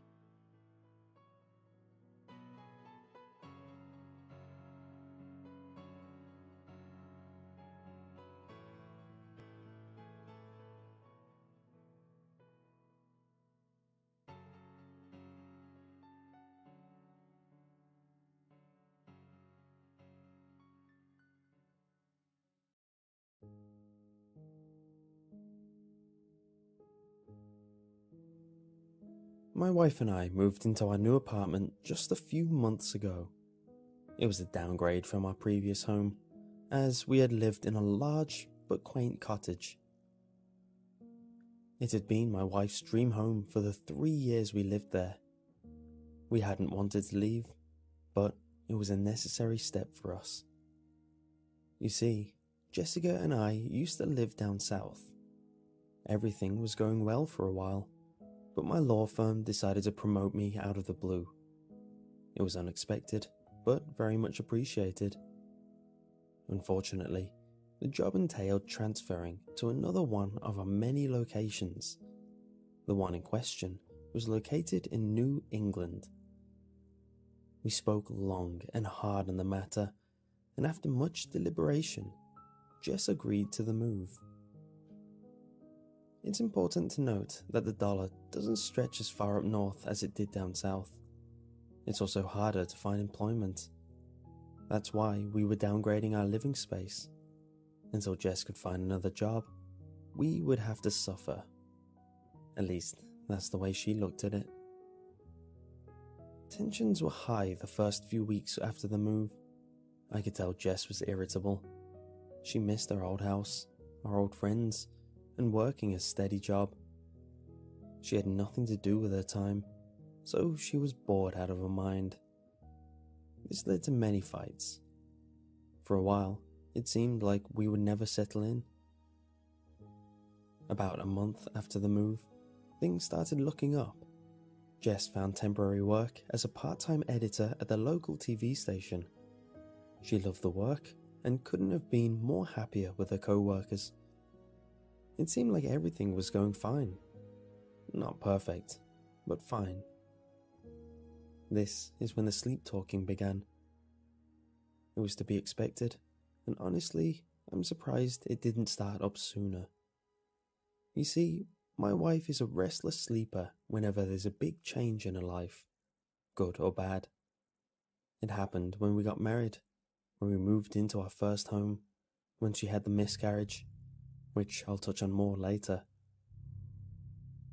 Jess knows she sleep talks, and I used to bring it up from time to time. I would laugh each morning, recalling the weird things she said the night before. This always made her uncomfortable.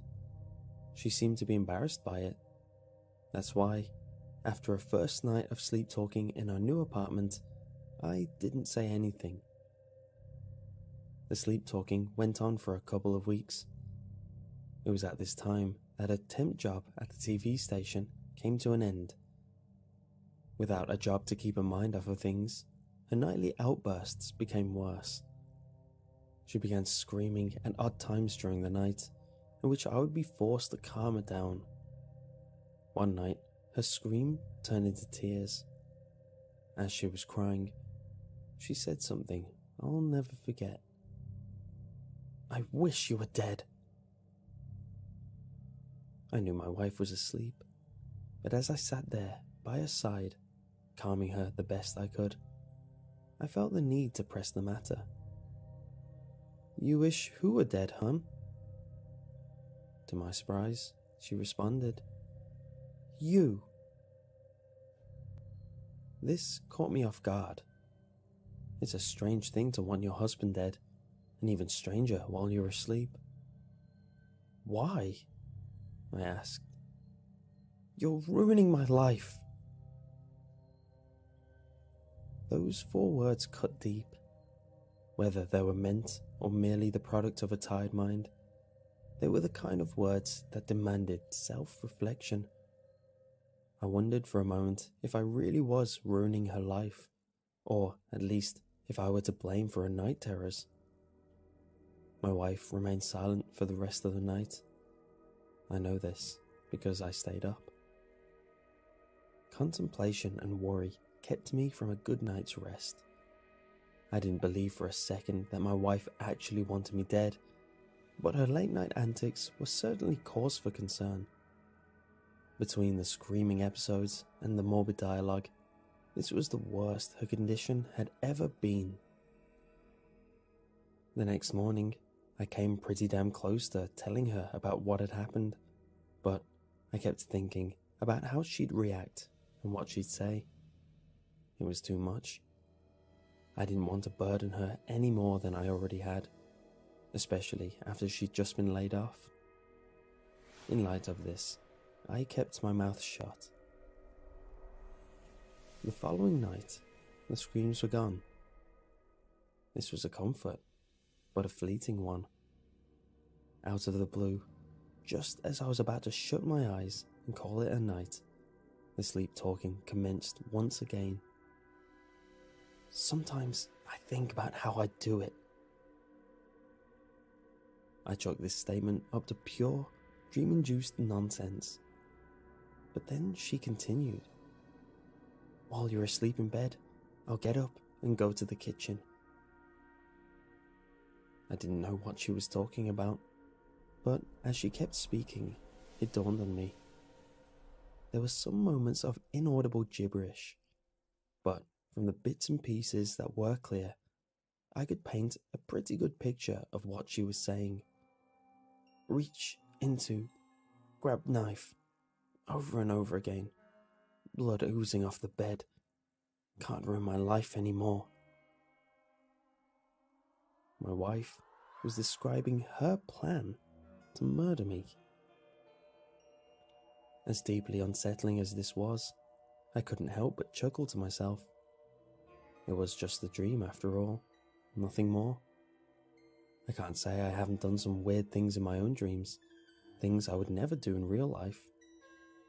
Jess was mad at me over the move, and she was working out her frustrations while she slept. At least, that's what I convinced myself. The sleep talking continued for a few weeks. I hoped that her midnight venting sessions were doing her some good, but without a degree in psychology, I couldn't be certain.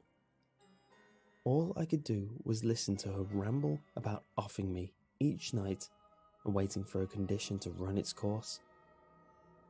The longest her sleep talking had ever lasted was a month, so it was safe to say it would be over soon. A month passed, then two. Jess didn't let up. Every night it was the same routine, either incoherent nonsense or babblings about how she'd like to hurt me. It was getting old, but one night changed everything. As my wife slept, she uttered some words that tore right through my heart. I lost my baby because of you. My emotions swirled about and formed a sour concoction that rested in the pit of my stomach. This time, I had to know what she meant. What do you mean? There was a brief moment of silence, but eventually, Jess offered me an answer. There was some more gibberish mixed in, but she was able to get a point across. You made me want kids. You put life in me. Now I'm alone. This struck a nerve and caused a few tears to roll down my cheek. It was my idea to try and have a kid. Jess never wanted children, but she made herself want it for me. That's why, after the miscarriage, I was surprised to find her absolutely devastated. I had no clue how much she'd warmed up to the idea of having a baby. My tears were interrupted by more sleep talking of the worst variety. I will kill you, I promise. That was the last thing she said all night. It's been roughly a week since my wife made that promise. As disturbing as the threat was, I could have easily brushed it off with the rest, assuming it too was the product of stress that was nothing for me to worry about. Unfortunately, I can't stop worrying about it. Jess is scaring the crap out of me. I'm now taking short naps and sleeping with one eye open. And it's all because of one thing. Now she's sleepwalking.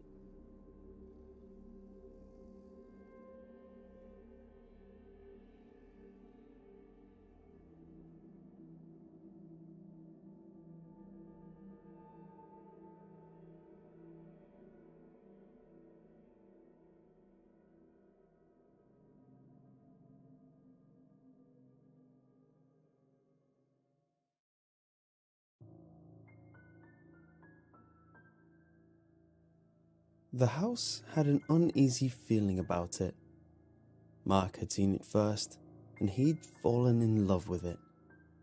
She knew that any house she showed him after that would never match up to the chocolate box cottage on the outskirts of the small, old-fashioned village. The quirky wooden beams in the rustic lounge, the quaint thatched roof, the overgrown, bewitching garden with its secret hideaways and colourful flowers. He'd fallen for the house and he saw it. And from that day on, Sophie knew her fate was sealed. It was inevitable. Her husband always won. They moved in on November 11th. All their modern things looked strange amongst the old brick walls and the looming ceilings. Sophie put a juice mixer on the stone kitchen counter and stared at it, thinking how displaced it looked, and then how displaced she was herself. She'd always wanted to live in the city in a modern apartment, but they couldn't afford to live in the city unless they sacrificed comfortable living for squalor, and all the apartments she had shown Mark had failed to impress. Deep down, she too knew they were horrible. So, here they were, in the desolate countryside, with an hour's commute to Mark's job every single day. Sophie was still searching for employment, and she thought glumly of how she would be on her own day after day until she too found a soulless office job. Still, a soulless office job surrounded by other people had to be better than life in the country by herself, without even a pet to keep her company, due to Mark's allergies. They began to settle in over the next few weeks, unpacking boxes, putting up pictures. They met some of the neighbours, mostly retired couples, who were bemused that two 20-somethings had moved out to the back of beyond and come voluntarily at that. Sophie took an immediate liking to the woman who lived next door, an old lady in her 80s who was virtually housebound and had a dry sense of humour that reminded Sophie of her own deceased grandmother. Sophie decided that she would be neighbourly and offered to bring the woman groceries, even take her out once in a while. But it appeared quickly that the woman had several friends in the village who had already cheerfully taken on these burdens. Regardless, Sophie went to visit her often anyway, as she enjoyed listening to her stories.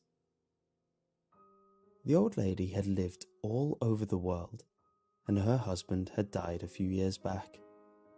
It emerged after he died that they were almost destitute financially, and so she lived in a little cottage with no heating and no electricity, and survived almost completely on the kindness of friends and neighbours. Sophie liked listening to her talk about her experiences. It made her feel like she was worldly herself, even though Mark had never expressed an interest in going abroad. The old woman painted a colourful picture of the most exotic places Sophie could imagine, of cows roaming the streets in India, of African tribes dancing to the beat of a drum, of people more rural than they who lived off the land and were at one with nature. "Oh, I've seen real voodoo dolls. I've danced naked around trees. I've participated in animal sacrifice. The strange practices of others have always fascinated me, the woman said to her, perhaps sometimes to my detriment. One day, however, they got on to discussing the village. Are you enjoying it here? The old lady asked. Sophie wasn't sure how to answer. She'd been living in the village for about 3 weeks by this point. Most days, Mark was out, even on some weekends, and whenever he was home, he was absolutely exhausted and locked into his own world. She felt very alone, but then again, she had felt like that in her marriage for a very long time now. I'm getting used to it, she said truthfully. How's the house? She trailed off. It was spotless. She cleaned it every single day, for lack of anything else to do. But it was also cold and dark, and as the night started to draw in earlier and earlier, she found herself hurriedly shutting all the curtains and turning on all the lights, for fear of what she might see out of the window. She had no idea why. The old woman waited for her answer, but she trailed off, leaving the sentence dangling in the dank air. Sophie thought of something to say. Did you get on with the people who lived here before? Did they come round much? A dark look passed over the old woman's face. She twisted her leathery fingers and coughed. Oh, I didn't like them much, she admitted, looking away from Sophie. We were friends once, but I didn't agree with the things they did, so we weren't friends anymore. They passed away there, didn't they? The estate agent had been required to inform them of this. The couple who lived there before had passed away in quick succession, one after the other, within the week, both from heart conditions. The deceased wife was found cradling her more deceased husband on the sofa in the living room. Sadly, he had died 7 days earlier, and she had not thought to inform the police. His decomposing body had been found in her own lifeless arms by a neighbour concerned about the smell. Whilst Sophie was repulsed by this, Mark was thrilled. Death made houses cheap. Corpses were found there, yes? The woman said. Sophie thought her phrasing was interesting, but she couldn't put a finger on why. It's terribly sad. The old woman pursed her lips. Then the conversation moved on. Mark didn't get home until late that night. Sophie had made spaghetti, but he called her to tell her he was delayed and had already eaten at work. She spooned the congealed, misshapen lumps into the bin, trying not to cry, or to rekindle the old familiar feeling of suspicion. It was the 4th time that week that he had gotten home as she was going to bed. This was her life now. As she cleared up the mess in the kitchen, she heard an odd sound, like a floorboard creaking. She paused, stock still, like an animal sensing prey is near. She breathed out, trying to pull herself together. It was common for floorboards to creak or radiators to gurgle, as the house was old, and it often made strange noises. And then she heard it. Sophie. She froze. Someone was calling her name. The E sound was elongated, like they were taunting her in a game of hide and seek. She stayed as still as possible, waiting for it to come again. It did not. Cautiously, she crept out of the kitchen into the hallway. She wondered whether she should arm herself with something, and grabbed a pot plant. What she would do with the pot plant, she did not know, but she felt better for holding it. "Who's there?" she called out. The house lay silent before her, giving nothing away. Who is it?" She searched every room, but no one was there. She breathed out as she got to the bottom of the stairs and put the pot plant back in its place. Nobody was hiding. Loneliness did strange things to one's imagination. Over the next 3 weeks, she heard the sound twice more. The first time, Mark was in the house as well, having a bath upstairs. She was in the kitchen again, making brownies to see if it would appease his mood. It was Sunday afternoon, a day of rest.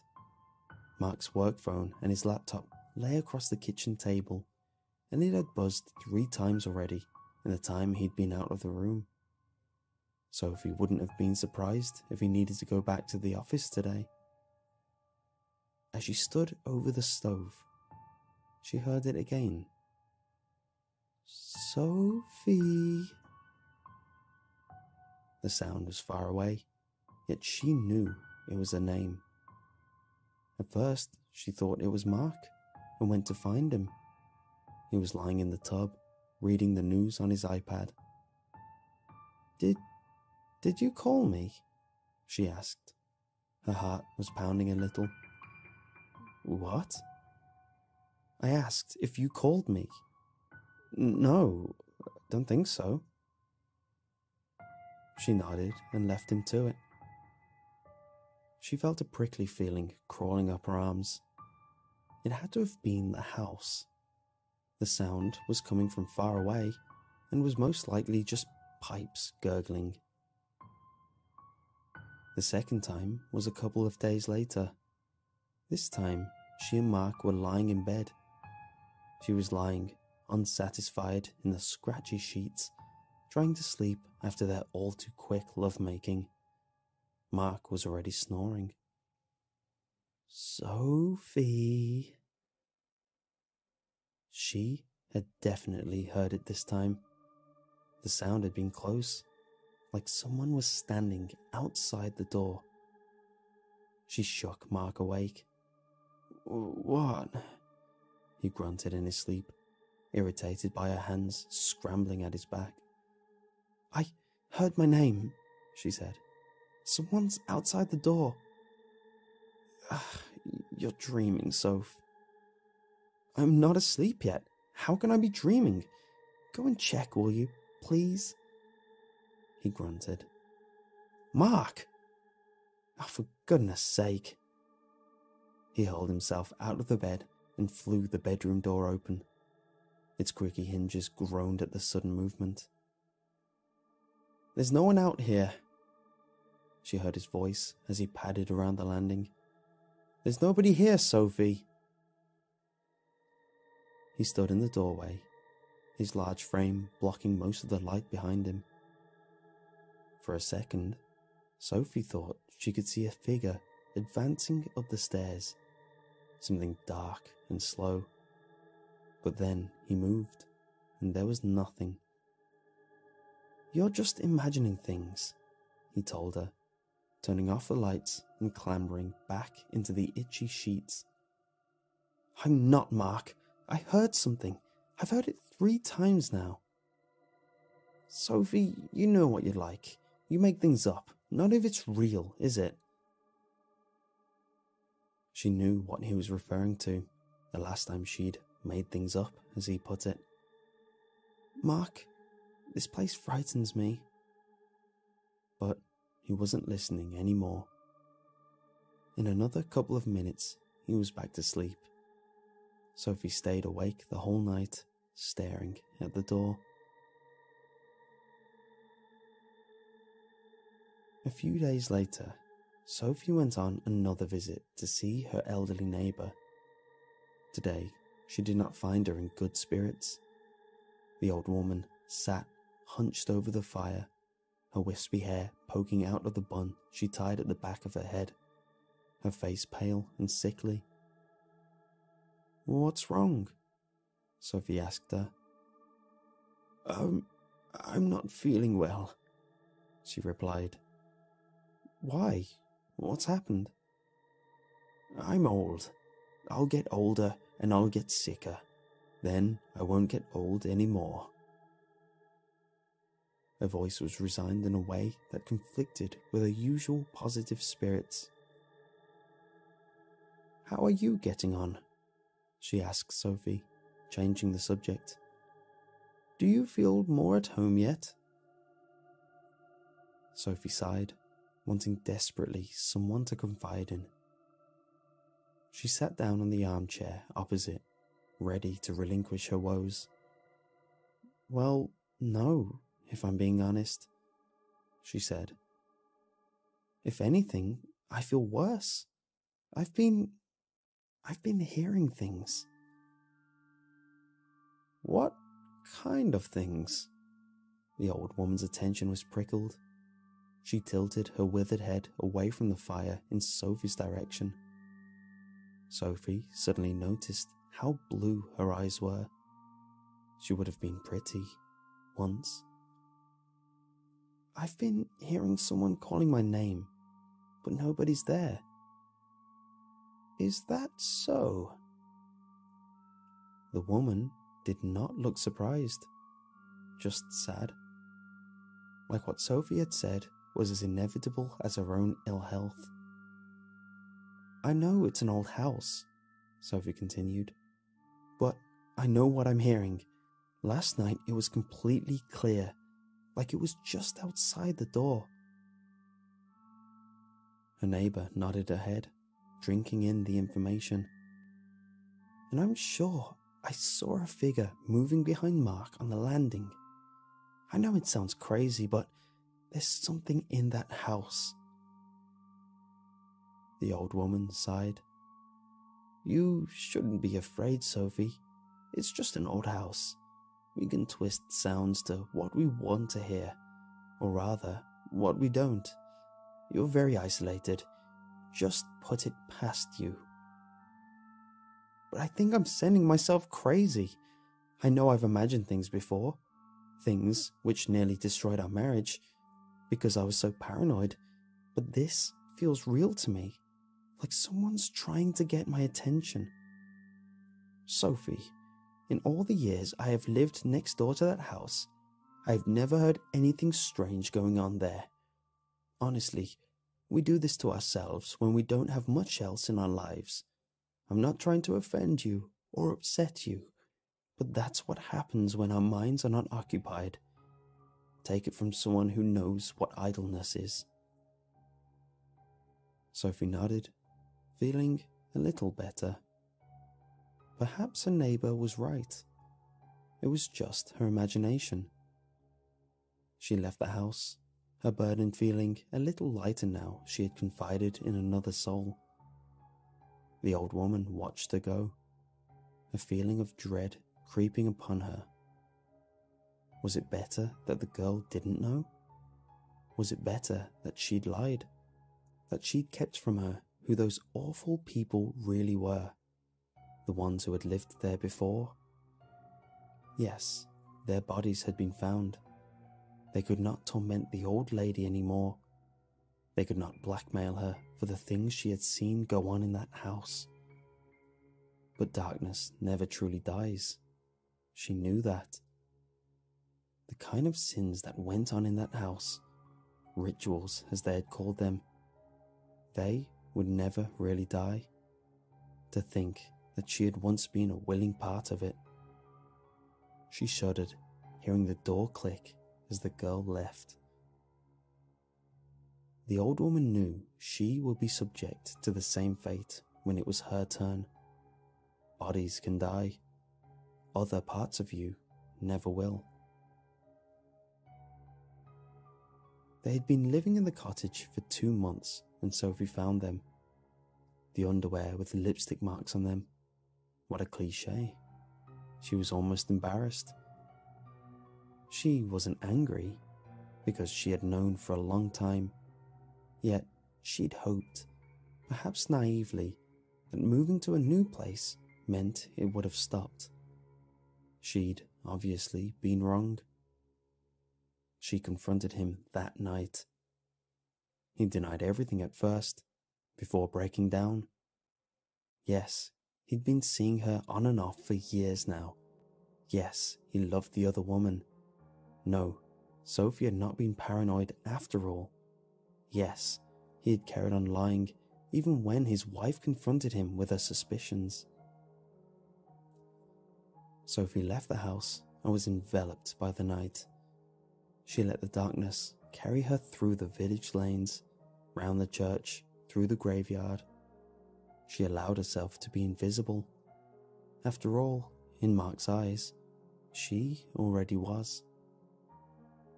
Mark splashed his face with cold water in the upstairs bathroom. Christ, had he really been so stupid? He always checked his underwear. He showered after every encounter. He kept his condoms hidden in the boot of his car. He'd obviously been tired after he got in and flung them in the laundry hamper without thinking. And he got away with it last time. He talked her out of it, made her think she was just paranoid. Had he destroyed his marriage? He cursed himself. It was then, as he was standing in the cool of the bathroom, that he heard it. Mark. The voice was soft and playful, almost a sing-song. Sophie?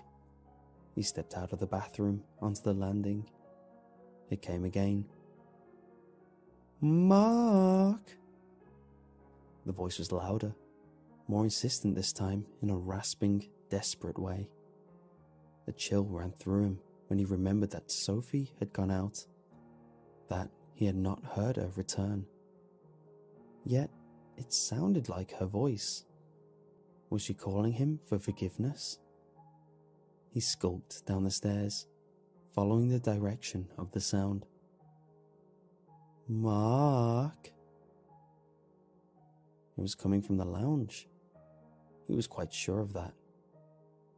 He walked into the gloomy room, lit by an orangey lamp in the corner, and saw his wife sitting bolt upright on the sofa. The sofa faced away from him, so he could only see the back of her head. Her long brown hair gushed over her neat shoulders, though he was sure she had worn it up today.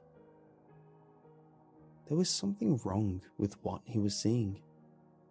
Her hair did not look real. It almost looked like dull hair, made of straw. The head was too large to be his wife. Her position, bolt upright, felt like he was looking at a corpse. And was she cradling something? As he drew closer, there appeared to be another figure on the sofa, one that was covered by a blanket. It was then that he saw the gnarled hand resting on the arm of the sofa. Where his wife's long fingers and chipped nails should be were white, withered digits and blackened fingernails. As he got closer, the hand clenched up. Sophie? He prayed she was playing a trick, but as he stood behind it, a feeling of pure dread came upon him. His breathing quickened. He could hear the beat of his own pulse. The figure, hearing him approach, began to slowly turn its head. Sophie was walking back to the house and decided whether or not to go back in or just to keep walking in the other direction. She had been crying, and her face was bloated from it, though she couldn't feel anger anymore. She was just tired. It was as she was passing the front garden of the cottage that she heard the scream. It was a shrill, piercing scream, tortured, and it seemed to go on for minutes. Sophie stopped, knowing that it was coming from inside her house, knowing that it was her husband. Yet, what was she thinking? He told her that she'd been imagining things, hadn't he? That she was just paranoid. She hovered at the gate, debating whether or not to go in and investigate. All the lights seemed to be off. The house was still. Sophie kept walking down the lane, whistling as she left the little college in the distance behind her, and the echoes of the scream died in her ears.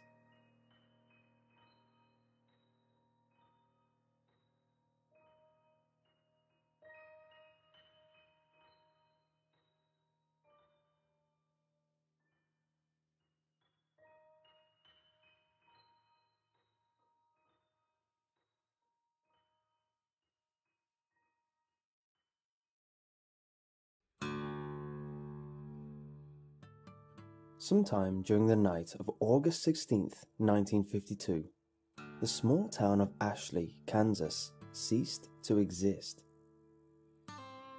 At 3:28 a.m. on August 17th, 1952, a magnitude 7.9 earthquake was measured by the United States Geological Survey. The earthquake itself was felt throughout the state and most of the Midwest. The epicenter was determined to be directly under Ashley, Kansas.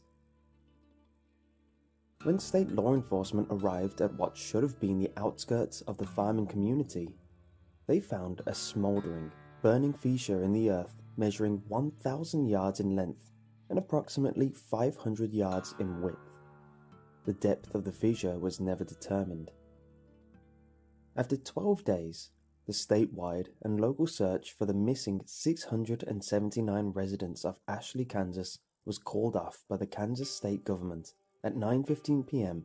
on the night of August 29th, 1952. All 679 residents were assumed to be dead. At 2:27 a.m. on August 30th, 1952, a magnitude 7.5 earthquake was measured by the United States Geological Survey. The epicenter was situated under what used to be the location of Ashley, Kansas. When law enforcement investigated at 5:32 a.m., they reported that the fissure in the earth had closed.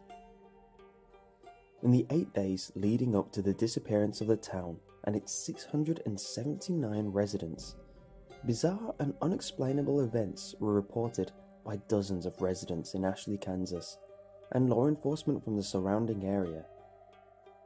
On the evening of August 8, 1952, at 7:13 p.m., a resident by the name of Gabriel Jonathan reported a strange sight in the sky above Ashley. The town itself, having no official branch of law enforcement, called into the police station of the neighboring town of Hayes. Gabriel reported what appeared to be a small black opening in the sky. Within the next 15 minutes, the Hayes police station became overwhelmed with dozens of phone calls, all reporting the same phenomenon. The phenomenon was never reported by any neighboring communities. A decision was made to send off a trooper to Ashley to investigate the matter the following morning. At 7:54 a.m. on the morning of August 9th, 1952, Hayes police officer Alan Mace radioed the Hayes police station. He reported that, despite following the one-way road leading to Ashley, he had become lost. According to his report, the road, quote, continued along its normal path, but somehow ended up back in Hayes. Officer Mace went on to add that the road never curved or bent in any direction. At 9:15 a.m., 7 of the town's 10 police cars were sent to investigate the situation, and all members of the team came to the same conclusion.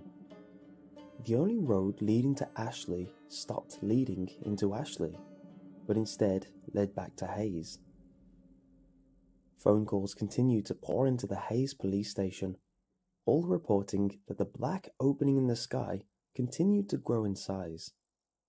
All callers were advised to remain inside and to not travel outside unless absolutely necessary. At 8:17 p.m., Mrs. Elaine Cantor reported her neighbors, Mr. and Mrs. Milton and their 2 children, Jeffrey and Brooke, missing. According to Mrs. Cantor's phone call, the Miltons attempted to leave town in their family car earlier in the evening. They never returned. Law enforcement officials from Hayes never reported the car or individuals coming up the one-way road. At 7:38 a.m. on the morning of August 10, 1952, phone calls from Ashley into the Hayes police station reported that the town was in total darkness. The sun had never risen.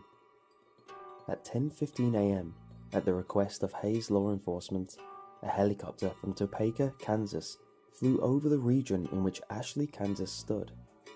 The town was never observed from the air. At 12:43 p.m. on the afternoon of August 11, 1952, Miss Phoebe Danielski called into the Hayes police station. She reported that her daughter, Erica, had begun to have conversations with her father, who died 3 years prior in a drunk driving accident. To add to her concern, Miss Danielski reported that Erica was attempting to go outside into the dark to, quote, join them. Over the course of the next 12 hours, a reported 329 phone calls were placed into the Hayes police station, all describing similar phenomenon with the children in the town. The following morning of August 12, 1952, the situation became dire. During the middle of the night, all 217 children in the town of Ashley, Kansas disappeared. A reported 421 phone calls were placed into the Hayes Police Department. Unable to be of any useful assistance, Hayes law enforcement instructed all callers to remain inside and to avoid any and all attempts at finding the missing children. At 5:19 p.m. on the evening of August 13, 1952, Ashley Elderman Scott Luntz reported a growing, distant fire to the south. According to his description, the fire seemed to turn the distant black into, quote, bright red and orange that seemed to extend high into the sky.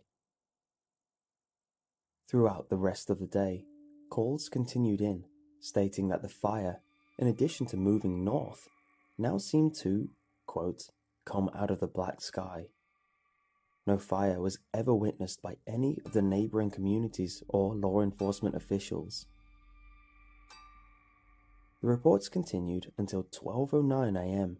on the morning of August 14, 1952. The last phone call, placed by a Mr. Benjamin Endicott, reported that the fire in the sky had grown so intense that it began to appear as daytime over the town. The phone call ended abruptly. Here's a transcript from the phone call placed by Benjamin Sherman Endicott. Benjamin. Just hold on, wait. Continued silence. Yeah, I see something. It's to the south. It looks like... End phone call. The next phone call wouldn't be placed until the following evening. The following is the entire transcript of the final phone call to be received by the Hayes Police Department out of the town of Ashley, Kansas. It was placed at 9:46 p.m. on the evening of August 15th, 1952. In this recorded phone call, the officer on duty is Officer Pete Welsh. The caller has been identified as Miss April Foster. Begin phone call. Officer Welsh. Hayes Police Department. Muffled static. Hello? Foster. Yes, hello? Officer Welsh. Ma'am, who am I speaking with? Foster. My name is April Foster. Please, sir, please help me. Officer Welsh. What is happening, ma'am? Foster. Last night they came back. Officer Welsh. Ma'am, I'm going to need you to... Foster. Last night they came back. Ma'am, I'm going to need you to calm down and speak clearly. What happened? Who came back? Sobbing. Everyone. Everyone? They all came in the fire. What do you mean, everyone? My son. I saw my son last night. He was walking. He walked down the street. He was burned. Jesus Christ, he was burned. Ma'am, he died last year. I raised him since he was a baby. It was just me and him. I told him to watch out for cars when he rode his bike, but he never wanted to listen. Ma'am, what you're saying isn't making any sense. You said everyone came back? Are you listening to me? Everyone! Everyone came back. Everyone who died or went missing, they're back. And they're looking for us. He said, Mommy, I'm okay now. See, I can walk again. Where are you, Mommy? I want to see you. Ma'am, where are you now? Are you safe? I'm hiding, just like everyone else. We saw them coming through the fields and some people opened their doors for them. God, the screaming. I don't know what happened to them, but their houses caught fire and they caved in. I have my curtains drawn. I'm hiding in the closet right now and... Ma'am, is everything all right? Are you okay? Silence. Ma'am? Glass breaking. Oh God. Oh my God. Ma'am? Something just came in. Ma'am, stay as quiet as you can. Don't make a sound. Muffled. Mommy? Mommy? He came inside. Stay absolutely still. Don't leave. Sound of muffled footsteps. Muffled. Mommy? Mommy, where are you hiding? Stay quiet. Sound of heavy footsteps. Laughter. Muffled. I found you, Mommy. Indiscernible screaming and noise. Ma'am? Ma'am? End phone call. The following morning, at 6:55 a.m., the law enforcement officials of the Hayes Police Department arrived at the location of Ashley, Kansas. A smoldering, burning fissure in the earth was all that remained.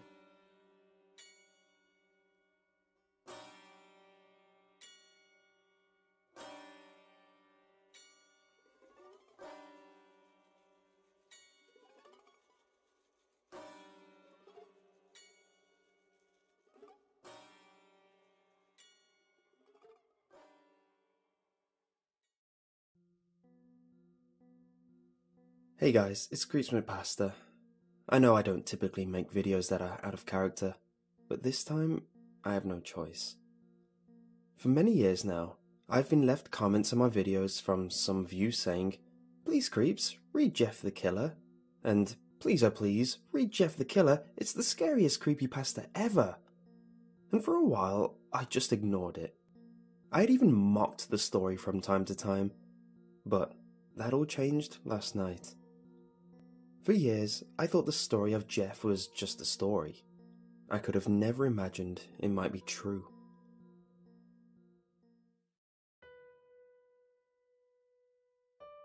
It was 12 a.m. when I began to grow bored of playing Overwatch for the third day in a row with no sleep. Nothing was in my belly besides liters of Mountain Dew and at least 3 or 4 bags of Doritos. I had lost count of the calories days and days ago.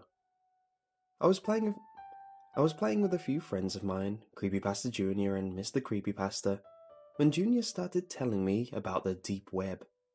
See, for a year or so now, I just thought the deep web was a rumor or some work of online fiction, but he claimed that he had been on there and explained it to me step by step.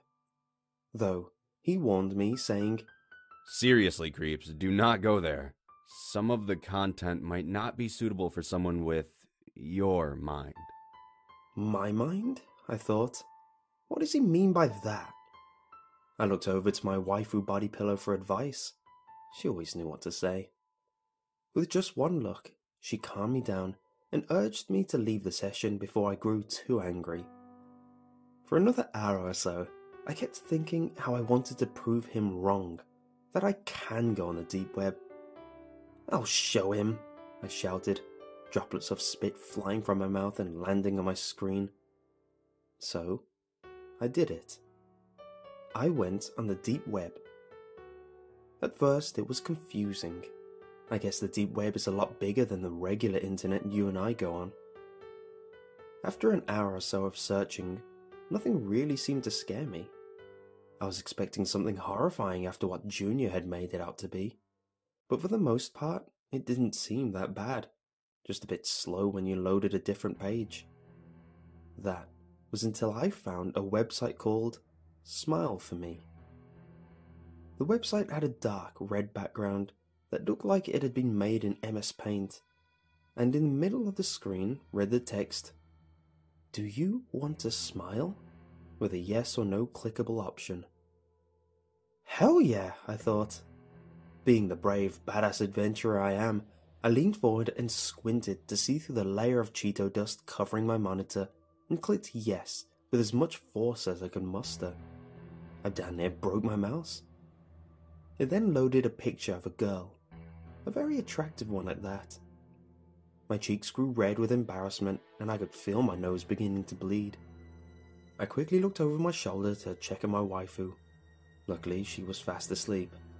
She's kind of the jealous type and I didn't want to give her the wrong idea about this girl. The picture soon began to distort and change, and soon there was a smile across the girl's face. Not just a regular smile, but one that looked as if it was cut into her cheeks from ear to ear. And then, boom, a blood-curdling scream sounded from the page, and the screen went black. Just as I was about to nope the hell out of there, a new window popped up. A chat room that wanted me to make a username. Though part of me wanted to leave, the other part still wanted to prove that I was able to handle the deep web. So I didn't let it get the better of me. That was my mistake. I changed my username to Dick Richard Johnson. It's a play on words if you couldn't already tell. After I set my username, it let me in. There was only one other guy in the chat with the username Jeff the Killer. I made the logical assumption that this person must have been a creepypasta fan. I typed in the chat, "Hello Jeff, creepypasta fan are you?" He then typed back, "Creepy what?" I laughed out loud, hard. That's when I realized I hadn't brushed my teeth in some time. I would have been embarrassed if anyone was in the room with me, but luckily it was just me and my waifu. "Come on, it may be my first time on the deep web, but I'm not that gullible," I responded. He replied as fast as lightning saying, "Not sure what you're talking about." "Oh come on," I continued. "There is no way your username is Jeff the Killer and you're not a creepypasta fan." "But I am Jeff the Killer," he replied. I was shocked. Could this be true? Could it? I mean, there was no way that old story had any truth to it. Or was there? "Well, if you are who you say you are, then prove it to me," I demanded. "And how would I do that?" he asked. "Send me a picture of your face. If you are Jeff, then you must have that infamous face with a Glasgow smile and bleached skin." He quickly responded with an, "Okay."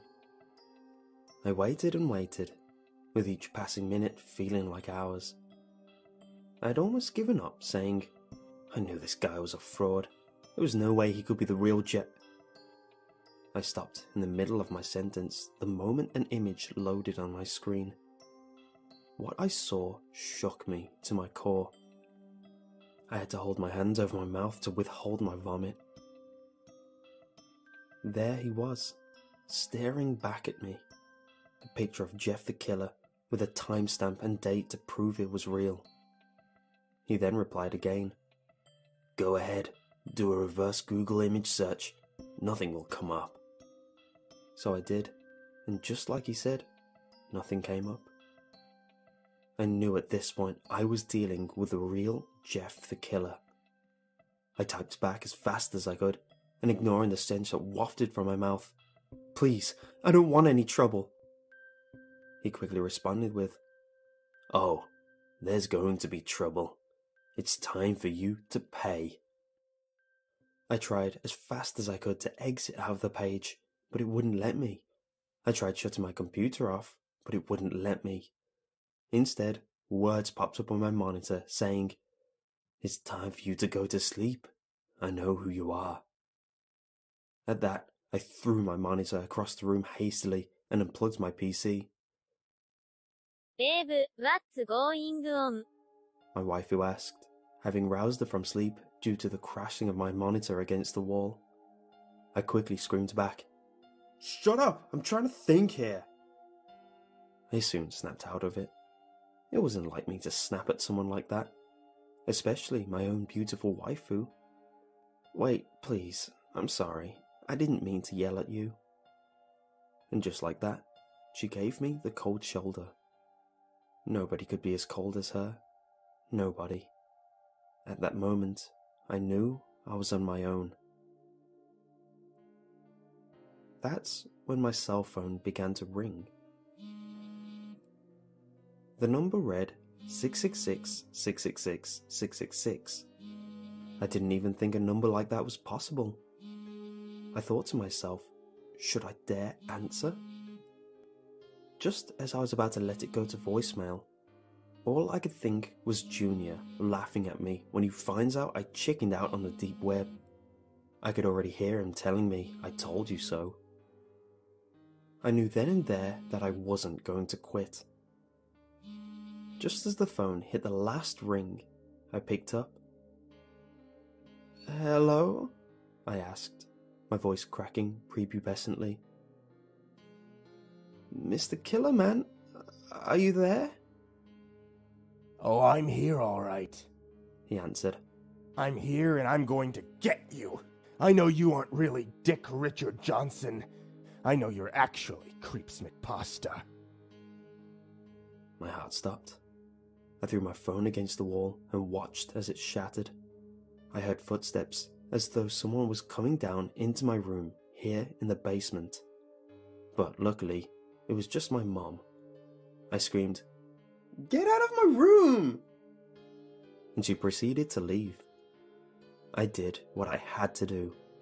I didn't want her to get involved in this mess I had caused. I knew Jeff wasn't going to give up that easy.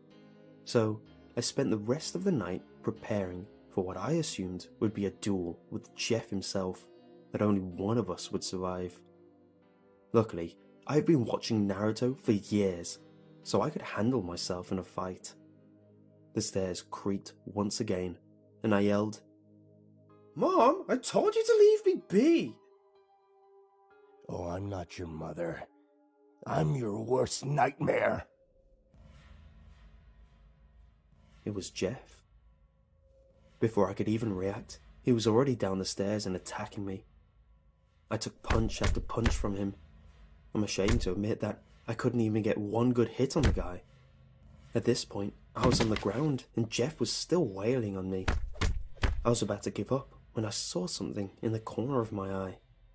It was a picture of me and my waifu that I had framed last Christmas. I could hear a voice in the back of my mind telling me, Get up. Get up, damn it. Get up. Come on, get happy. It took all of my might, but I soon rose once again to my feet. Jeff looked shocked, almost scared. I could see it in his eyes. That's the best you can do? I asked, spitting out a blood-filled loogie.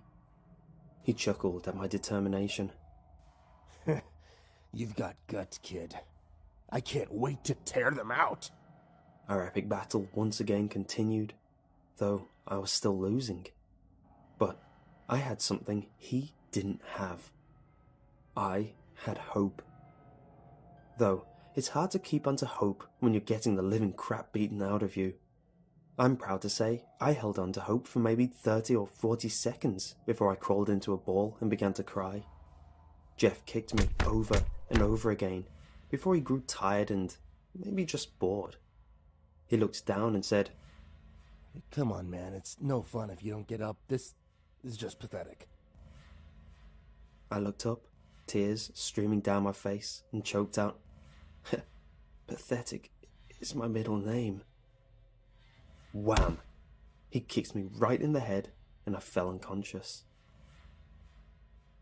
I woke up hours later in a dark room. I had no idea how long I had been out. I tried to move, but I was tied to a chair. I didn't even bother to scream for help, as I knew there was no point. I had accepted my fate. Then, out of the darkness appeared Jeff, his face so bright white it practically illuminated the room. Good morning, Creeps McPasta, He greeted me. I almost thought you were never going to get up. Well, looks like you were wrong, I replied, my voice low due to the immense pain I was suffering. Luckily, it sounded badass. He chuckled. Yeah, I guess I was. Now that I have your attention, I'd like to make a deal with you. A deal? What kind of deal could this guy possibly want to make with me? Go on, I urged. See, for years now, you have been mocking me online and refused to spread the word of Jeff the Killer to your subscribers, but that all changes today. See, I'm going to let you live, and I'll even let you go home on one condition, He said. And what might that be? I asked. I want you to make a video.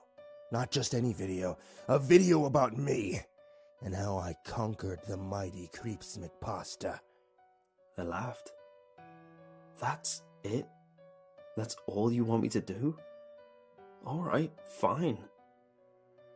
Well, there is one thing. He chuckled darkly. That leads us to here, and why I'm making this video. I'm sorry everybody, but I wasn't strong enough to beat him. It saddens me to admit when I came home, my sweet waifu was gone. She left a letter saying how she loved me but deserved better. So, I'm alone now, in my basement. Alone with just my microphone and computer. My monitor's cracked in 3 different places, but it still works. Before the video ends, there is one more thing I have to say. The final part of the deal with Jeff was for me to reveal that... This pains me to say, but I, Creeps McPasta, admit that Jeff the Killer is the greatest creepypasta ever told. Please God, forgive me.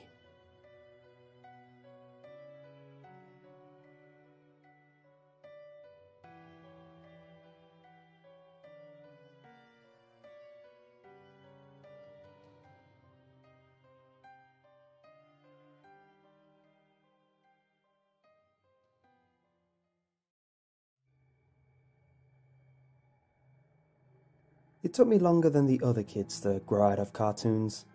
I loved all those childhood classics that were featured on Cartoon Network, Nickelodeon and such. It's funny, if you go on any nostalgia blogs nowadays, you'll see people acting like they always loved cartoons. But I bet there was a time they denounced their love just to seem cool. Anyway, this carried over when I was in my early years of high school and bored in IT class. Everyone was just doodling away on paint, playing flash games, or reading random pages found on the web. We had one of those teachers that never really cared about what we did as long as the work was done. My favourite cartoon at the time that I was binging was Batman the Animated Series. Out of boredom, I was just searching away random pages on search engines. First, I typed in Batman the Animated Series Trivia, which came up with a plethora of random facts about the show. I then found some little interviews about the behind the scenes and making of, which was pretty interesting. After hearing the same facts over and over though, I changed things up a bit. I decided to search for fan sites to see what others thought of the show. First, I found some popular blogs sharing fanfictions and theories. I even found a few hate pages which peeved me. But alas, I eventually fell into a monotonous grind through the pages of search results. I eventually hit the double-digit figures of search pages, which is when you find the more bizarre and less relevant pages. I came across some role-playing forums, illegal streaming sites of the show, and even a fanatic who acted out episodes in costume. I was just mindlessly clicking through these until I hit a generic, albeit amateur-looking page. It had a generic spiel about how they loved the show, and there were pages of commentary written down on an episode-by-episode basis. I was curious, but as I was getting into things, a pop-up came up. You have been selected for a chance to win £100,000. Obviously, I'd been warned by my parents to be cautious about things that are too good to be true. But I was also at that age where I felt I was destined for something special, and this could be it. I hesitantly clicked on it, and it led to some questionnaire, one question at a time. First, it asked a generic question about Batman. Luckily, I had been reading all the hidden details of the show and proudly clicked the right answer in the drop-down. Correct, it congratulated me with. This gave me a great feeling and a small shot of adrenaline. This could be it. I could be rich in a matter of seconds, was the thought racing in my mind. This all left me on the next question. What is your name? I was hesitant now. I was especially warned to never fill in personal details on the internet. Class was ending soon and I needed to be fast. If I answered, I could get in trouble, and if I left it, this opportunity would slip me by. In a panic, I looked around my class for inspiration, and my eyes met with the people in my class. Then I came up with a genius idea. I could use someone else's name. First, I looked at my best friend. If all this turned out to be legitimate, he would definitely understand and share the wealth with me. However, if he got in trouble, I would feel like I betrayed him. I was scared to ask him as I didn't want him to laugh at me in case this was all fake. Next, I turned to the big kid at the back of the class. Pete was basically the school bully. I thought if things went sour, I wouldn't mind him taking the fall. He'd gotten away with so much in this school that anything bad happening to him would be karmic justice. But then I thought of the potential good, and how he wouldn't even think twice about keeping all the money to himself. Time was running out, and I had to act quick. I could see some people packing away their stationery early to leave quickly for the upcoming lunch break. Then, the perfect idea hit me. Dexter. He was basically the class nerd. This name didn't help him, leaving him the most cliché nickname, Point Dexter. He was weak-willed, easily pushed around. A bad quality to have, but if he got the money, I could easily sway him into being on my side and splitting the pool with me. And if things went sour, I could easily deny any connection. I didn't really have much connection with him, and I wasn't that type of kid, so no one would suspect me. It was the perfect choice. I quickly typed in his name, which led to a box for his address. I had it offhand from his birthday party flyer, which no one showed up to. It would have been social suicide to have shown up. I pulled out the creased flyer from my backpack and hastily filled it in. After that, the pop-up just thanked me and closed. It was anticlimactic to say the least. It was just in time though, as everyone was flooding out for lunch and I didn't want to look suspicious, so I closed everything down and left. Weeks went by and seemingly nothing happened. I didn't want to ask Dexter about it, as I didn't want to look stupid that I'd fallen for such a thing, and I didn't want him to know I was filling in his details on random sites. He certainly never acted different in that time, so I figured he hadn't received the money. It was slowly hitting me that I may have been duped. I was watching him at lunch to see if he brought anything with him that may show he secretly received a lump of money, but he just pulled out some simple sandwiches and a chocolate bar. One thing I did notice, though, was that he was acting kind of skittish. He would occasionally pop his head up from eating, look around with wide eyes, and strafe back down to eat some more. I figured he was just looking out for kids who were looking to grief him. He really was a big target for many bullies. A week or two later, and things started getting more noticeable, but not in a good way. His grades started slipping. Now, he was known as Point Dexter for a reason. He was so smart, he usually knew things the teachers didn't. But now, he was noticeably lacking behind. His behavior was becoming more erratic too. He would sometimes lash out at other kids if they walked too close to him and caught him off guard. He would start screaming, seemingly at random. This started to distress the other kids, me included, and Dexter had to be sent out every so often to calm him down. I started to feel like this was my fault. I mean, I put together that this all started after I filled in his details on that pop-up. I nonchalantly brought this up to my mom. The behavior, not the pop-up. And she gave me an interesting explanation. As lightly as possible, she told me he's a little special. She explained that he might act odd from time to time because he had mild autism. I later learned that he was diagnosed on the cusp of the spectrum, where he could be in school with the regular kids, which is an offer his parents took up. This explanation was easy to stomach, and as bad as this sounds, I rejoiced inside, knowing it wasn't my fault. Time went by, and things were getting worse. He would show up to school, exhausted and pale, dark circles around his eyes. I no longer felt bad about the pop-up though. I more felt sorry for his parents. I couldn't imagine what it was like for them. But I just accepted this as how things were. Eventually, his behavior got so out of hand that he had to be taken out of class regularly. Usually, he didn't make it past 10 minutes in class before needing to be sent out. It didn't matter anyway. All he'd do was stare out the window with his crazy wide eyes until he would start screaming and panicking away. It was too disruptive to be sorted out every time it happened. It wasn't long until he stopped showing up completely. I asked my parents about it, and they were oddly quiet about it. I asked the other kids, but they said they had a similar response from their parents. We were simply constantly told not to worry. A week later, and more inquiries, all the parents, seemingly at the same time, all started telling us that they simply moved Dexter to a special needs school which could accommodate his condition. Some of the other kids didn't believe their parents, but it was spread enough that it was eventually settled as truth. Now, the reason I'm telling you all this is because of what I found out recently.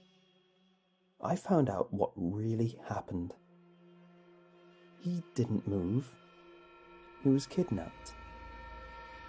On his bed was a note left in scratched, barely legible writing saying, "Dexter is a greedy boy. Dexter is a greedy boy.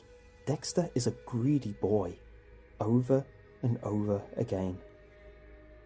After he went missing, a silent search operation was conducted around the town to see if they could find him. While searching the industrial estate to see if he was hiding away in an abandoned warehouse, they found his body. His body was stuffed with coins and notes recently stolen from a bank. There was also evidence of the worst things imaginable having happened to him, but you don't need me to describe them to you. It was decided to be kept from the kids to stop fear-mongering and trauma. Plus, telling the kids wouldn't have made us more safer anyway. This wasn't a random kidnapping. There was plenty of evidence that it was premeditated, planned, and was a one-off. However, no evidence could be found of a motive. Except for what I know. I think I may have gotten my classmate killed.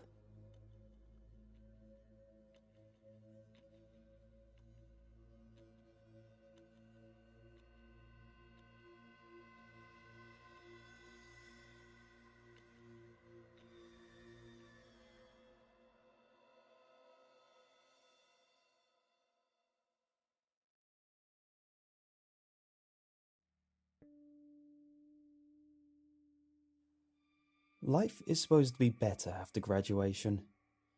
You walk across that stage, grab your diploma, and then you're welcomed into the real world with open arms.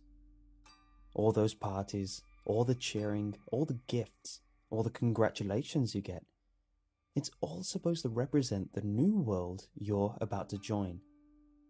I mean, you just made it through the hell of high school, 4 years of stress and drama, and now you're finally free to be an adult.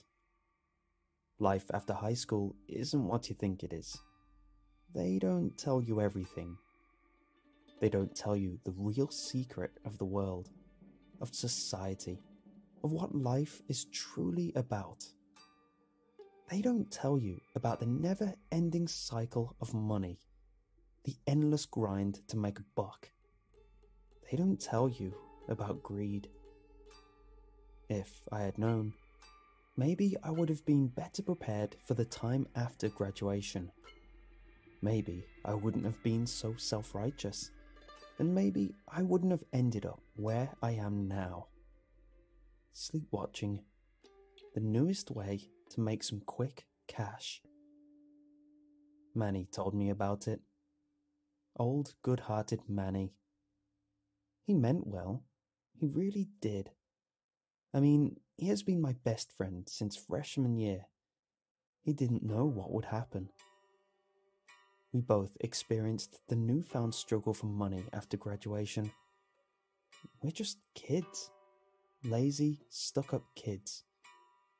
We thought that we were too good for some entry-level job at McDonald's or Walmart. We wanted something that was going to bring in money quickly and easily. So, him being the best friend that he is, he looked around online. It didn't take him long to find exactly what we both wanted. He found sleepwatching, a job in which you get paid to do absolutely nothing. Ollie, all you have to do is sit there and stay awake, he had texted me. The way he explained it, sleepwatching would be the easiest job on earth. And just like most things that end in disaster, it seemed too good to be true. So, me being exuberant about my brand new job opportunity, I raced to my computer with all the excitement of a boy who had just found Wonka's 5th and final golden ticket. Didn't talk to anyone else about it, just sat down at my desk, launched Chrome, and began looking up the wonderful world of sleepwatching. You see, it's a pretty ingenious idea. People are afraid of being alone.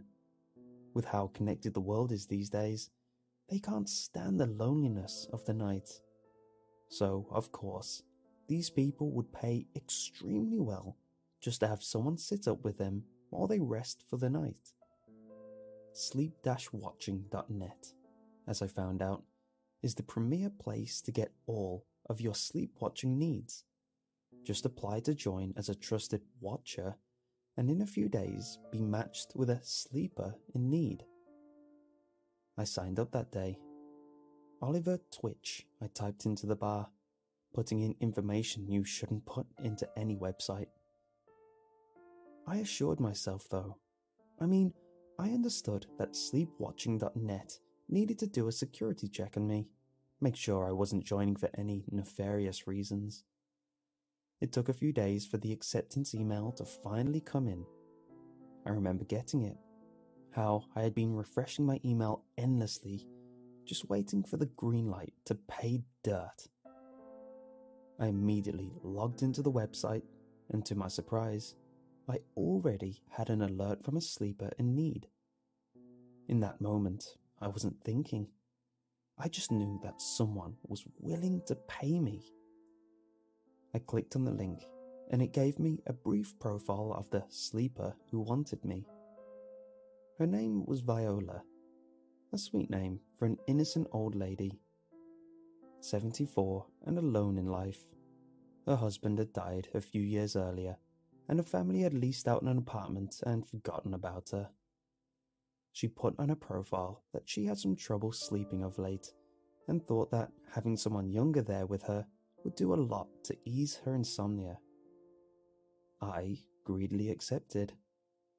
The rate for the job was amazing. Old people pay extremely well. We messaged a little that day. Just short messages. She wanted to make sure I was okay with the job and the pay. All she needed me to do was to be on the webcam feed. She said she was fine with me doing anything else during the night. It had been around noon when we talked, so I decided to take a nap. I had to be prepared for an all-nighter that would hopefully get me paid. It got dark around 9 where she lived. I was an hour behind, so it was still daylight when we got ready to call. Before I hit the dial button, a pop-up window appeared on my screen. A special message straight from sleepwatchers.net. The rules, it said across the top of the page. Listed below this simple heading was a short list. Number 1. Do not fall asleep. Number 2. For no circumstance may you wake the sleeper. Number 3. Do not touch the red emergency button unless there is an emergency. Number 4. Do not fall asleep. I had laughed at the rules at the time. They were all basic. Common sense that anyone should have known before taking a job as a watcher. I clicked the agree button at the bottom of the page and then waited for my call to Viola to connect. She was such a sweet old lady. She had this innocent smile on her face as she appeared on the screen, and she looked genuinely happy to see me. "Hi, Oliver," she said. "Thank you so much for doing this. I hope this isn't too much trouble and that you have a good night."